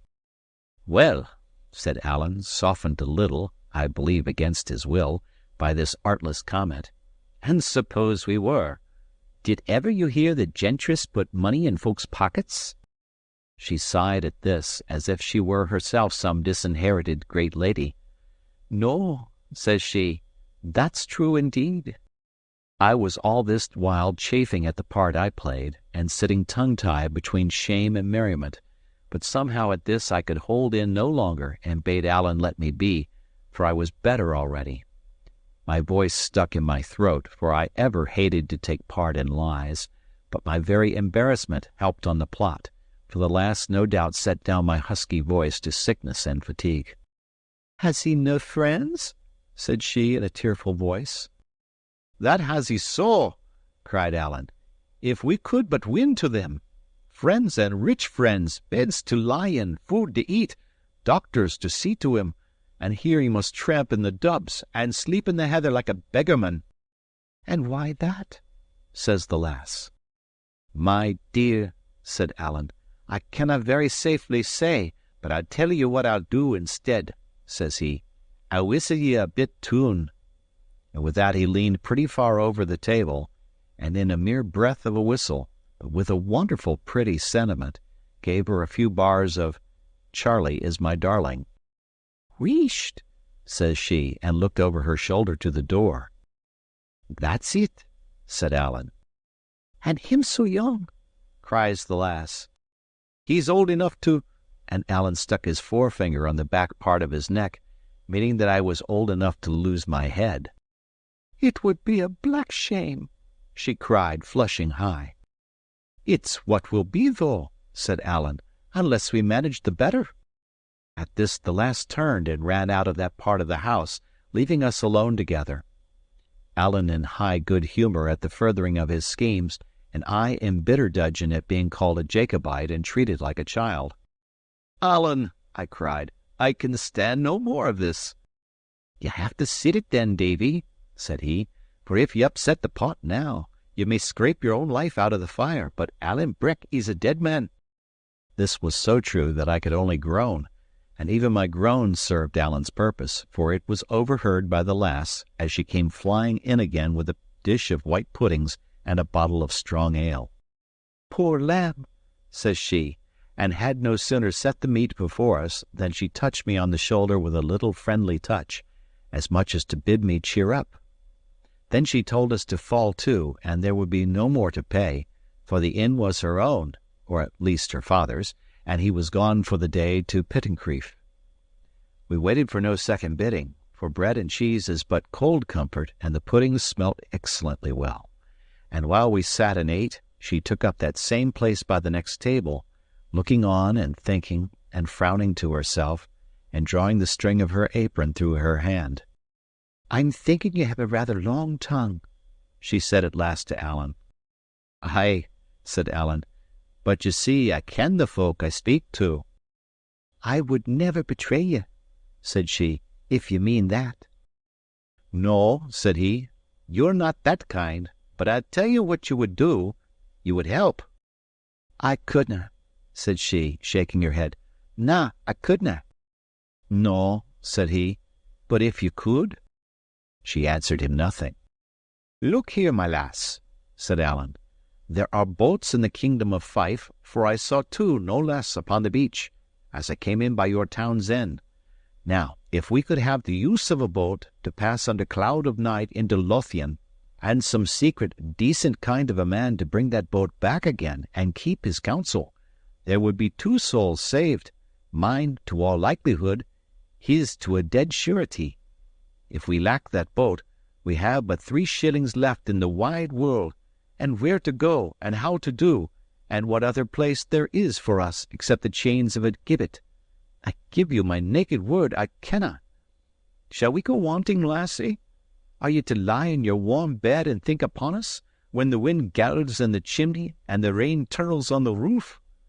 Are you to eat your meat by the cheeks of a red fire, and think upon this poor sick lad of mine, biting his finger ends on a blé muir for cold and hunger? Sick or sound, he must aye be moving. With the death grapple at his throat, he must aye be trailing in the rain on the long roads. And when he gets his last on a rickle of cold stones, there will be no friends near him but only me and God." At this appeal, I could see the lass was in a great trouble of mind, being tempted to help us, and yet in some fear she might be helping malefactors. And so now I determined to step in myself and to allay her scruples with a portion of the truth. "Do you ever hear," said I, "of Mr. Rankeillor of the Ferry?" "Rankeillor the writer?" said she. "I dar say that." "Well," said I, "it's to his door that I am bound, so you may judge by that if I am an ill-doer, and I will tell you more, that though I am indeed, by a dreadful error, in some peril of my life, King George has no truer friend in all Scotland than myself." Her face cleared up mightily at this, although Alan's darkened. "That's more than I would ask," said she. "Mr. Rankeillor is a Kent man." And she bade us finish our meat, get clear of the clachan as soon as might be, and lie close in the bit wood on the sea-beach. "And you can trust me," says she. "I'll find some means to put you over." At this we waited for no more, but shook hands with her upon the bargain, made short work of the puddings, and set forth again from Limekilns as far as to the wood. It was a small piece of perhaps a score of elders and hawthorns and a few young ashes, not thick enough to veil us from passers-by upon the road or beach. Here we must lie, however, making the best of the brave warm weather and the good hopes we now had of a deliverance, and planning more particularly what remained for us to do. We had but one trouble all day, when a strolling piper came and sat in the same wood with us, a red-nosed, bleary-eyed, drunken dog, with a great bottle of whiskey in his pocket, and a long story of wrongs that had been done him by all sorts of persons, from the Lord President of the Court of Session, who had denied him justice, down to the bailies of Inverkeithing, who had given him more of it than he desired. It was impossible but that he should conceive some suspicion of 2 men lying all day concealed in a thicket and having no business to allege. As long as he stayed there he kept us in hot water with prying questions, and after he was gone, as he was a man not very likely to hold his tongue, we were in the greater impatience to be gone ourselves.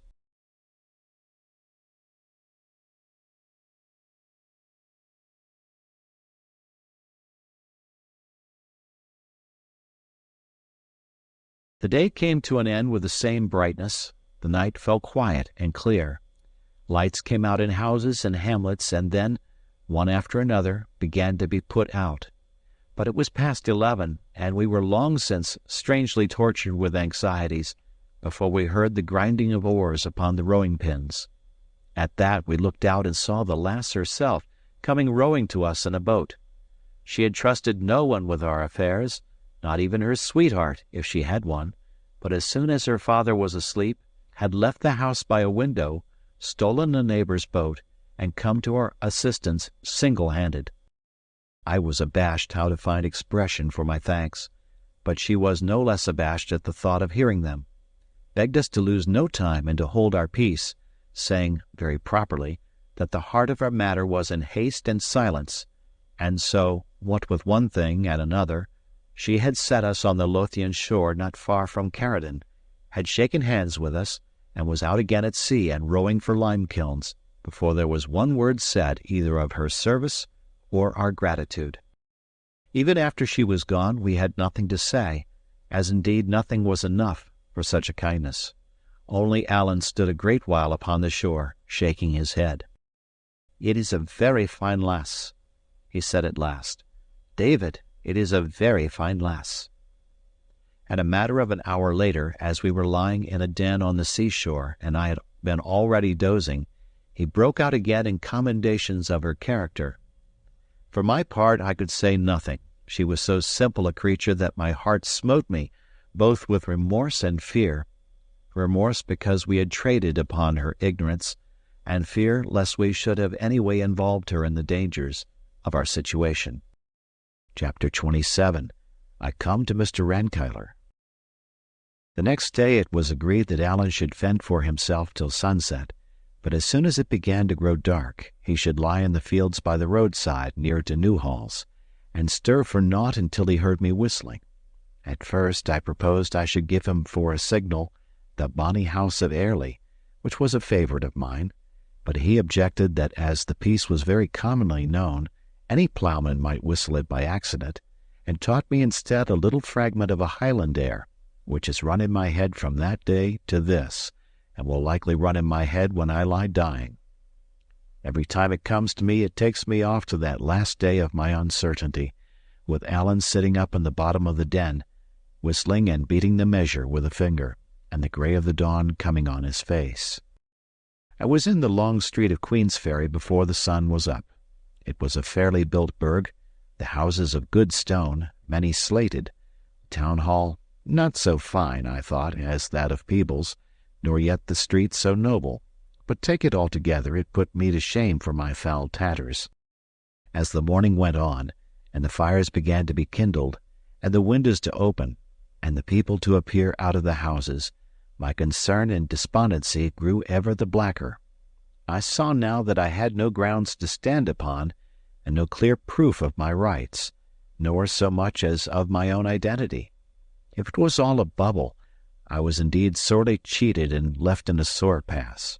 Even if things were as I conceived, it would in all likelihood take time to establish my contentions, and what time had I to spare with less than 3 shillings in my pocket, and a condemned, hunted man upon my hands to ship out of the country? Truly, if my hope broke with me, it might come to the gallows yet for both of us. And as I continued to walk up and down, and saw people looking askance at me upon the street or out of windows, and nudging or speaking one to another with smiles, I began to take a fresh apprehension that it might be no easy matter even to come to speech of the lawyer, far less to convince him of my story. For the life of me I could not muster up the courage to address any of these reputable burghers. I thought shame even to speak with them in such a pickle of rags and dirt, and if I had asked for the house of such a man as Mr. Rankeillor, I suppose they would have burst out laughing in my face. So I went up and down, and through the street, and down to the harbour side, like a dog that has lost its master, with a strange gnawing in my inwards, and every now and then a movement of despair.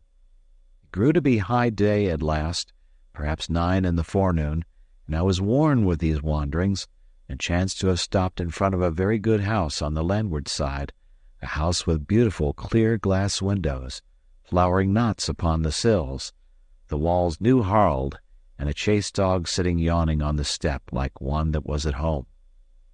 Well, I was even envying this dumb brute, when the door fell open and there issued forth a shrewd, ruddy, kindly, consequential man in a well-powdered wig and spectacles. I was in such a plight that no one set eyes on me once, but he looked at me again. and this gentleman, as it proved, was so much struck with my poor appearance that he came straight up to me and asked me what I did. I told him I was come to the Queen's Ferry on business, and taking heart of grace, asked him to direct me to the house of Mr. Renkyler. "Why," said he, "that is his house that I have just come out of, and for a rather singular chance I am that very man." "Then, sir," said I have to beg the favor of an interview." "I do not know your name," said he, "nor yet your face." "My name is David Balfour," said I. "David Balfour," he repeated in rather a high tone, like one surprised.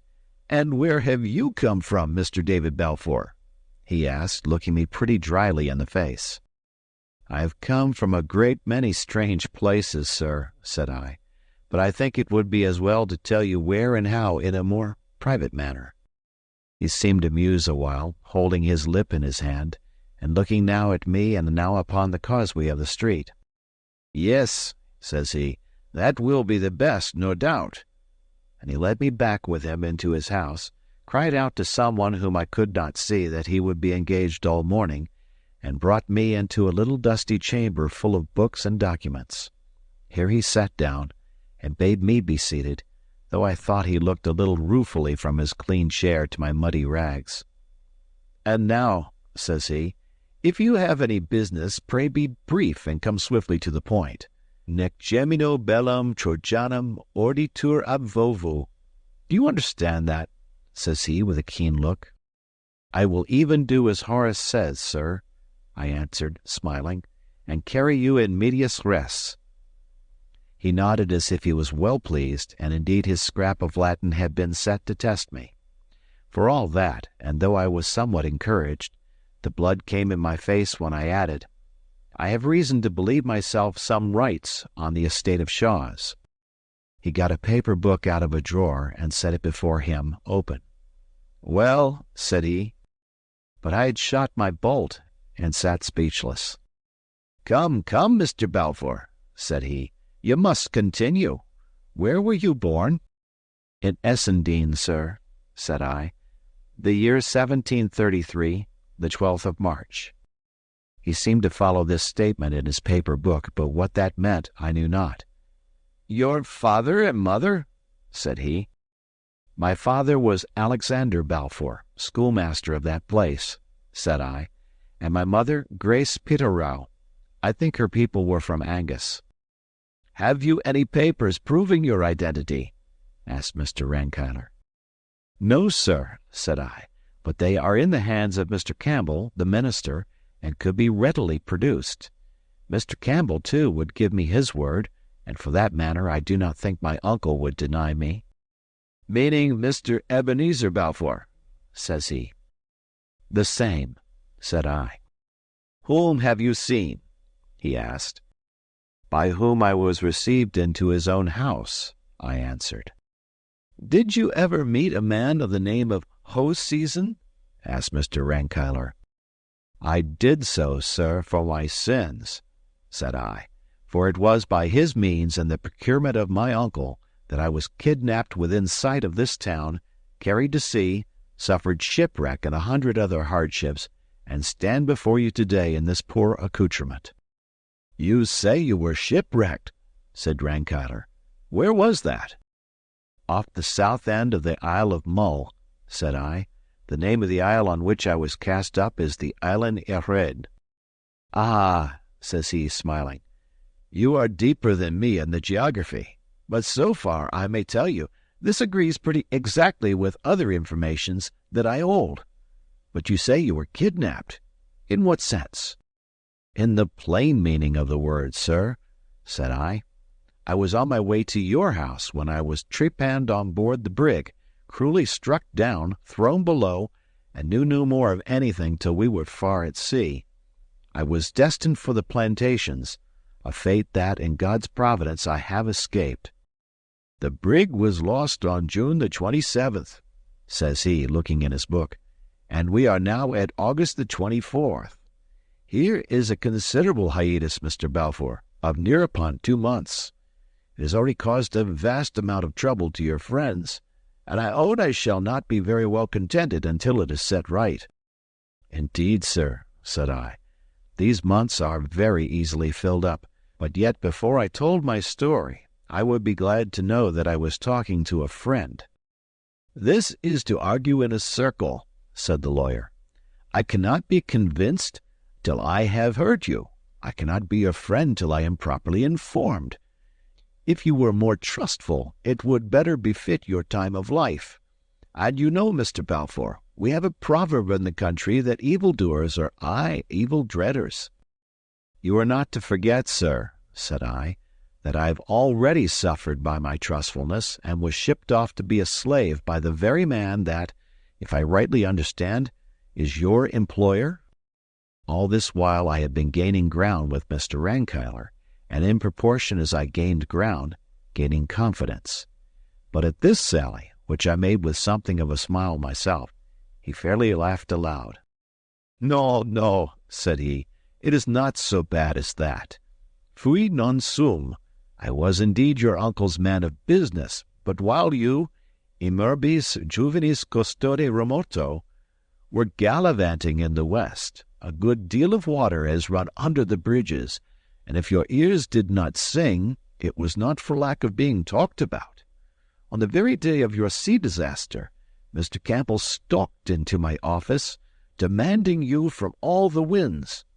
I had never heard of your existence, but I had known your father, and from matters in my competence, to be touched upon hereafter, I was disposed to fear the worst.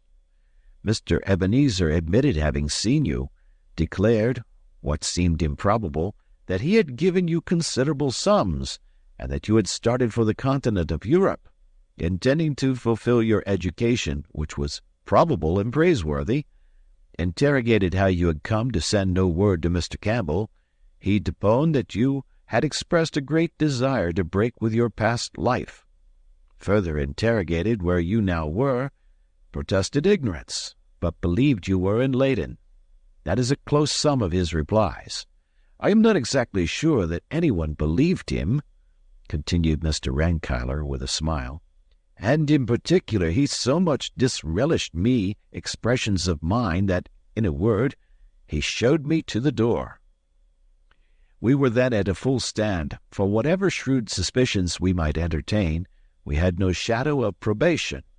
In the very article comes Captain Hoseason with the story of your drowning, whereupon all fell through, with no consequences but concern to Mr. Campbell, injury to my pocket, and another blot upon your uncle's character, which could very ill afford it.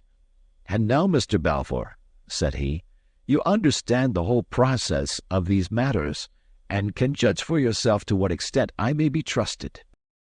Indeed, he was more pedantic than I can represent him, and placed more scraps of Latin in his speech, but it was all uttered with a fine geniality of eye and manner which went far to conquer my distrust.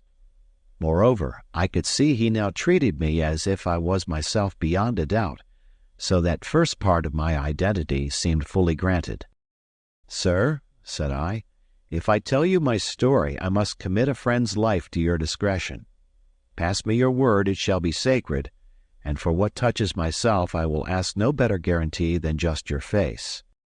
He passed me his word very seriously.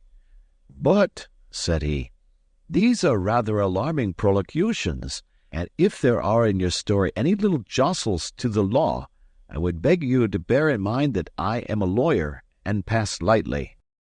Thereupon I told him my story from the first, he listening with his spectacles thrust up and his eyes closed, so that I sometimes feared he was asleep.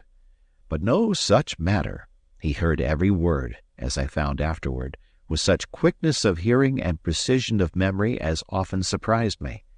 Even strange outlandish Gaelic names, heard for that time only, he remembered and would remind me of years after. Yet when I called Alan Breck in full, we had an odd scene.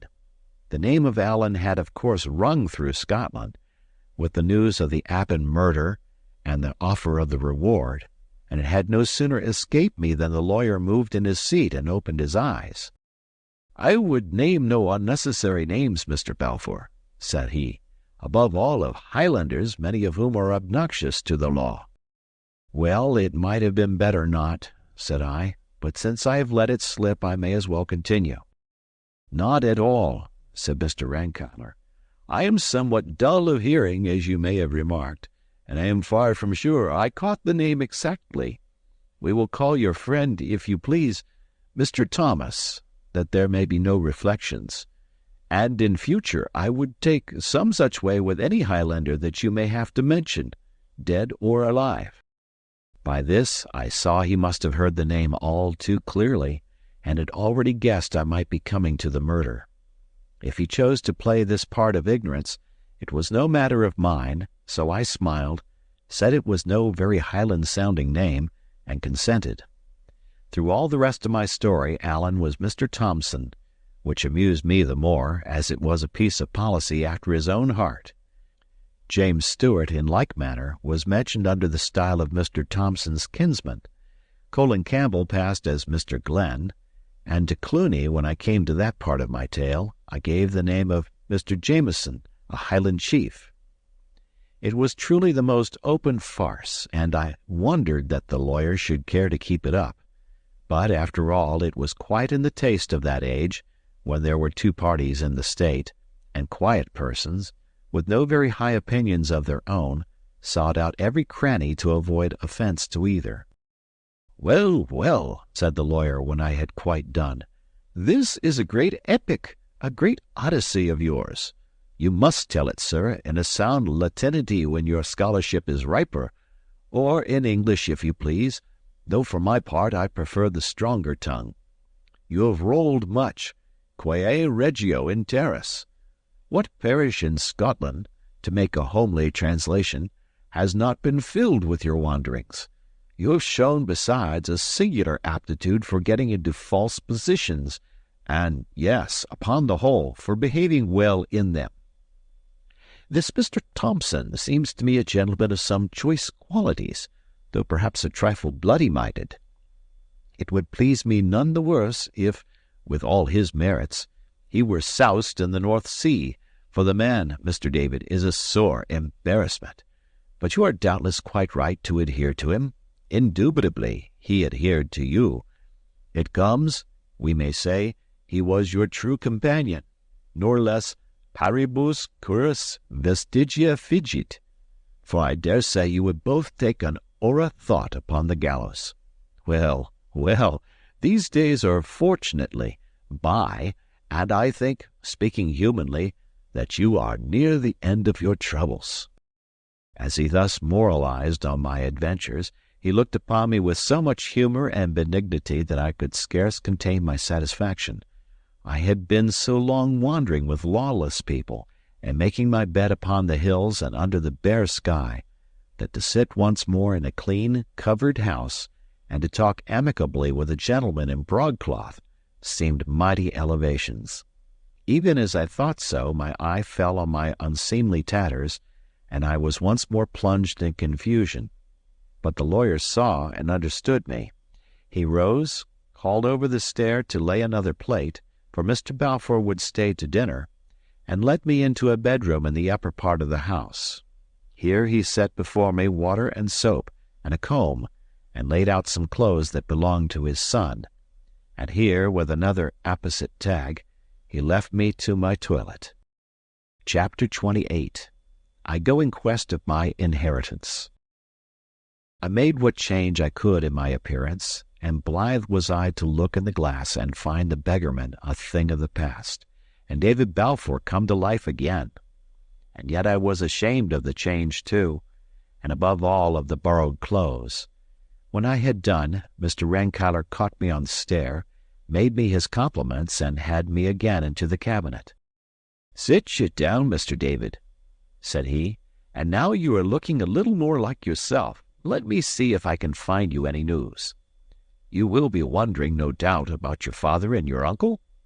To be sure, it is a singular tale, and the explanation is one that I blush to have to offer you. For, says he, really with embarrassment, the matter hinges on a love affair. Truly, said I cannot very well join that notion with my uncle. "But your uncle, Mr. David, was not always old," replied the lawyer, "and what may perhaps surprise you more, not always ugly. He had a fine, gallant air. People stood in their doors to look after him as he went by upon a mettle horse. I have seen it with these eyes, and I ingenuously confess, not altogether without envy, for I was a plain lad myself and a plain man's son, and in those days it was a case of odi te que bellis es sa belle." "It sounds like a dream," said I. "Aye, aye," said the lawyer, "that is how it is with youth and age. Nor was that all, but he had a spirit of his own that seemed to promise great things in the future. In 1715, what must he do but run away to join the rebels? It was your father that pursued him, found him in a ditch, and brought him back multum gementum, to the mirth of the whole country. However, majora canamus, the two lads fell in love, and that with the same lady. Mr. Ebenezer, who was the admired and the beloved, and the spoiled one, made, no doubt, mighty certain of the victory, and when he found he had deceived himself, screamed like a peacock. The whole country heard of it. Now he lay sick at home, with his silly family standing round the bed in tears. Now he rode from public-house to public-house, and shouted his sorrows into the lug of Tom, Dick, and Harry. Your father, Mr. David, was a kind gentleman, but he was weak, dolefully weak, took all this folly with a long countenance, and one day, by your leave, resigned the lady. She was no such fool, however. It's from her you must inherit your excellent good sense, and she refused to be bandied from one to another. Both got upon their knees to her, and the upshot of the matter for that while was that she showed both of them the door. That was in August, dear me, the same year I came from college. The scene must have been highly farcical. I thought myself it was a silly business, but I could not forget my father had a hand in it. Surely, sir, it had some note of tragedy, said I. Why, no, sir, not at all, returned the lawyer, for tragedy implies some ponderable matter in dispute, some dignus vindice nodus, and this piece of work was all about the petulance of a young ass that had been spoiled and wanted nothing so much as to be tied up and soundly belted. However, that was not your father's view, and the end of it was that from concession to concession on your father's part, and from one height to another of squalling, sentimental selfishness upon your uncle's, they came at last to drive a sort of bargain, from whose ill results you have recently been smarting. The one man took the lady, the other the estate. Now, Mr. David, they talk a great deal of charity and generosity, but in this disputable state of life, I often think the happiest consequences seem to flow when a gentleman consults his lawyer and takes all the law allows him. Anyhow, this piece of Quixotry on your father's part, as it was unjust in itself, has brought forth a monstrous family of injustices. Your father and mother lived and died poor folk. You were poorly reared. And in the meanwhile, what a time it has been for the tenants on the estate of Shaw's. And I might add, if it was a matter I cared much about, what a time for Mr. Ebenezer. And yet that is certainly the strangest part of all, said I, that a man's nature should thus change. True, said Mr. Rankeillor, and yet I imagine it was natural enough. He could not think that he had played a handsome part. Those who knew the story gave him the cold shoulder. Those who knew it not, seeing one brother disappear and the other succeed in the estate, raised a cry of murder, so that upon all sides he found himself evited. Money was all he got by his bargain. Well, he came to think the more of money. He was selfish when he was young. He is selfish now that he is old, and the latter end of all these pretty manners and fine feelings you have seen for yourself. Well, sir, said I, and in all this what is my position? The estate is yours beyond a doubt, replied the lawyer. It matters nothing what your father signed. You are the heir of entail. But your uncle is a man to fight the indefensible, and it would be likely your identity that he would call in question. A lawsuit is always expensive, and a family lawsuit always scandalous. Besides which, if any of your doings with your friend Mr. Thompson were to come out, we might find that we had burned our fingers. The kidnapping, to be sure, would be a court card upon our side, if we could only prove it. But it may be difficult to prove, and my advice upon the whole is to make a very easy bargain with your uncle, perhaps even leaving him at Shaw's, where he has taken root for a quarter of a century, and contenting yourself in the meanwhile with a fair provision. I told him I was very willing to be easy, and that to carry family concerns before the public was a step from which I was naturally much averse. In the meantime, thinking to myself, I began to see the outlines of that scheme on which we afterwards acted. "The great affair," I asked, "is to bring home to him the kidnapping?" "Surely," said Mr. Rankeillor, "and if possible out of court. For mark you here, Mr. David, we could no doubt find some men of the covenant who would swear to your reclusion, but once they were in the box, we could no longer check their testimony, and some word of your friend Mr. Thompson must certainly crop out, which, from what you have let fall, I cannot think to be desirable." "Well, sir," said I, "here is my way of it," and I opened my plot to him. "But this would seem to involve my meeting the man Thompson?" says he, when I had done. I think so, indeed, sir," said I. "Dear doctor!" cries he, rubbing his brow. "Dear doctor! No, Mr. David, I am afraid your scheme is inadmissible. I say nothing against your friend Mr. Thompson. I know nothing about him, and if I did, mark this, Mr. David, it would be my duty to lay hands on him.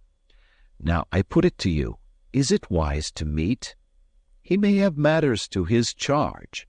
He may not have told you all. His name may not be even Thompson," cries the lawyer, twinkling, "for some of these fellows will pick up names by the roadside as another would gather haws." "You must be the judge, sir," said I. But it was clear my plan had taken hold upon his fancy, for he kept musing to himself till we were called to dinner and the company of Mrs. Rankeillor, and that lady had scarce left us again to ourselves and a bottle of wine, ere he was back harping on my proposal. When and where was I to meet my friend Mr. Thompson? Was I sure of Mr. T.'s discretion, supposing we could catch the old fox tripping? Would I consent to such and such a term of an agreement? These and the like questions he kept asking at long intervals, while he thoughtfully rolled his wine upon his tongue. When I had answered all of them, seemingly to his contentment, he fell into a still deeper muse, even the claret being now forgotten. Then he got a sheet of paper and a pencil, and set to work writing and weighing every word, and at last touched a bell and had his clerk into the chamber. "Torrance," said he, "I must have this written out fair against tonight, and when it is done, you'll be so kind as put on your hat and be ready to come along with this gentleman and me, for you will probably be wanted as a witness." "What, sir," cried I, as soon as the clerk was gone, "are you to venture it?" "Why, so it would appear," says he, filling his glass. "But let us speak no more of business. The very sight of Torrance brings in my head a little droll matter of some years ago, when I had made a tryst with the poor oaf at the Cross of Edinburgh. Each had gone his proper errand, and when it came 4 o'clock, Torrance had been taking a glass and did not know his master, and I, who had forgot my spectacles, was so blind without them that I give you my word I did not know my own clerk." And thereupon he laughed heartily. I said it was an odd chance, and smiled out of politeness, but what held me all the afternoon in wonder, he kept returning and dwelling on the story, and telling it again with fresh details and laughter, so that I began at last to be quite put out of countenance and feel ashamed for my friend's folly. Towards the time I had appointed with Allen, we set out from the house, Mr. Rankeillor and I arm in arm, and Torrance following behind with the deed in his pocket and a covered basket in his hand. All through the town the lawyer was bowing right and left, and continually being buttonholed by gentlemen on matters of burgh or private business, and I could see he was one greatly looked up to in the county. At last we were clear of the houses, and began to go along the side of the haven and towards the Hawes Inn and the Ferry pier, the scene of my misfortune. I could not look upon the place without emotion, recalling how many that had been there with me that day were now no more. Ransom taken, I could hope, from the evil to come, Shuan passed where I dared not follow him, and the poor souls that had gone down with the brig in her last plunge. All these and the brig herself I had outlived, and come through these hardships and fearful perils without scathe. My only thought should have been of gratitude, and yet I could not behold the place without sorrow for others and a chill of recollected fear. I was so thinking when, upon a sudden, Mr. Rankeillor cried out, clapped his hand to his pockets, and began to laugh. "Why," he cries, "if this be not a farcical adventure, after all that I said I have forgot my glasses." At that, of course, I understood the purpose of his anecdote, and knew that if he had left his spectacles at home, it had been done on purpose, so that he might have the benefit of Allen's help without the awkwardness of recognizing him. And indeed it was well thought upon, for now, suppose things to go the very worst, how could Rankeillor swear to my friend's identity, or how be made to bear damaging evidence against myself? For all that, he had been a long while of finding out his want, and had spoken to and recognized a good few persons as we came through the town, and I had little doubt myself that he saw reasonably well. As soon as we were past the Hawes, where I recognized the landlord smoking his pipe at the door, and was amazed to see him look no older, Mr. Rankeillor changed the order of march, walking behind with Torrance and sending me forward in the manner of a scout. I went up the hill, whistling from time to time my Gaelic air, and at length I had the pleasure to hear it answered, and to see Allen rise from behind a bush.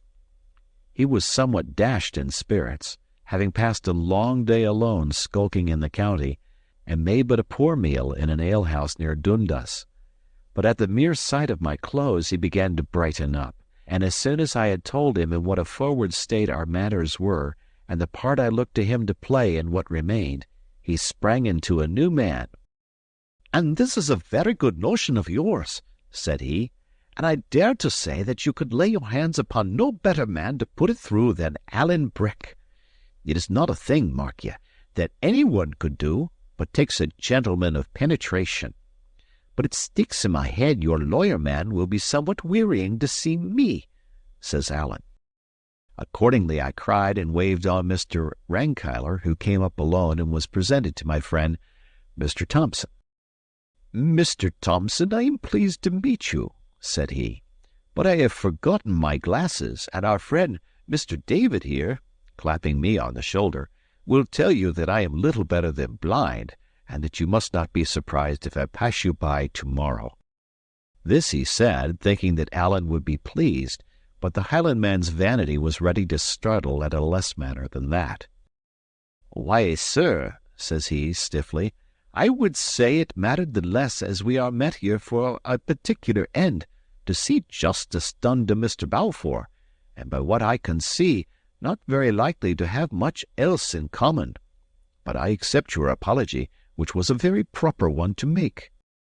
"And that is more than I could look for, Mr. Thompson," said Rankeillor heartily. "And now, as you and I are the chief actors in this enterprise, I think we should come into a nice agreement, to which end I propose that you should lend me your arm, for what with the dusk and the want of my glasses, I am not very clear as to the path. And as for you, Mr. David, you will find Torrance a pleasant kind of body to speak with. Only let me remind you, it's quite needless he should hear more of your adventures, or those of Mr. Thompson." Accordingly, these two went on ahead in very close talk, and Torrance and I brought up the rear. Night was quite come when we came in view of the house of Shaw's. 10 had been gone some time. It was dark and mild, with a pleasant rustling wind in the southwest that covered the sound of our approach, and as we drew near we saw no glimmer of light in any portion of the building. It seemed my uncle was already in bed, which was indeed the best thing for our arrangements. We made our last whispered consultations some 50 yards away, and then the lawyer and Torrance and I crept quietly up and crouched down beside the corner of the house, and as soon as we were in our places, Allen strode to the door without concealment and began to knock.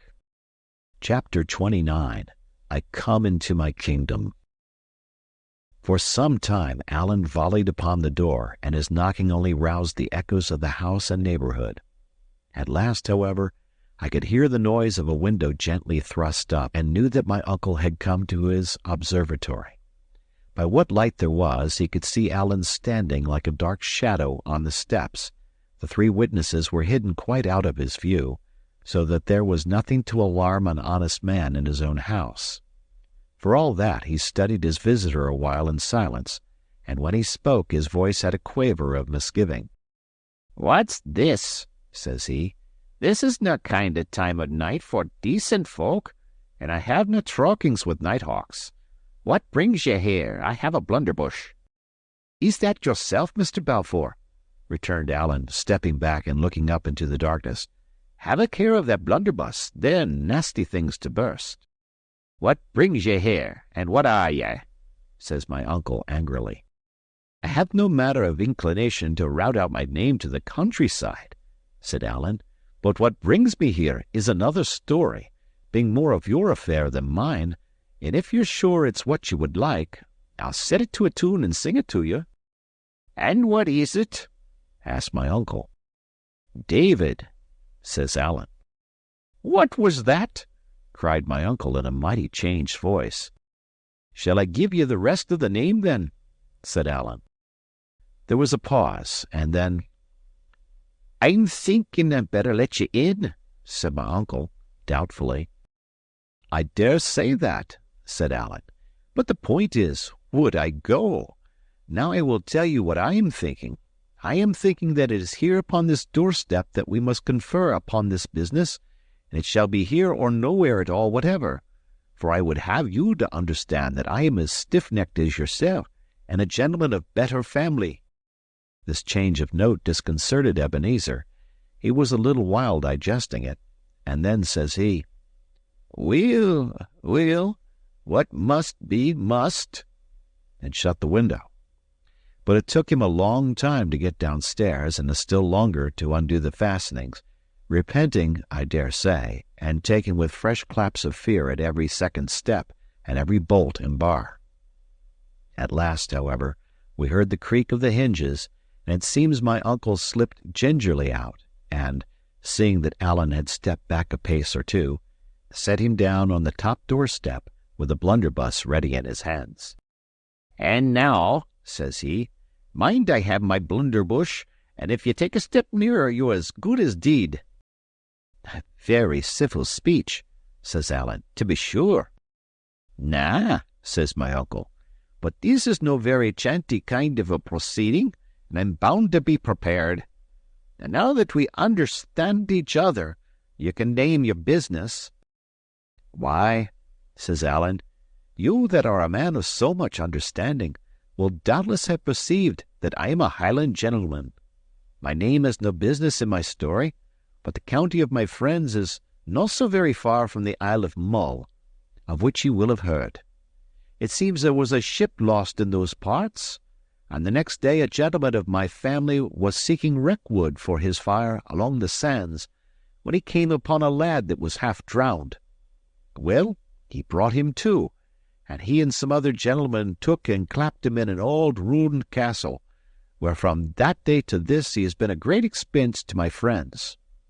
My friends are a wee wild-like, not so particular about the law as some that I could name, and finding that the lad owned some decent folk, and was your born nephew, Mr. Balfour, they asked me to give you a bit of call and confer upon the matter. And I may tell you at the off-go, Unless we can agree upon some terms, you're little likely to set eyes upon him. For my friends," added Allen simply, "are no very well off." My uncle cleared his throat. "I'm no very caring," says he. "He wasna a good lad at the best of it, and I'd no call to interfere." "Aye, aye," said Allen. "I see what you would be at, pretending you don't care, to make the ransom smaller." "Nah," said my uncle, "it's the mere truth. I take no matter interest in the lad, and I pay no ransom, and you can make a kirk and a mill of him for what I care." "Hoot, sir," says Allen, "blood's thicker than water, in the devil's name." "You cannot desert your brother's son for the fair shame of it, and if you did, and it came to be kent, you wouldn't be very popular in your countryside, or I'm the more deceived." "I'm no very popular the way it is," returned Ebenezer, "and I dinna see how it would come to be kent. No by me, anyway, nor yet by you or your friends. So let's idle talk, me buckie," says he. "Then it'll have to be David that tells it," said Allen. "How's that?" says my uncle sharply. "Oh, just this way," says Allen. "My friends would doubtless keep your nephew as long as there was any likelihood of siller to be made of it. But if there was none, I am clearly of opinion they would let him gang where he pleased, and be damned to him." "Aye, but I'm no very caring about that either," said my uncle. "I wouldna be muckle made up with that." "I was thinking that," said Allen. "And what for, why?" asked Ebenezer. "Why, Mr. Balfour," replied Allen, "by all that I could hear, there were two ways of it. Either ye liked David and would pay to get him back, or else ye had very good reasons for not wanting him, and would pay for us to keep him. It seems it's not the first. Well, then, it's the second, and blithe am I to ken it, for it should be a pretty penny in my pocket and the pocket of my friends." "I dinna follow ye there," said my uncle. "No?" said Allen. "Well, see here, you dinna want the lad back. Well, what do you want done with him, and how much will you pay?" My uncle made no answer, but shifted uneasily on his seat. "Come, sir," cried Allen, "I would have you to ken that I am a gentleman. I bear a king's name. I am not rider to kick my shanks at your hall door. Either give me an answer in civility, and that out of hand, or by the top of Glencoe, I will ram 3 feet of iron through your vitals." "Eh, man," cried my uncle, scrambling to his feet, "give me a minute. What's like wrong with ye? I'm just a plain man and no dancing master, and I'm trying to be as civil as is morally possible. As for that wild talk, it's fair disreputable. Vitals, says you, and where would I be with my blunderbush?" he snarled. "Powder and your old hands are but as the snail to the swallow against the bright steel in the hands of Allen," says the other. "Before your jottering finger could find the trigger, the hilt would dirl on your breastbane." "Eh, man, where's denying it?" says my uncle. "Pitied as you please. Have it your own way. I do nothing across ye. Just tell me what you'll be wanting, and you'll see that we can agree fine." "Troth, sir," said Allen, "I ask for nothing but plain dealing. In 2 words, do you want the land killed or kept?" "Oh, sirs!" cried Ebenezer. "Oh, sirs, me, that's no kind of language." "Killed or kept," repeated Allen. "Oh, kep it," wailed my uncle. "We had no bloodshed, if you please." "Well," said Allen, "as you please. That'll be the dearer." "The dearer?" cries Ebenezer. "Would you file your hands with crime?" "Hoot," said Allen, "they're both crime whatever, and the killing's easier and quicker and surer. Keeping the lad'll be a fascist job, a fascist kittle business." "I'll have him keeped it, though," returned my uncle. "I never had nothing to do with anything morally wrong, and I'm no going to begin to pleasure a wild Highlandman." "You're unco scrupulous," sneered Allen. "I'm a man of principle," said Ebenezer simply. "And if I have to pay for it, I'll have to pay for it. And besides," says he, "you forgot the lad's my brother's son." "Well, well," said Allen, "and now about the price. It's no very easy for me to set a name upon it. I would first have to ken some small matters. I would have to ken, for instance, what you gave horse season at the first off go." "Horse season!" cries my uncle, struck aback. "What for?" "For kidnapping David," says Allen. "It's a lie! It's a black lie!" cried my uncle. "He was never kidnapped. He lied in his throat that he told you that. Kidnapped? He never was." "That's no fault of mine, nor yet of yours," said Allen, "nor yet of Hoseason's, if he's a man that can be trusted." "What do you mean?" cried Ebenezer. "Did Hoseason tell ye?" "Why, you donnered old runt, how else would I ken?" cried Allen. "Hoseason and me are partners. We gang shares. So you can see for yourself what good you can do lying. And I must plainly say you drove a fool's bargain when you let a man like the sailor man so far forward in your private matters. But that's past praying for, and you must lie on your bed the way you made it.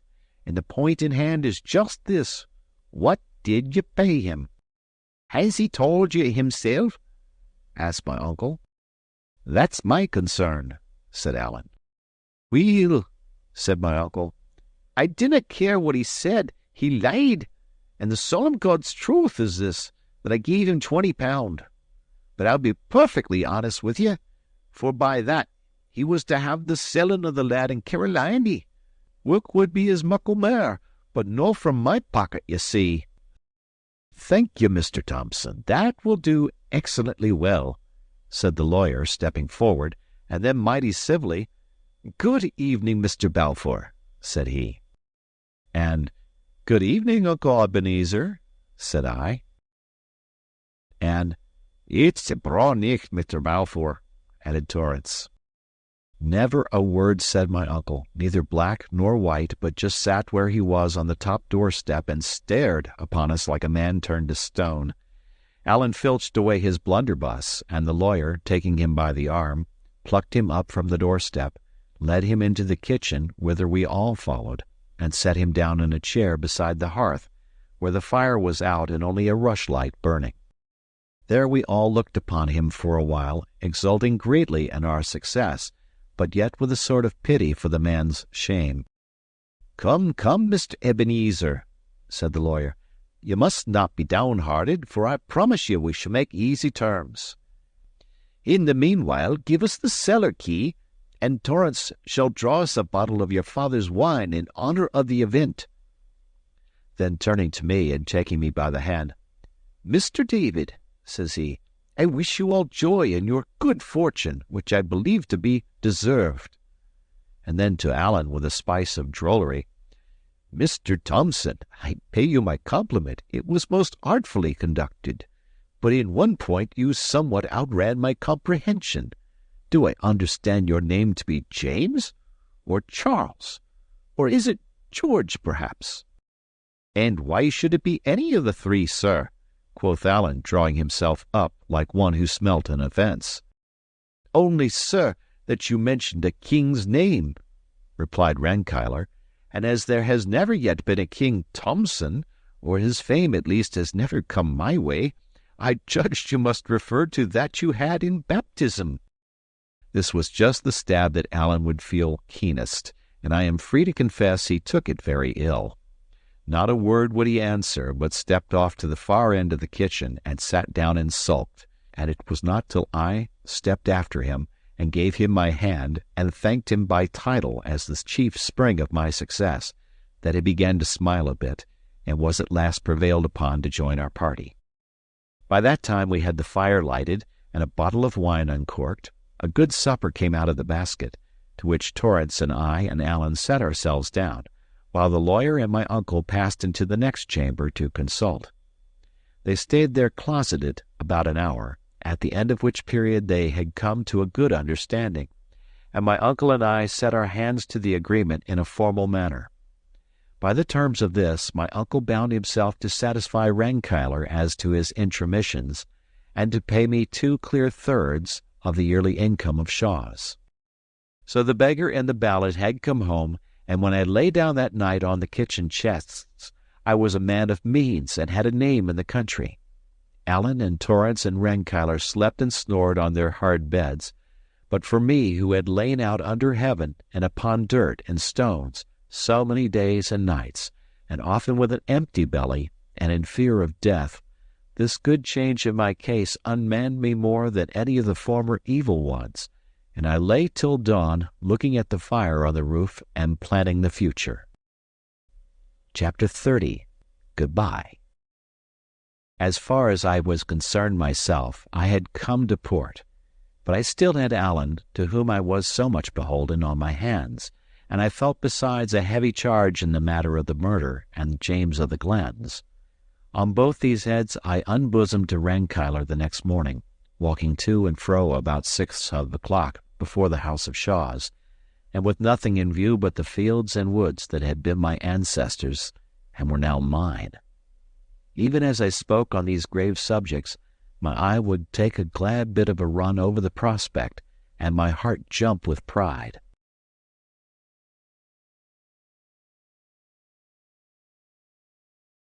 About my clear duty to my friend, the lawyer had no doubt.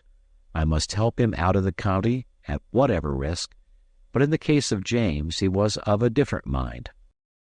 "Mr. Thompson," says he, "is one thing, Mr. Thompson's kinsman quite another. I know little of the facts, but I gather that a great noble, whom we will call, if you like, the D of A, has some concern and is even supposed to feel some animosity in the matter. The D of A is doubtless an excellent nobleman, but, Mr. David, timeo qui nocuere Dios, if you interfere to balk his vengeance, you should remember there is one way to shut your testimony out, and that is to put you in the dock. There you would be in the same pickle as Mr. Thompson's kinsman. You will object that you are innocent. Well, but so is he, and to be tried for your life before a Highland jury, on a Highland quarrel, and with a Highland judge upon the bench, would be a brief transition to the gallows." Now I had made all these reasonings before, and found no very good reply to them, so I put on all the simplicity I could. "In that case, sir," said I would just have to be hanged, would I not?" "My dear boy," cries he, "go in God's name and do what you think is right. It is a poor thought that at my time of life I should be advising you to choose the safe and shameful, and I take it back with an apology. Go and do your duty, and be hanged if you must, like a gentleman. There are worse things in the world than to be hanged." "Not many, sir," said I, smiling. "Why, yes, sir," he cried, "very many. It would be 10 times better for your uncle, to go no farther afield, if he were dangling decently upon a gibbet." Thereupon he turned into the house, still in a great fervour of mind, so that I saw I had pleased him heartily, and there he wrote me 2 letters, making his comments on them as he wrote. "This," says he, "is to my bankers, the British Lidding Company, placing a credit to your name. Consult Mr. Thomas, he will know of ways, and you, with this credit, can supply the means. I trust you will be a good husband of your money, but in the affair of a friend like Mr. Thompson, I would be even prodigal. Then for his kinsman, there is no better way than that you should seek the advocate, tell him your tale, and offer testimony. Whether he may take it or not is quite another matter, and will turn on the D of A. Now, that you may reach the Lord Advocate well recommended, I give you here a letter to a namesake of your own, the learned Mr. Balfour of Brig, a man whom I esteem. It will look better that you should be presented by one of your own name, and the Laird of Brig is much looked up to in the faculty, and stands well with Lord Advocate Grant. I would not trouble him, if I were you, with any particulars, and, do you know, I think it would be needless to refer to Mr. Thompson. Form yourself upon the Laird. He is a good model. When you deal with the advocate, be discreet, and in all these matters may the Lord guide you, Mr. David." Thereupon he took his farewell and set out with Torrance for the ferry, while Allen and I turned our faces for the city of Edinburgh. As we went by the footpath and beside the gate posts and the unfinished lodge, we kept looking back at the house of my fathers. It stood there, bare and great and smokeless, like a place not lived in, only in one of the top windows there was the peak of a nightcap bobbing up and down and back and forward, like the head of a rabbit from a burrow.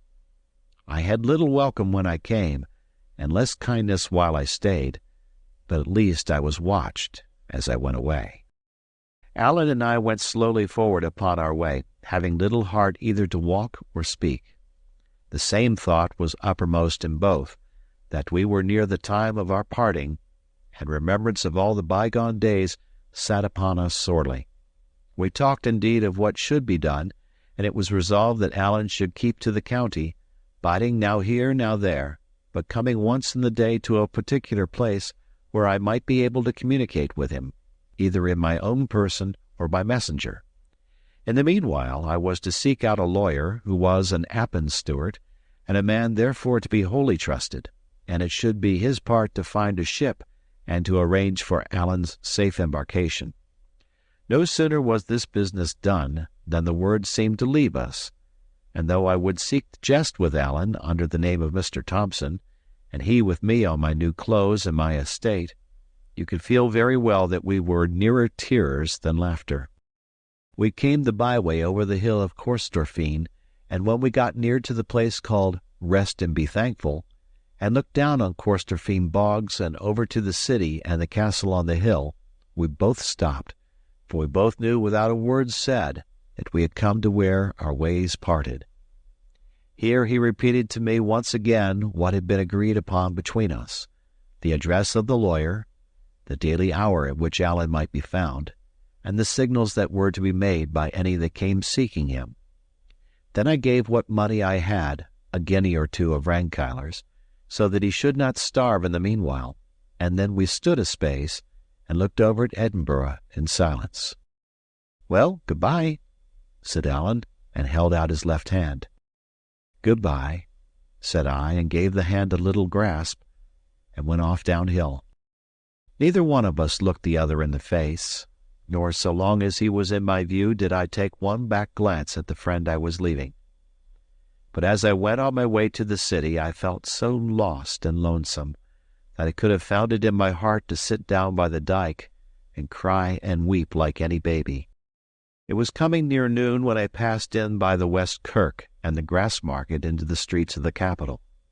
The huge height of the buildings, running up to 10 and 15 stories, the narrow arched entries that continually vomited passengers, the wares of the merchants in their windows, the hubbub and endless stir, the foul smells and the fine clothes, and 100 other particulars too small to mention, struck me into a kind of stupor of surprise, so that I let the crowd carry me to and fro, and yet all the time what I was thinking of was Allen at Rest and Be Thankful, and all the time, although you would think I would not choose but be delighted with these bras and novelties, there was a cold gnawing in my inside like a remorse for something wrong. The hand of Providence brought me in my drifting to the very doors of the British Linen Company's bank. If you like the video, put a like, subscribe to the channel and click on the bell to not miss our new videos.